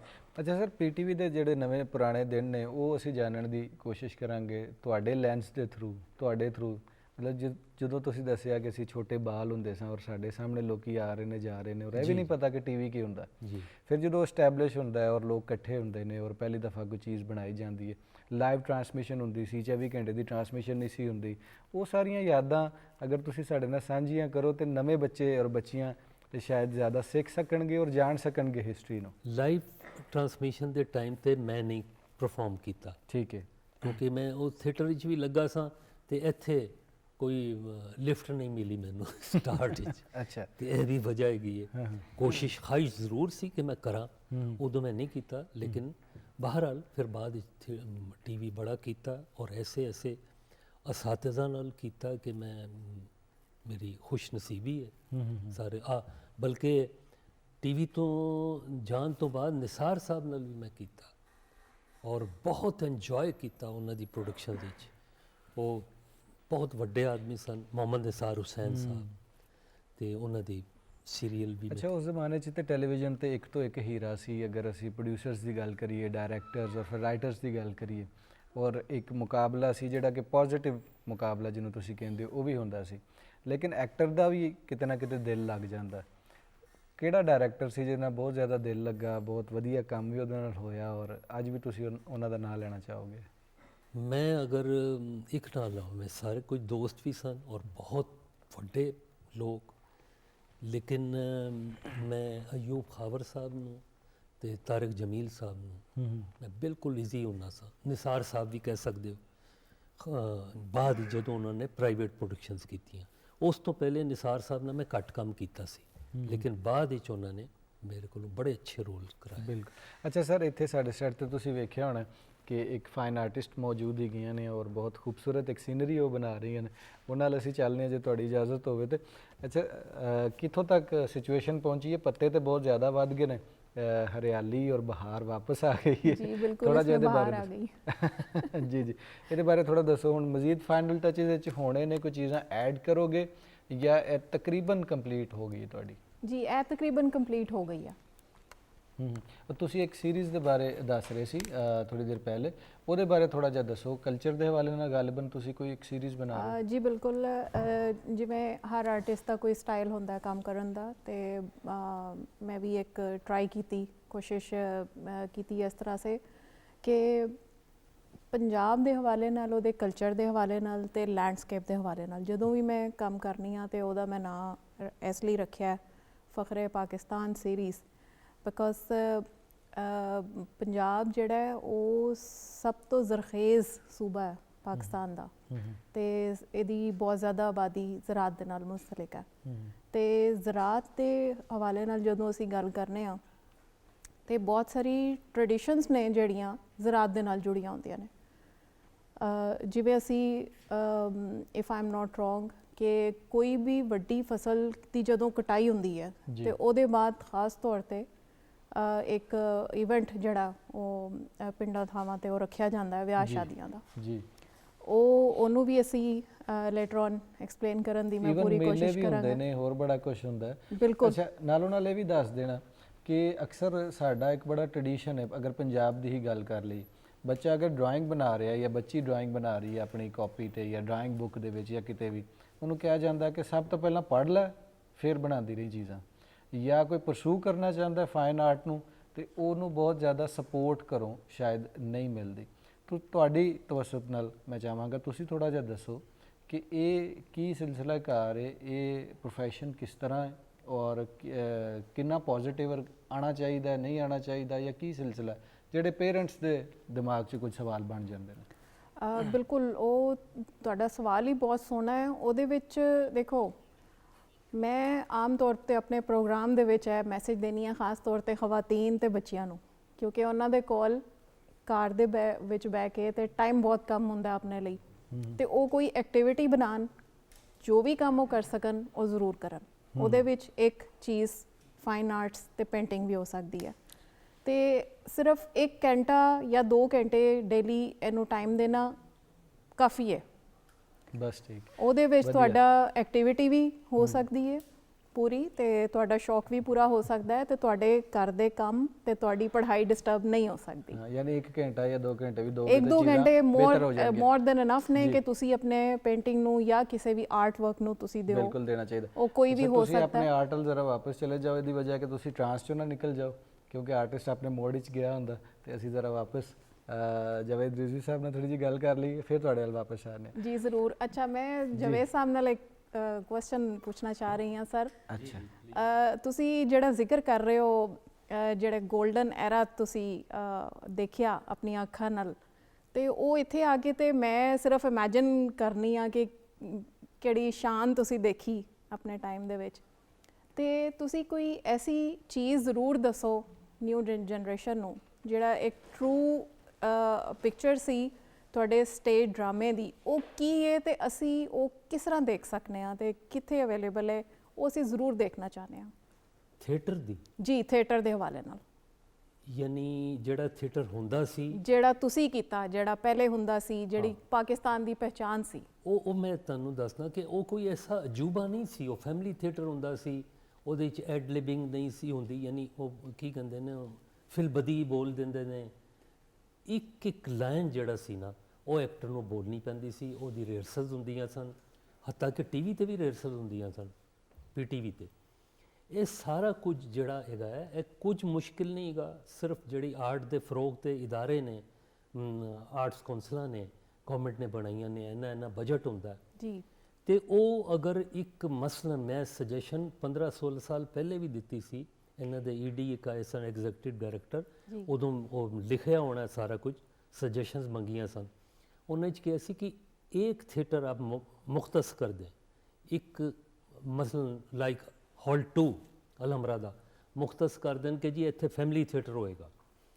ਪਹਿਲੇ 10 ਕੁ ਡਰਾਮੇ ਫਲੋਪ ਹੋਣਗੇ, ਉੱਥੇ ਨੁਕਸਾਨ ਹੋਏਗਾ। 11ਵਾਂ ਡਰਾਮਾ ਜਿਹੜਾ ਨਾ ਉਹ ਪੈਸੇ ਦੇਣੇ ਸ਼ੁਰੂ ਕਰ ਦੇਗਾ, ਕਿਉਂਕਿ ਮੈਂ ਆਪਣੀ ਅੱਖੀ ਦੇਖਿਆ ਹੈ ਕਿ ਅਲਹਮਰਾ ਜਦੋਂ ਅਸੀਂ ਐਂਟਰ ਹੋਏ ਹਾਂ ਤੇ ਅਲਹਮਰਾ ਦਾ ਟਿਕਟ 4 ਰੁਪਏ ਹੁੰਦਾ ਸੀ ਅਲਹਮਰਾ ਹਾਲ ਦਾ। ਉੱਥੇ ਅਗਰ 10 ਟਿਕਟ ਕਿਸੇ ਦਿਨ ਸੇਲ ਹੋ ਜਾਂਦੇ ਸਨ ਤੇ ਪ੍ਰੋਡਿਊਸਰ ਮਤਲਬ ਪਾਗਲ ਹੋ ਜਾਂਦਾ ਸੀ ਕਿ ਬਹੁਤ ਵੀ 10 ਖੁਸ਼ੀ ਦੀ ਇੰਤਹਾ ਹੁੰਦੀ ਹੋਏਗੀ ਕਿਉਂਕਿ ਉਹ ਥੀਏਟਰ ਅਸੀਂ ਕਾਮਯਾਬ ਹੋ ਗਿਆ। ਲੋਕਾਂ ਨੂੰ ਫ੍ਰੀ ਦਿਖਾਉਂਦੇ ਸਾਂ, ਪੱਲਿਓਂ ਚਾਹ ਵੀ ਪਿਆਉਂਦੇ ਸਾਂ ਤੇ ਇਹ ਸਾਰਾ ਕੁਝ ਮਾਹੌਲ ਅਸੀਂ ਮੈਂ ਦੇਖਿਆ ਹੈ। ਬਿਲਕੁਲ ਉਸੇ ਤਰ੍ਹਾਂ ਫਿਰ ਇਹ ਸਾਰਾ ਥੀਏਟਰ ਪਪੂਲਰ ਹੋਇਆ, ਇਹ ਉਹ ਉੱਥੇ ਟਿਕਟਾਂ ਦੀਆਂ ਲਾਈਨਾਂ ਲੱਗਣੀਆਂ ਸ਼ੁਰੂ ਹੋ ਗਈਆਂ। ਅਲਹਮਰਾ ਹਾਲ 1 ਦੀ ਤਕਰੀਬਨ 750 ਸੀਟ ਹੈ, ਉੱਥੇ ਟਿਕਟ ਅਵੇਲੇਬਲ ਨਹੀਂ ਹੁੰਦੀ ਸੀ ਸ਼ੋ ਟਾਈਮ ਤੇ, ਲੋਕੀ ਸਿਫਾਰਿਸ਼ਾਂ ਪਵਾ ਕੇ ਤੇ ਟਿਕਟਾਂ ਖਰੀਦਦੇ ਅੱਛਾ ਸਰ, ਸਨ। ਨਾਲੋਂ ਨਾਲ ਇਹ ਵੀ ਦੱਸਦੇ ਚਲੋ ਥੀਏਟਰ ਦਾ ਤੇ ਤੁਸੀਂ ਉਹਨਾਂ ਦੇ ਸਵਾਲ ਦਾ ਜਵਾਬ ਦੇ ਦਿੱਤਾ ਬੜੇ ਵਧੀਆ ਤਰੀਕੇ ਦੇ ਨਾਲ। ਟੈਲੀਵਿਜ਼ਨ ਦੇ ਹਵਾਲੇ ਨਾਲ ਅਗਰ ਹੁਣ ਅਸੀਂ ਵਾਪਸ ਆਪਣੇ ਪੀਟੀਵੀ ਆ ਜਾਈਏ ਥੋੜਾ ਜਿਹਾ, ਤੇ ਜਿਵੇਂ ਤੁਸੀਂ ਕੁਝ ਨਾਂ ਲਏ ਨੇ ਡਾਇਰੈਕਟਰਸ ਦੇ ਵੀ, ਰਾਈਟਰਸ ਦੇ ਵੀ, ਪ੍ਰੋਡਿਊਸਰਸ ਦੇ ਵੀ, ਆਪਣੀ ਜ਼ਾਤੀ ਪਰਫਾਰਮੈਂਸ ਜਿਹੜੀ ਹੈ ਉਹ ਤੇ ਸਾਰੀਆਂ ਹੀ ਪਸੰਦ ਹੁੰਦੀਆਂ ਨੇ, ਕਿਉਂਕਿ ਤੁਹਾਡੇ ਜਿਹੜੀ ਡਰਾਮੇ ਜਾਂ ਕਿਰਦਾਰ ਤੁਹਾਡੇ ਬੱਚਿਆਂ ਦੀ ਤਰ੍ਹਾਂ ਹੀ ਹੁੰਦੇ ਨੇ ਇੱਕ ਤਰ੍ਹਾਂ। ਲੇਕਿਨ ਫਿਰ ਵੀ ਮਿਰਾਤੁਲ ਉਰੂਸ ਦਾ ਤੁਸੀਂ ਜ਼ਿਕਰ ਕਰ ਰਹੇ ਸੀ, ਔਰ ਫਿਰ ਹੋਰ ਕੁਝ ਡਰਾਮਿਆਂ ਦਾ ਵੀ ਜ਼ਿਕਰ ਕਰ ਰਹੇ ਸੀ, ਕਿਹਦੇ ਨਾਲ ਬਹੁਤਾ ਦਿਲ ਲੱਗਾ ਕਿ ਇਹ ਡਰਾਮਾ ਜਿਹੜਾ ਜਦੋਂ ਮੈਂ ਕੀਤਾ ਤੇ ਇਹਦੇ ਨਾਲ ਬਹੁਤ ਹੀ ਦਿਲ ਲੱਗਾ ਔਰ ਇਹਦੀ ਪਰਫਾਰਮੈਂਸ ਵੀ ਬੜੀ ਅੱਛੀ ਹੋਈ, ਲੋਕਾਂ ਨੇ ਪਿਆਰ ਵੀ ਬਹੁਤ ਦਿੱਤਾ ਇਸ ਹਵਾਲੇ ਜੀ ਨਾਲ? ਜੀ ਇਹ ਕਈ ਡਰਾਮੇ 'ਚ ਮੈਨੂੰ ਬੜੀ ਅੱਲਾ ਨੇ ਕਰਮ ਕੀਤਾ, ਕੋਈ ਬੜੀ ਐਪਰੀਸੀਏਸ਼ਨ ਮਿਲੀ। ਉਹਨਾਂ 'ਚ ਦਿਨ ਡਰਾਮਾ ਹੈਗਾ, ਹਵੇਲੀ ਜੀ, ਮਿਰਾਤੁਲ ਉਰੂਸ ਜੀ, ਹਮ ਦੋਨੋਂ, ਹੋਰ ਵੀ ਇਹ ਲਿਸਟ ਹੈਗੀ ਹੈ ਕਾਫੀ 'ਚ, ਲੇਕਿਨ ਦਿਨ ਵਿੱਚ ਖਾਸ ਤੌਰ ਤੇ ਮੈਨੂੰ ਬਹੁਤ ਜ਼ਿਆਦਾ ਇੱਜ਼ਤ ਮਿਲੀ। ਅੱਛਾ, ਉਹ ਕਿਹੜਾ ਕਿਰਦਾਰ ਸੀ ਜਿਹੜਾ ਤੁਹਾਨੂੰ ਲੱਗਦਾ ਹੈ ਕਿ ਤੁਹਾਡਾ ਦਿਲ ਕਰਦਾ ਸੀ ਕਰਨ ਨੂੰ ਔਰ ਉਹ ਤੁਸੀਂ ਕੀਤਾ ਵੀ ਹੈ ਜਾਂ ਨਹੀਂ ਕੀਤਾ, ਇਹ ਵੀ ਦੱਸ ਦੇਣਾ। ਕੁਝ ਦੋਸਤ ਜਿਹੜੇ ਨੇ ਉਹ ਹੀਰੋ ਬਣਨਾ ਚਾਹੁੰਦੇ ਨੇ, ਕੁਝ ਸ਼ਾਇਦ ਉਹਨਾਂ ਨੂੰ ਵਿਲਨ ਜ਼ਿਆਦਾ ਅੱਛਾ ਲੱਗ ਰਿਹਾ ਹੁੰਦਾ ਹੈ, ਜਾਂ ਕੋਈ ਹੋਰ ਕਰੈਕਟਰ ਐਕਟਰ ਦੇ ਤੌਰ ਤੇ ਵੀ ਨਜ਼ਰ ਆਉਂਦੇ ਨੇ। ਕੋਈ ਐਸਾ ਕਰੈਕਟਰ ਜਿਹੜਾ ਤੁਹਾਡੇ ਦਿਲੋਂ ਉੱਠਿਆ ਹੋਵੇ ਕਿ ਇਹ ਮੈਂ ਕਰਨਾ ਚਾਹਾਂਗਾ? ਮੈਂ ਬੜਾ, ਮੇਰੀ ਖੁਸ਼ਨਸੀਬੀ, ਮੈਂ ਹਰ ਟਾਈਪ ਦੇ ਕਰੈਕਟਰ ਕੀਤੇ ਨੇ। ਮੈਂ ਹੀਰੋ ਵੀ ਰਿਹਾ, ਮੈਂ ਕਰੈਕਟਰ ਐਕਟਰ ਵੀ ਮੁਖਤਲਿਫ ਜਿਹੜੇ ਹੁੰਦੇ ਨੇ ਜੀ, ਹਰ ਟਾਈਪ ਦੇ ਤਕਰੀਬਨ ਕੀਤੇ ਨੇ, ਕਾਫੀ ਡਿਫਰੈਂਟ। ਔਰ ਮੇਰੀ ਗੁੱਡ ਲੱਕ ਹੈ ਕਿ ਜਿਹੜਾ ਡਾਇਰੈਕਟਰ ਹੁੰਦਾ ਸੀ ਮੇਰੇ ਤੇ ਟਰਸਟ ਕਰਦਾ ਸੀ ਤੇ ਮੈਨੂੰ ਹਰ ਟਾਈਪ ਦਾ ਰੋਲ ਮਿਲ ਜਾਂਦਾ ਸੀ, ਕੋਈ ਛਾਪ ਨਹੀਂ ਲੱਗੀ ਮੈਨੂੰ। ਇਹ ਖੁਸ਼ ਨਸੀਬੀ ਹੈ, ਜ਼ਰੂਰੀ ਨਹੀਂ ਮੇਰਾ ਕੋਈ ਕਮਾਲ ਨਹੀਂ ਹੈਗਾ, ਮੇਰੀ ਗੁੱਡ ਲੱਕ ਹੈ ਕਿ ਐਸਾ ਹੋਇਆ। ਮੈਂ ਇੱਕ ਇੰਟਰਵਿਊ 'ਚ ਫਿਦਾ ਅਹਿਮਦ ਕਾਰਦਾਰ ਸਾਹਿਬ ਦਾ ਬੜਾ ਅੱਛਾ ਗੱਲ ਕੀਤੀ ਤੇ ਉਹਨਾਂ ਨੇ ਮੈਨੂੰ ਕਿਹਾ, ਉਹਨਾਂ ਨੇ ਕਿਉਂਕਿ ਮੇਰਾ ਦੇਖਿਆ ਸੀ ਉਹ ਬੜੇ ਮਸ਼ਹੂਰ ਸਾਫੀ ਸਨ ਫਿਦਾ ਅਹਿਮਦ ਕਾਰਦਾਰ, ਤੇ ਉਹ ਇੱਕ ਦਿਨ ਇੰਟਰव्यू कर रहे सन तो मैंने कहते कि यार रिजवी साहब मैंने आपका मतलब कहते कि ये काफ़ी मुख्तलिफ़ किरदारों में आपको देखा है, तो आप क्या समझते हैं कि आपने हर टाइप का रोल कर लिया? तो मैं हंसन लग गया, मैं कहा जी मैं क्या, दुनिया का कोई एक्टर भी ऐसा नहीं है जो हर किस्म का करैक्टर कर ले, क्योंकि जितनी दुनिया की आबादी है उतने ही करैक्टर हैं। आप भी करैक्टर हैं, मैं भी करैक्टर हूँ, तो कोई एक्टर 6 अरब करैक्टर कैसे कर सकता है सारी ज़िंदगी में? लिहाजा ये तो नहीं कहा जा सकता कि सारे किरदार कोई एक एक्टर कर ले। कोई एक्टर कर ही नहीं सकता, मैं भी नहीं कर सकिया। ਬਿਲਕੁਲ ਬਿਲਕੁਲ। ਅੱਛਾ ਸਰ, ਵਕਤ ਦਾ ਥੋੜਾ ਜਿਹਾ ਘਾਟ ਹੈ, ਮੈਂ ਕੁਇਕਲੀ ਚਾਹਾਂਗਾ ਕਿ ਤੁਸੀਂ 2-3 ਚੀਜ਼ਾਂ ਹੋਰ ਸਾਨੂੰ ਦੱਸ ਦਿਓ। ਇੱਕ ਤੇ ਹੈ ਕਿ ਅੱਜ ਕੱਲ ਜਿਹੜੇ ਬੱਚੇ ਔਰ ਬੱਚੀਆਂ ਐਕਟਿੰਗ ਕਰ ਰਹੇ ਨੇ ਟੈਲੀਵਿਜ਼ਨ ਦੇ ਉੱਤੇ, ਉਹਦੇ ਵਿੱਚ ਤੁਹਾਨੂੰ ਕਿਹਦੇ 'ਚ ਸਪਾਰਕ ਨਜ਼ਰ ਆਉਂਦਾ ਹੈ, ਕੌਣ ਬਿਹਤਰ ਕੰਮ ਕਰ ਰਿਹਾ? ਨੰਬਰ 1। ਦੂਜਾ, ਥੋੜੇ ਘੱਟ ਲੋਕ ਜਾਣਦੇ ਨੇ ਕਿ ਤੁਸੀਂ ਬੈਂਕ ਦੀ ਨੌਕਰੀ ਨਾਲ ਕੀਤੀ ਔਰ ਨਾਲ ਅਦਾਕਾਰੀ ਵੀ ਕੀਤੀ, ਔਕਾਫ ਦੀ ਤੁਸੀਂ ਨੌਕਰੀ ਵੀ ਨਾਲ ਕੀਤੀ, ਮਤਲਬ ਫੁੱਲ ਟਾਈਮ ਤੁਸੀਂ ਅਦਾਕਾਰੀ ਨਹੀਂ ਕੀਤੀ, ਨਾਲ ਦੂਸਰੀ ਜੌਬ ਵੀ ਇੱਕ ਚਲਾਈ ਹੈ, ਬ੍ਰੈਡ ਐਂਡ ਬਟਰ ਕਹਿ ਲਓ ਜਾਂ ਜੋ ਵੀ ਸਿਲਸਿਲਾਕਾਰ। ਤੇ ਦੋ ਚੀਜ਼ਾਂ ਇਕੱਠੀਆਂ ਕਿਵੇਂ ਮੈਨੇਜ ਕੀਤੀਆਂ? ਕਰ ਸਕਦਾ ਹੈ ਕਿ ਐਕਟਰ ਨਹੀਂ ਕਰ ਸਕਦਾ, ਕਰਨੀ ਚਾਹੀਦੀ ਨਹੀਂ? ਇਹ ਅਗਰ ਕੁਇਕਲੀ ਦੱਸ ਦਿਓਗੇ ਤੇ ਬੜਾ ਵਧੀਆ। ਮੈਂ ਦੱਸਣਾ ਕਿ ਮੈਂ ਪਹਿਲੇ ਹੀ ਸਮੈਲ ਕਰ ਲਿੱਤਾ ਸੀ ਕਿ ਇਹ ਜਦੋਂ ਮੈਂ ਜੁਆਇਨ ਕੀਤਾ, ਮੈਂ ਤਾਂ ਬੱਚਾ ਸਾਂ, ਮੈਂ ਕਿਹਾ ਕਿ ਡਿਪੈਂਡੇਬਲ ਫੀਲਡ ਨਹੀਂ ਹੈਗਾ ਜੀ। ਮੈਂ ਫੌਰਨ ਜਿਹਨੇ ਕਹਿੰਦੇ ਨਾ ਪੈਂਦੀ ਸੱਟੇ, ਮੈਂ ਨੌਕਰੀ ਜਿਹੜੀ ਮੈਨੂੰ ਮਿਲੀ ਤੇ ਮੈਂ ਕਰ ਲਿੱਤੀ ਕਿ ਇੱਥੇ ਤੇ ਡਿਪੈਂਡ ਨਹੀਂ ਕਰਾਂਗਾ, ਇਹ ਮੇਰਾ ਸ਼ੌਕ ਹੈ। ਔਰ ਅੱਲਾ ਨੇ ਇਹ ਕਰਮ ਕੀਤਾ ਕਿ ਇਹ ਵੀ ਮੇਰਾ ਇੱਕ ਰੋਜ਼ਗਾਰ ਵੀ ਬਣਿਆ। ਔਰ ਲੇਕਿਨ ਮੈਂ ਬਾਕਾਇਦਾ ਸਰਵਿਸ ਕੀਤੀ, 26.5 ਸਾਲ ਮੈਂ ਜੌਬ ਕੀਤੀ, ਉੱਥੋਂ ਮੈਂ ਫਿਰ अर्ਲੀ ਰਿਟਾਇਰਮੈਂਟ ਲੈ ਲਿੱਤੀ ਸੀ। ਮੇਰੇ 10.5 ਸਾਲ ਰਹਿੰਦੇ ਸਨ ਤੇ ਮੈਂ ਰਿਟਾਇਰਮੈਂਟ, ਤੇ ਇੱਥੇ ਇਹ ਫਿਲਹਾਲ ਮੈਂ ਕਹਾਂਗਾ ਕਿ ਇਹ ਡਿਪੈਂਡੇਬਲ ਫੀਲਡ ਹਾਲੇ ਵੀ ਨਹੀਂ ਹੈਗਾ ਤੇ ਕਿਸੇ ਨੂੰ ਇਸ ਫੀਲਡ ਤੇ ਰੋਜ਼ਗਾਰ ਦੇ ਹਵਾਲੇ ਨਾਲ ਇਹਨੂੰ ਅਡਾਪਟ ਨਹੀਂ ਕੁਇਕਲੀ ਦੱਸ ਦੇਣਾ ਕਿ ਨਵੇਂ ਜਿਹੜੇ ਮੁੰਡੇ ਔਰ ਕੁੜੀਆਂ ਆ ਰਹੇ ਨੇ ਟੈਲੀਵਿਜ਼ਨ ਤੇ, ਤੁਸੀਂ ਡਰਾਮਾਸ ਵੇਖਦੇ ਵੀ ਹੋਣੇ ਹੋ, ਕਿਹੜਾ ਜ਼ਿਆਦਾ ਅੱਛਾ ਕੰਮ ਕਰ ਰਿਹਾ ਅੱਜ ਕੱਲ੍ਹ? ਇਹ ਉਸਮਾਨ ਸਾਹਿਬ ਬਹੁਤ ਮੁਸ਼ਕਿਲ ਸਵਾਲ ਹੈਗਾ ਕਿਉਂਕਿ ਮੈਂ ਮੇਰੀ ਕੋਤਾਹੀ ਹੈ ਕਿ ਮੈਂ ਟੀਵੀ ਬਹੁਤ ਘੱਟ ਦੇਖ ਰਿਹਾ, ਲੇਕਿਨ ਬਹੁਤ ਟੈਲੈਂਟਡ ਆਏ ਨੇ ਇਹ ਸਾਰੇ ਨਵੇਂ ਕੁੜੀਆਂ ਮੁੰਡੇ। ਅਸੀਂ ਇੰਨੇ ਟੈਲੈਂਟਡ ਨਹੀਂ ਸਾਂ ਹੈਗੇ ਜਦੋਂ ਅਸੀਂ ਸਟਾਰਟ ਲਿੱਤਾ। ਇਹ ਬਹੁਤ ਟੈਲੈਂਟਡ ਨੇ, ਫਿਊਚਰ ਬ੍ਰਾਈਟ ਹੈ ਪਾਕਿਸਤਾਨ ਦਾ ਤੇ ਡਰਾਮਾ ਇੰਡਸਟਰੀ ਦਾ। ਇਨਸ਼ਾਅੱਲਾ ਮੈਂ ਤੇ ਸਮਝਦਾ ਜੋ ਵੀ ਥੋੜਾ ਬਹੁਤਾ ਮੈਂ ਦੇਖਣਾ ਵਾ, ਮੈਂ ਸਮਝਦਾ ਕਿ ਫਿਊਚਰ ਬ੍ਰਾਈਟ ਹੈ। ਐਡੀਆਂ ਸੋਹਣੀਆਂ ਗੱਲਾਂ ਦਿਲ ਤੇ ਨਹੀਂ ਕਰਦਾ ਕਿ ਇਹ ਮੁੱਕਣ, ਪਰ ਪ੍ਰੋਗਰਾਮ ਦਾ ਵੇਲਾ ਮੁੱਕ ਜਾਂਦਾ। ਬਹੁਤ ਸ਼ੁਕਰੀਆ ਜਾਵੇਦ ਸਾਹਿਬ, ਤੁਸੀਂ ਅੱਜ ਸਾਡੇ ਮਹਿਮਾਨ ਬਣੇ। ਮੈਂ ਜਨਾਬ ਮੇਰਾ ਮਦਰ ਇੰਸਟੀਚਿਊਟ ਹੈ, ਮੈਂ ਸ਼ੁਕਰਗੁਜ਼ਾਰ ਹਾਂ PTV ਦਾ ਕਿ ਤੁਸੀਂ ਮੈਨੂੰ ਇੱਥੇ ਇਨਵਾਈਟ ਕੀਤਾ। ਜੀ ਬਿਲਕੁਲ। ਔਰ ਜਿੱਥੇ ਅਸੀਂ ਆਪਣੇ ਸੀਨੀਅਰਸ ਦਾ ਸ਼ੁਕਰੀਆ ਅਦਾ ਕੀਤਾ, ਉੱਥੇ ਅਸੀਂ ਆਪਣੇ ਕੰਟੈਂਪਰੇਰੀ ਫਾਈਨ ਆਰਟਿਸਟ ਦਾ ਵੀ ਸ਼ੁਕਰੀਆ ਅਦਾ ਕਰਾਂਗੇ ਕਿ ਤੁਸੀਂ ਆਏ, ਥੋੜਾ ਟਾਈਮ ਕੱਢਿਆ ਔਰ ਸਾਨੂੰ ਢੇਰ ਸਾਰੀਆਂ ਗੱਲਾਂ ਦੱਸੀਆਂ ਫਾਈਨ ਆਰਟਿਸਟ ਦੇ ਹਵਾਲੇ, ਫਾਈਨ ਆਰਟ ਦੇ ਹਵਾਲੇ ਨਾਲ ਵੀ, ਆਪਣੀ ਜਿਹੜੀ ਇੱਕ ਸੀਰੀਜ਼ ਬਣਾ ਰਹੇ ਹੋ ਉਹਦੇ ਹਵਾਲੇ ਨਾਲ ਵੀ, ਔਰ ਕਲਚਰ ਨਾਲ ਤੁਸੀਂ ਜੁੜੇ ਹੋਏ ਸਾਨੂੰ ਲੱਗਦੇ ਹੋ। ਬਹੁਤ ਸ਼ੁਕਰੀਆ, ਬਹੁਤ ਮਿਹਰਬਾਨੀ, ਤੁਸੀਂ ਟਾਈਮ ਤੁਹਾਡਾ ਵੀ ਕੱਢਿਆ। ਬਹੁਤ ਫਿਰ ਕਿਸੇ ਸ਼ੁਕਰੀਆ, ਪ੍ਰੋਗਰਾਮ ਵਿੱਚ ਬਹੁਤ ਬਵਾਂਗੇ। ਮਿਹਰਬਾਨੀ ਤੇ ਰੱਬ ਦਾ ਕਰਮ। ਜੀ Again, ਬਿਲਕੁਲ ਉਹੀ ਗੱਲ ਕਿ ਰੱਬ ਦਾ ਬੜਾ ਅਹਿਸਾਨ ਹੈ ਔਰ ਜੀ। PTV ਦਾ ਸ਼ੁਕਰੀਆ ਜਿਨੇ ਇਸ ਕਾਬਿਲ ਸਮਝਿਆ ਜੀ ਥੈਂਕ ਯੂ ਸੋ ਕਿ ਮਚ। ਇੱਥੇ ਜਗ੍ਹਾ ਦਿੱਤੀ ਗੱਲ ਕਰਨ ਲਈ। ਥੈਂਕ ਯੂ ਜੀ, ਥੈਂਕ ਬਹੁਤ ਯੂ ਸ਼ੁਕਰੀਆ। ਜੀ। ਨਾਜ਼ਰੀਨ, ਵੇਲਾ ਤੇ ਗਿਆ ਜੇ ਮੁੱਕ, ਫਿਰ ਅਗਲੇ ਪ੍ਰੋਗਰਾਮ ਵਿੱਚ ਬਵਾਂਗੇ, ਹੋਰ ਕੁਝ ਪਰੋਣੇ ਆਉਣਗੇ, ਉਹਨਾਂ ਨਾਲ ਢੇਰ ਸਾਰੀਆਂ ਗੱਲਾਂ ਕਰਾਂਗੇ। ਜਾਣ ਤੋਂ ਪਹਿਲਾਂ ਉਹ ਸ਼ੇਰ ਜਿਹੜਾ ਮੈਂ ਦੁਹਰਾ ਦਿੰਦਾ ਵਾਂ ਕਿ ਲੈਓ ਯਾਰ ਹਵਾਲੇ ਰੱਬ ਦੇ ਤੇ ਮੇਲੇ 4 ਦਿਨਾਂ ਦੇ, ਉਸ ਦਿਨ ਈਦ ਮੁਬਾਰਕ ਹੋਸੀ ਜਿਸ ਦਿਨ ਫੇਰ ਮਿਲਾਂਗੇ। ਰੱਬ ਰੱਖਾ।